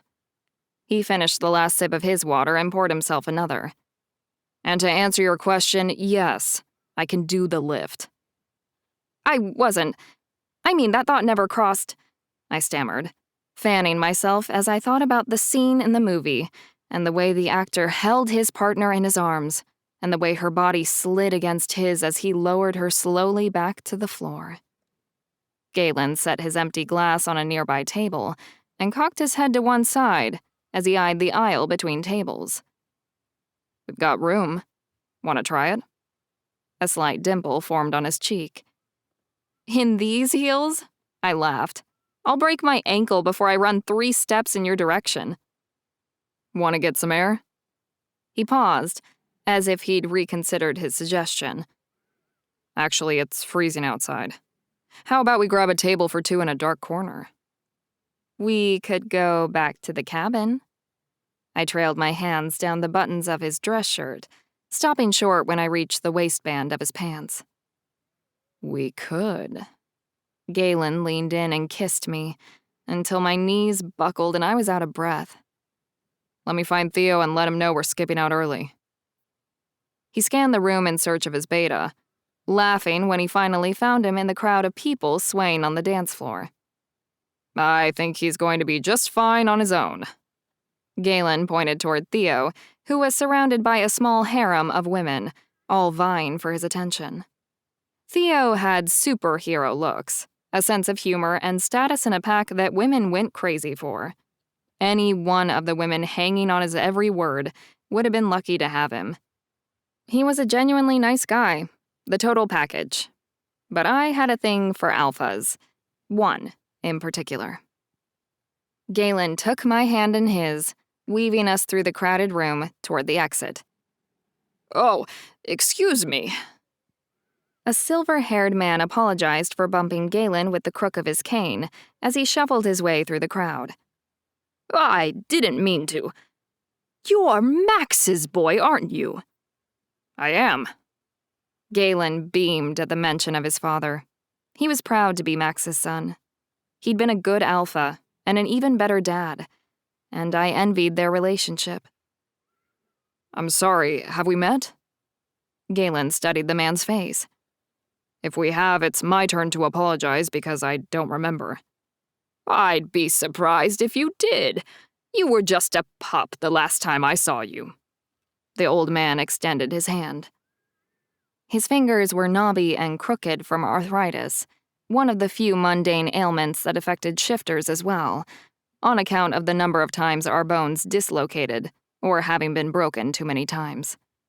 Considering his likely age, and the number of challenges he must have survived, my money was on the latter. "My name is Eli Whitaker." The old man scanned the room. "Where is the old man? I haven't seen Max in ages." "He wasn't able to attend the summit and sent me in his place." "Nothing serious, I hope." Eli studied Galen's reaction and let out a sigh when he'd made his deduction. "I see. Walk me to my table, son. You don't mind if I steal him away from you for a moment." Reality crept back into our night, siphoning the magic we'd made on the dance floor. For a moment, the troubles at home had seemed a lifetime away. Eli hadn't meant to dampen our spirits or darken our evening. There was no way he could have known about Max's condition. Galen forbade anyone in the Longclaw pack to speak of it outside of the pack. "Not at all." I pointed to an empty table halfway between the dance floor and the door. "I'll just wait over there." Galen shook his head and pointed to another table with a clear line of sight from Eli's table. He wanted to keep an eye on me. Had I not been marked by a demon and a shifter, I might not have found his overprotectiveness quite so endearing. Of course, with my knack for getting in trouble, his concern wasn't unwarranted. "May I have this dance?" The familiar cadence of the gravelly male voice behind me turned my stomach and sent shivers down my spine. No. I refused to formally acknowledge Maddox's father's presence, or even so much as glance in his direction. "No. You think playing pretend with the alpha from the Longclaw pack gives you authority to refuse me?" He leaned in close, his breath hot against the back of my neck. "The mark you bear from my son is bone deep, and says otherwise. You're the property of the Northwood pack and mine to do with as I see fit. So how about you not make a scene for once and do as you're fucking told?" He gripped my arm, in almost the same spot his son had, and clamped down, pressing his fingertips into my bicep. I felt the slight prick of a claw through the fabric of my dress, and knew if I tried to fight, he'd shred my arm to pieces. "Move your ass." He shoved me toward the dance floor, but kept hold of my arm. The heel of my stiletto snagged on the carpet, causing me to trip and jar my ankle. I wobbled and almost went down to my knees, but my old alpha yanked me up and forced me to walk, putting weight on my injured foot. "You know, your mom had a mark gouged out of her bone just like that." He nodded toward my collarbone and seized my hand in his vice-like grip, crushing my knuckles together. "Never understood why your father went dumpster diving for that one. Told him to take out the trash before he got himself in too deep. But he never listened. Might still be alive today if he had." "He'd still be alive if you weren't a cold-blooded murderer." He dug his fingers into my side like he was performing arthroscopic surgery and in search of my appendix. "You really ought to be nicer to me, and the heir to my throne. I could snap your neck right here, drop your dead body in the middle of this dance floor, and nobody would lift a finger to stop me." "The council would. You can't break the summit peace order." "See." He sucked the word in a mouthful of air through his teeth. "This is why we don't let women get involved in politics. The peace order is between packs. I can do whatever I want, when I want, wherever I want with my own property, and that includes at this summit. Good thing you're pretty, 'cause you're not very smart. That's why we're keeping you for breeding. Well, not for actual breeding, more for practice, if you catch my meaning. I can't have your genes tainting the future of my pack, can I?" "There's nothing wrong with my genes. My parents were Northwood, no different from you. I feigned confidence that I didn't feel and spat the words in his face. The truth hurt, and his words hit close to home. There was something wrong with me, but it had nothing to do with my genes or who my parents were. Unless he knew something I didn't, which was entirely possible. I was young when we lost my mother, and my father preferred to bury his pain and her memories at the bottom of a bottle of booze. We never talked about her. What if I was like her? The people of Northwood sure seemed to think so. And if I was, what did that actually mean? Chapter 16. Galen. Mind if I cut in? I managed to control my seething temper long enough to poke the Northwood asshole senior in the shoulder. I think you've had her quite long enough. I knew he wouldn't refuse me. He couldn't. There were too many witnesses, too many people who'd not only seen Talia and me in an intimate dance routine together, but knew she was a registered guest at the summit under the Longclaw pack. His son may have notched her bone, leaving his mark, but he'd failed to announce the claim to the council or anyone else, if the glares and accusatory looks were any indication. I didn't need to lay claim to her bones, because I'd staked my claim on her heart, publicly. And unlike Junior sulking in the corner, I had Talia's permission. He pivoted on his heel, turning them on the dance floor, and sneered over Talia's shoulder when he came to face me. You're pretty smug for an old man who got his ass handed to him the last time he crossed paths with her. I dipped my head in a gesture toward Talia. Something tells me you're lucky the council instituted a peace order over the summit, or she'd kick your ass again. Please, you honestly think she could take me in a fight? The alpha scoffed. I let her win. Every move I make is a calculated one. It led me here, with her under my thumb. A nice little bargaining chip, wouldn't you say? Damn. How many times would that come back to haunt me? Once was too many. I wasn't proud of what I'd done, snatching Talia the way I had for my pack's gain. I'd apologized, she'd accepted. I still planned to spend the rest of my life making it up to her.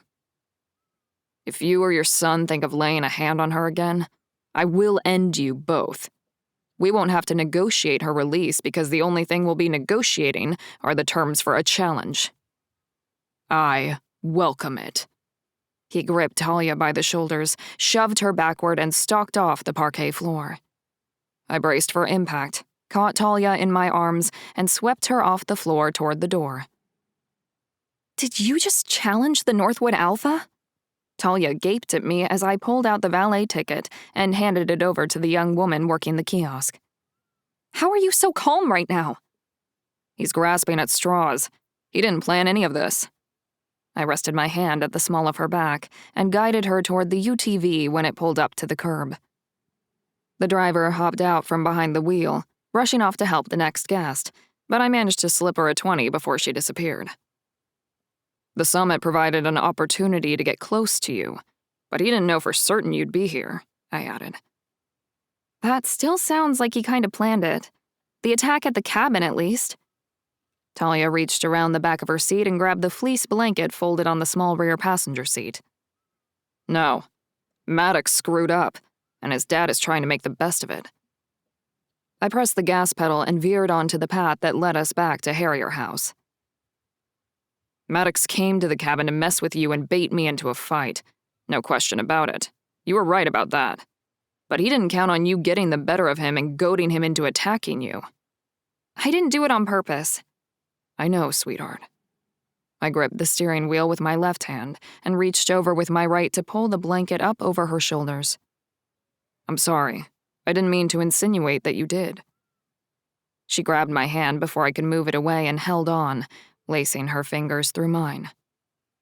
What I meant was, neither of them accounted for you sticking up for yourself. That pissed Maddox off, and he forced entry into our cabin and attacked you. I slowed the UTV and eased it onto the small concrete pad on the side of the cabin. All of that happened before he went archaic and notched your bone, and they are underestimating you again. They think you'll be so humiliated that your fated mate rejected you and then reclaimed you, not as his bride but as his property, that you'll keep your mouth shut. I winced when I said the last part out loud. It sounded harsh even to me, and I hadn't meant it to be. It was the truth, but I should have found a way to soften the delivery. To Talia's credit, she took it in stride. You want me to say something to the council? Talia tightened her grip on my hand and shook her head. Not if you're going to use that as an opportunity to challenge him. Maddox screwed up. Big time. I'm not going to waste this kind of leverage on a challenge. I can do that anytime I want. Talia cocked her head to one side and narrowed her eyes, a confused look on her face. Northwood had officially broken ties with you, and you were already Long Claw when he attacked you. Maddox broke the peace order. They're using the bone mark as a cover, but any one of the council members will be able to date the notch. In other words, they're screwed. Yes, well and truly. Her smile was infectious. I couldn't help but match hers with one of my own, and she hadn't even heard the best part. But wait, there's more. We can play this out two ways. Go to the council, tell them what Maddox did and leave his fate up to them. Or we blackmail Northwood to remove the claim on you. Why can't we tell the council and force him to remove the mark? I didn't expect her to know all the rules and regulations. Unlike the women in the Longclaw pack, Talia and the others in her old pack had been excluded from policy and politics. They were in the dark and had no say in the laws that governed them.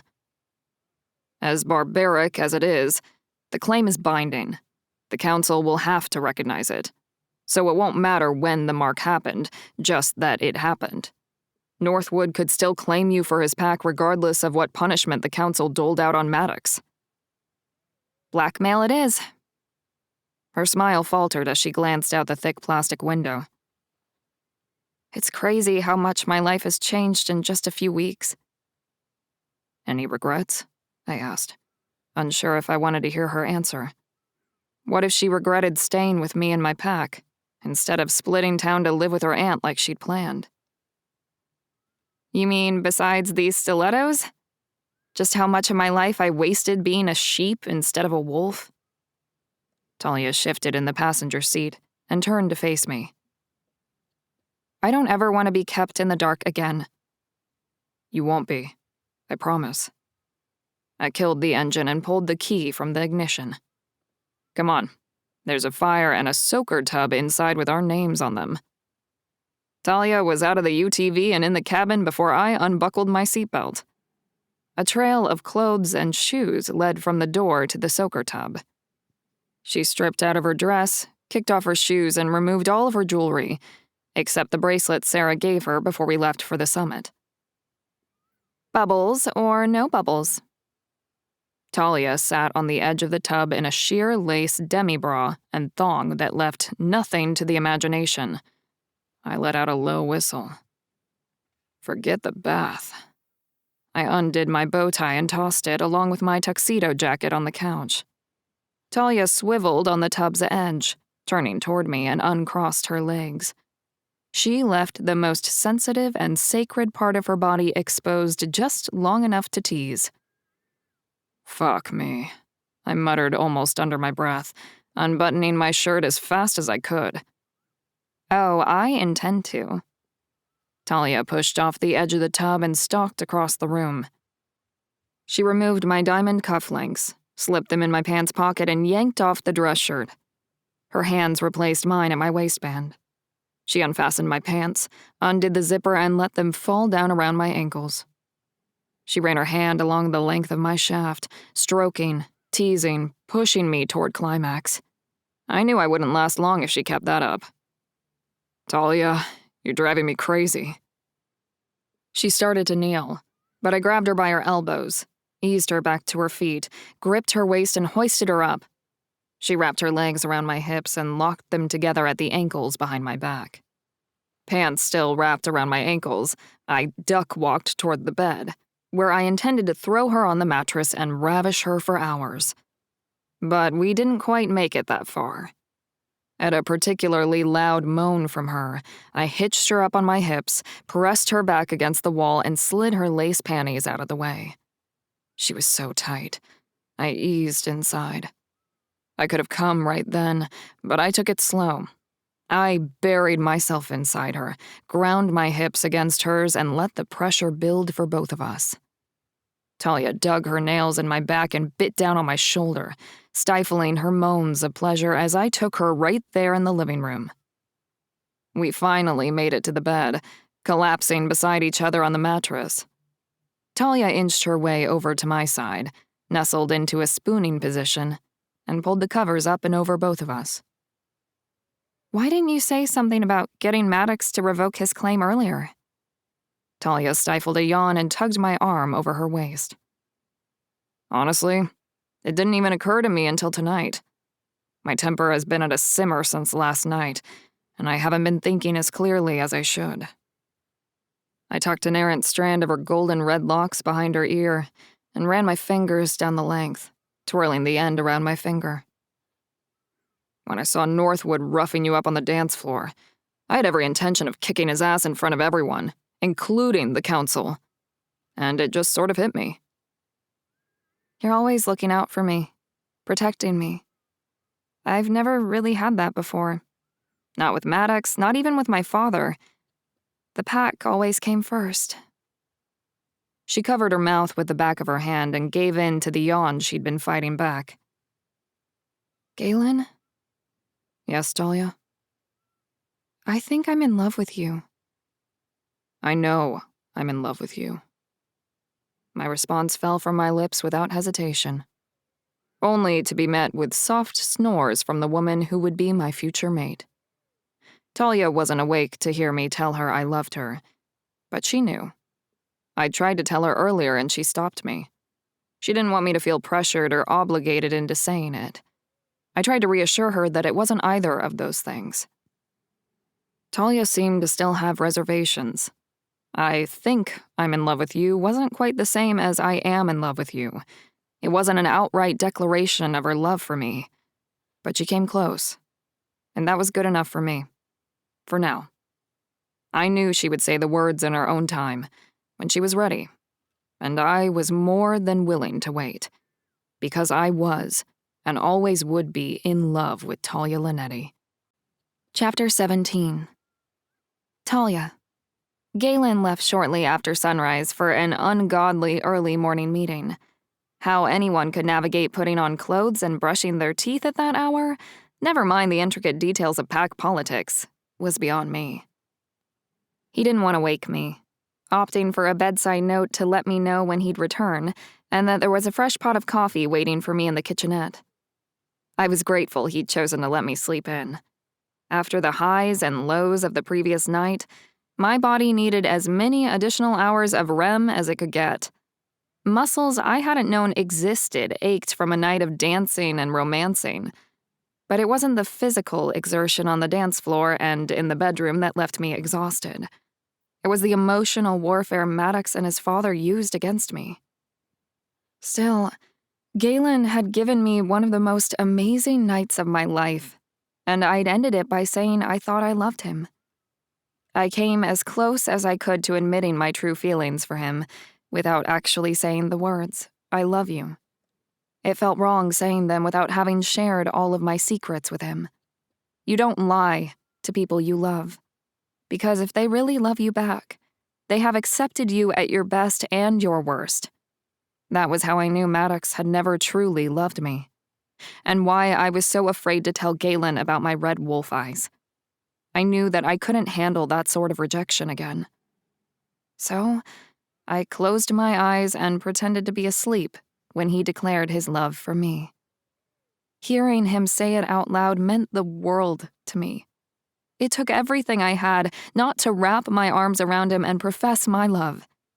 But doing so would have opened the door to a conversation I wasn't ready to have, especially while I still bore Maddox's mark. The thought of being their property, used and abused by the Northwood pack, terrified me more than I cared to admit. Galen came up with a brilliant plan to force Maddox to revoke his claim on me. And as manipulative as it sounded, that was one more reason I needed to wait to tell Galen about my eyes. I pushed away the negative thoughts and crippling doubts that crept into my mind and forced myself to get out of bed. It looked like another beautiful day on the ranch, and I wanted to spend some of it outside. I skipped every run for obvious reasons and had spent too much time indoors. After a quick pit stop in the bathroom, I poured myself a cup of coffee and planned out my day. The first order of business was a long, hot shower to loosen my cramped muscles. Second was a nature hike. I saw walking trails, varying in difficulty in the ranch's brochure, and couldn't wait to get out there and do a little exploring. I sent Galen a brief text to share my plans for the day, along with which hiking trails I wanted to check out, and waited for his reply before I jumped in the shower. Have fun. Be safe. Love you. Galen was still in his meeting and kept his text short and sweet. My day had been green-lit. I hurried into the shower before he changed his mind and deemed walking alone an unsafe activity. In his defense, it probably was. I'd considered asking Theo to join me, knowing full well he was still up in the loft sleeping, but decided against it. The paths I'd chosen to explore weren't far from the cabin, and the two largest threats to my existence would be at the same meeting as Galen. A hot shower was just what I needed. I stayed beneath the rainfall showerhead until the water ran cold, and dressed in a pair of fleece-lined leggings, a thick, oversized sweatshirt on top of a long-sleeve t-shirt, and hiking boots. I packed a water bottle and a couple of protein bars, then headed out for the Catamount Trail, with the hopes that I didn't run into its namesake. The trail ran through the eastern valley, cut through a pine forest, and looped back around through a wildflower meadow on the western side of the ranch. Round trip, I planned to be gone for a few hours. That was before I crossed paths with the old woman from the welcome dinner 2 nights before. It seemed an odd coincidence, assuming I believed in coincidence, which I didn't, that we would run into each other out in the middle of nowhere. She wasn't an alpha, or she would have been at the meeting with Galen, but that didn't mean she wasn't strong or high-ranking within her own pack. A wolf didn't live to her age by being weak. She was headed straight for me, so I stepped off the trail into ankle-high scrub brush and yielded the path, giving her plenty of room to navigate the incline with her walking stick. Her silver hair was pulled back in a fishtail braid that cascaded down her back, with long wisps of hair around her face and crown escaping the braid. She was dressed in comfortable clothes, a navy blue long-sleeve thermal, loose khaki-colored cargo pants, and a puffy burgundy vest zipped over the top. "You're with the Longclaw pack, aren't you?" She stopped across from me and leaned on a locust wood walking stick that was twice as long as she was tall. "Yes, ma'am, I sure am." I walked alongside through the brush and hopped back on the worn trail only once I'd passed her. "Then why are the Northwoods so interested in you?" She tilted her head to the side, brows arched as she awaited my answer. "I'm sorry, have we met? Maybe you know someone from my family? I'm a Linetti." Linetti. She rolled my last name around in her mouth like a sommelier sampling a fine wine. "Nope. The name doesn't ring any bells." "Well, I'm afraid you have me at a bit of a disadvantage. You already know a few things about me, and I don't know anything about you. Which pack are you attending the summit with?" "Mount Bona." I knew it wasn't a coincidence. "Really?" I asked, feigning surprise. "I met a packmate of yours, Victor—" I snapped my fingers. "Victor something. What was his last name?" "Curry. Victor Curry." She knew who he was, just as I suspected. Victor's run-in with Galen and I hadn't been a coincidence either. Theo hadn't been able to find any information on the two of them. There was nothing in the ranch's guest registration. Victor was a no-show at the poker game, and the old woman had given him the slip when he tailed her. If we hadn't seen them with our own eyes, we never would have known they existed, never mind attended the council summit. They stayed off everyone's radar and didn't draw attention to themselves unless there was something they wanted you to see. What was it that Victor and the old woman wanted us to know? I had no idea, but neither of us were leaving the forest until I found out what it was. Yes, that's him. He seems like a nice guy. I rested my hands on my hips and cocked my head to one side. And you are? Valerie Whitlock. She extended her hand in an official greeting. Nice to meet you, Valerie. I stepped forward and shook her hand, unsure if what I'd said was true. The jury was still out. I was 0 for 3 when it came to interactions with summit guests outside Galen and Theo. Still, if she didn't threaten, attack, or mark me, I would consider it a win. You never answered my question. Valerie had a firm grip and held our handshake longer than necessary. She released me when she caught me staring at our clasped hands.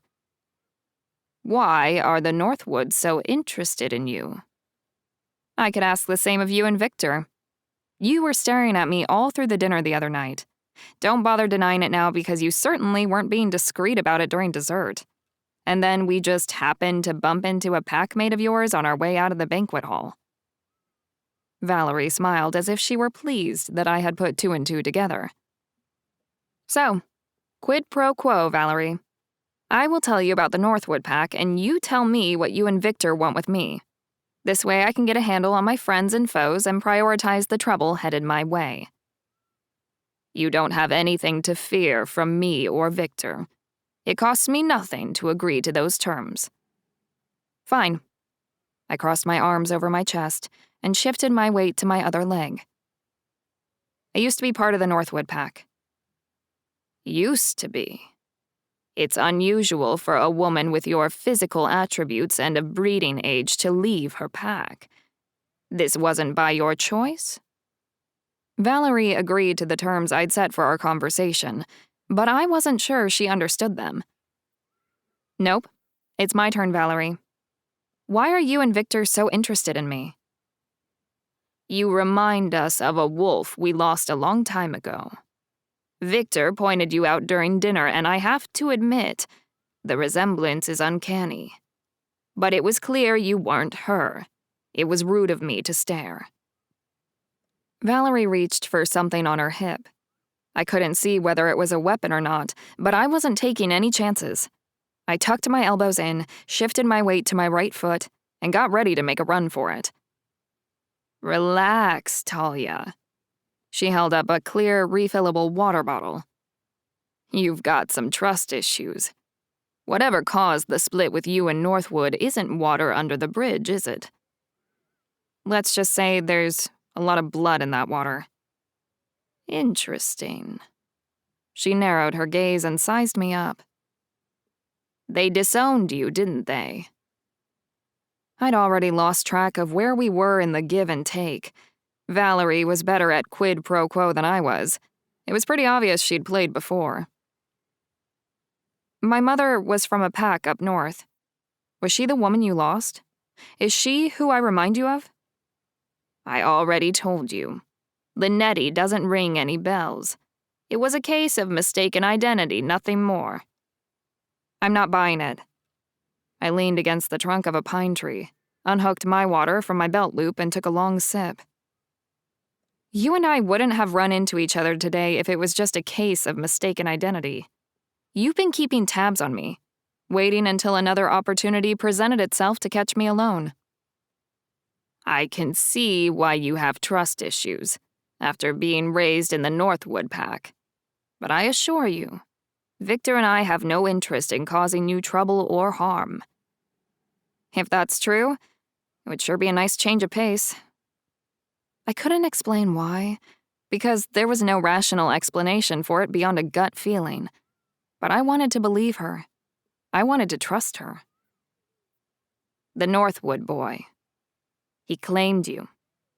Her gaze dropped to the collar of my hoodie. His father casts you out, and then he finds a way to reel you back in. My gasp confirmed her theory. How did you know that? Were you watching when he attacked me? My temper flared. Had she seen the whole thing and done nothing to intervene? When you're as old as I am, Talia, you learn to sense these things. A bone claim is an old tradition. It's not practiced anymore, but when I was a little girl, it was a vital part of pack law, a way to keep unmated women in the pack. You learn to recognize the magic in the bond. To be honest, I'm surprised the Northwood boy knew about it. Me too, though I suppose I shouldn't be.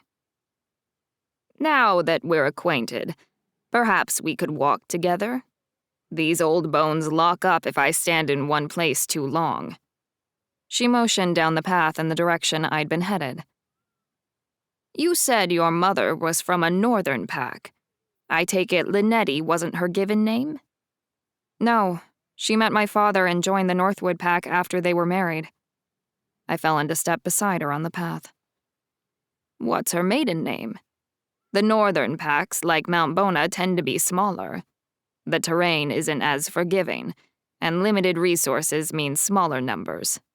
Plus, people seem to hate cold weather. She hooked her water bottle back on her belt. I don't know.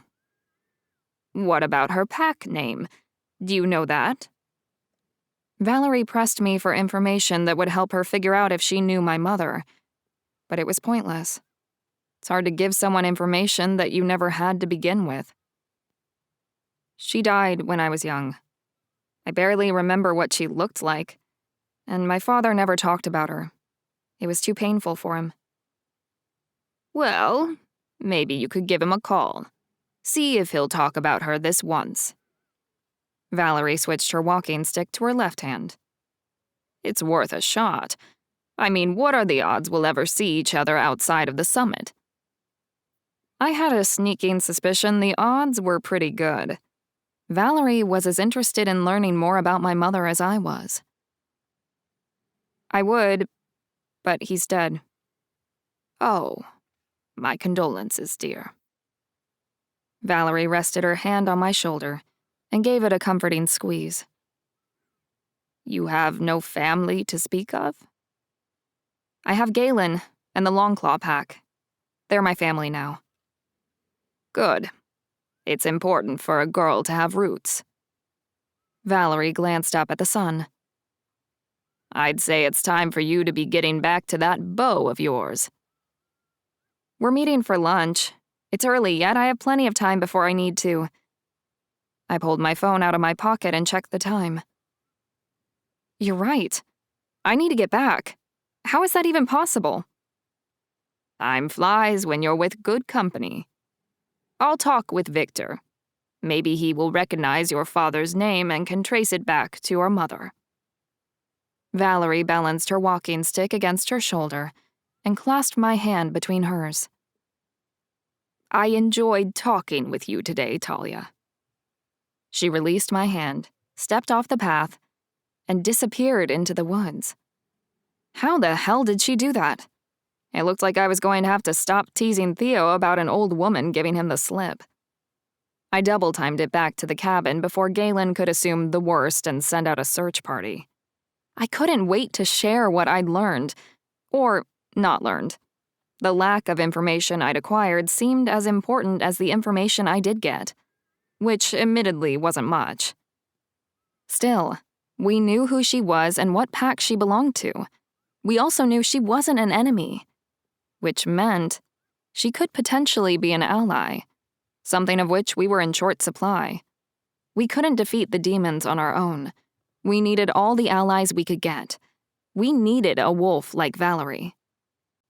Chapter 18. Galen. Talia still hadn't returned from her hike when I got back to the cabin to pick her up for lunch and the closing ceremonies. I glanced at my watch and talked myself and my wolf off a ledge. She was 5 minutes late. That was nothing. Hardly enough time to send me into a panic and organize a search and rescue mission. Still, this was Talia, and as proven on multiple occasions, trouble followed her everywhere. She could defend herself. I'd seen her fight. But the peace order put all of us in a precarious situation. You had to calculate whether the argument was worth coming to blows over, And in a fight, those calculations cost precious seconds. I decided to give her a few more minutes and used the quiet time to call home and check in on my dad. David answered. My father was sleeping. I didn't want to wake him and used the time to bring my beta up to speed on the summit, where we stood with the demons and the few allies I had managed to convince to help us. Talia emerged from the pines and crested the hill just as I was filling David in on the other events at the summit, namely the ones involving the Northwood pack. Things had escalated. I'd hoped to return home with at least one problem resolved, but even with the council orchestrating a unification the likes of which I'd never seen before, the fight was still at a local level, and there weren't enough wolves to go around. All of the packs were stretched thin. "Hey, handsome." Talia smiled and waved as she abandoned the path and cut across the grass. "Sorry I'm late. I didn't mean to worry you." I wasn't worried. I tried to play it cool, but she saw right through me. "Good, because we have a lot to catch up on over lunch, and I need you level-headed. I'm just going to use the bathroom and then we can head out." Talia grabbed the key to unlock the cabin out of my hand. Something happened. I closed my eyes and shook my head. Anger and frustration twisted my expression and curled my hands into fists at my side. I knew it. "Nothing bad happened. It's just information I need to share with you, but I really have to pee first." Patience wasn't exactly my strong suit. I followed her into the cabin and questioned her from my side of the bathroom door. Her answer about meeting Valerie was the last thing I expected. "You mean, it had nothing to do with the Northwood pack?" I found it hard to believe Maddox hadn't used the Alpha-only morning meeting to his advantage and harassed Talia once more before the summit wound down. "Not really. At least, not in the way that you mean." Talia shrugged. "Valerie asked about the Northwood pack. She seemed interested in why I wasn't a member anymore, but other than that, no. No sign of Maddox or their third." "It's a bit strange, her watching you the way she has been. But if she wanted to hurt you, I believe she would have done it by now. It's not like she hasn't had the opportunity." Talia and I locked up the cabin and waited for Theo outside. "Who's hurting who now?" He skipped the last few steps, vaulted himself over the railing, and stuck the landing in the grassy side yard. "Talia found your mark. Had a nice little chat with her, too." I unzipped the plastic door and helped Talia inside the UTV. "What? No, she didn't. There's no way." Theo continued to grumble his disbelief as he climbed into the back seat.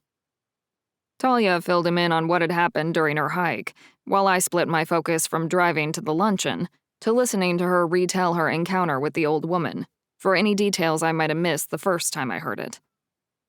"Mount Bona, huh? That pack is pretty far north."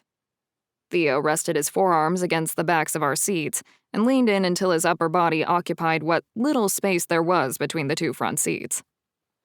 "And that Victor guy is a member of her pack, too? We called that one." "I think we can convince them to help us. The demons haven't moved that far north. She said the packs there are small, but I'm sure they have some wolves who would be willing to help us," Talia said. Talia was an optimist. I envied her ability to see the bright side, or at least find the silver lining. I hope she was right about Valerie and Victor. We needed all the help we could get. We arrived at the banquet hall to find a memo taped to the front door. The luncheon had been canceled, and the closing ceremony moved up. A legion of demons had attacked a neighboring town. The Alphas who lived in the region had asked the council for help, and in an unprecedented show of good faith, they agreed. Lead by example. It was something my father taught me before I could hunt on my own, and had long been in practice in our pack. But it was a first for the council. Their leadership style had always been more of a do as I say, not as I do approach. Still, the council stepping off their dais to help another pack boded well for the rest of us.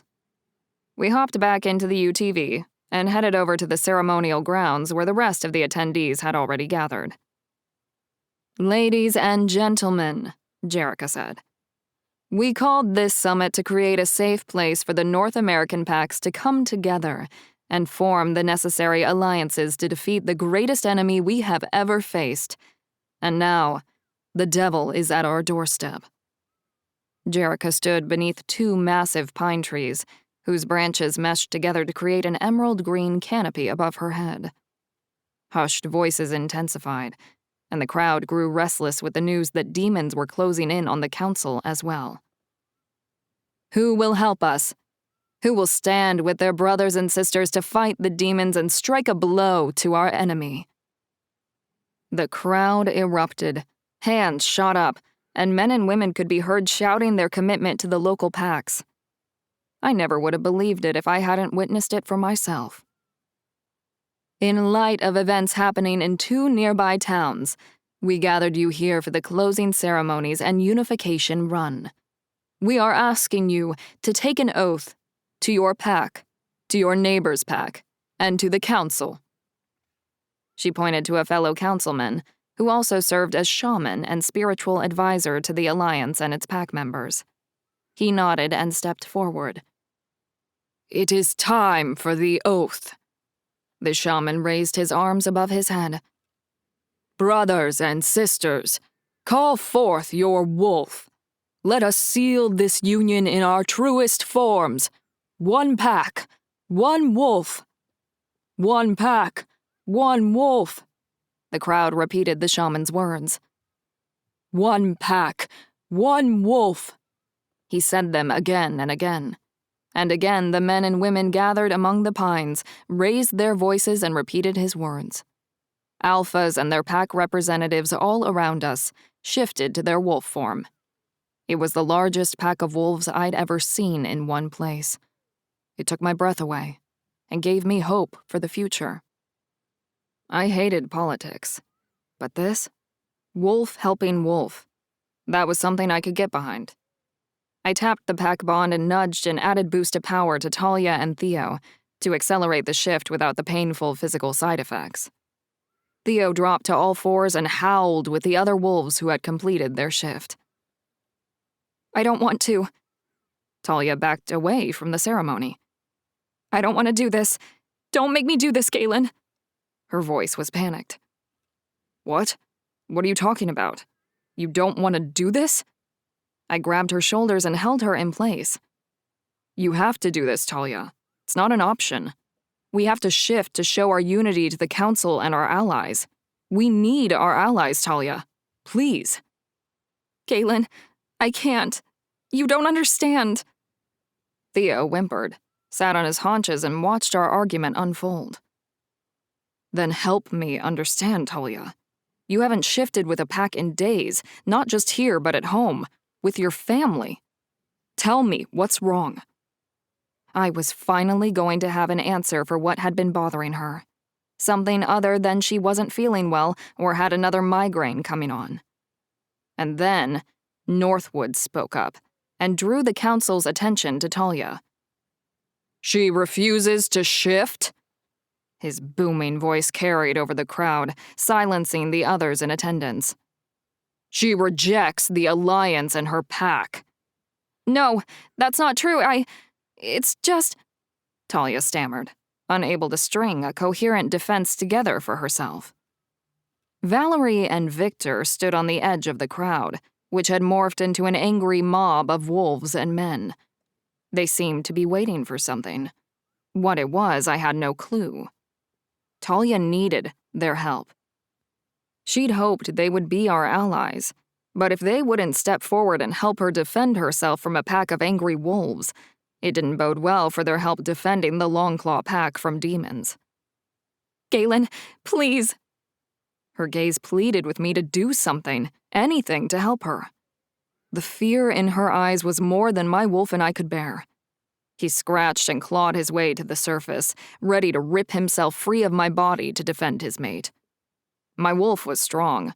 One-on-one, there weren't many wolves at the summit I would hesitate to challenge. But we couldn't take them all at once. Enough, Jerica growled into her bullhorn and brought the mob to heel. Galen from the Longclaw pack, step forward. The crowd parted, forming a narrow aisle for me to walk. Councilwoman, I steeled my nerves and my spine and stood at my full height before her. I don't know what is going on with your packmate, but I have other, more important news to share with you. What could be more important than this? I hadn't meant to say it out loud.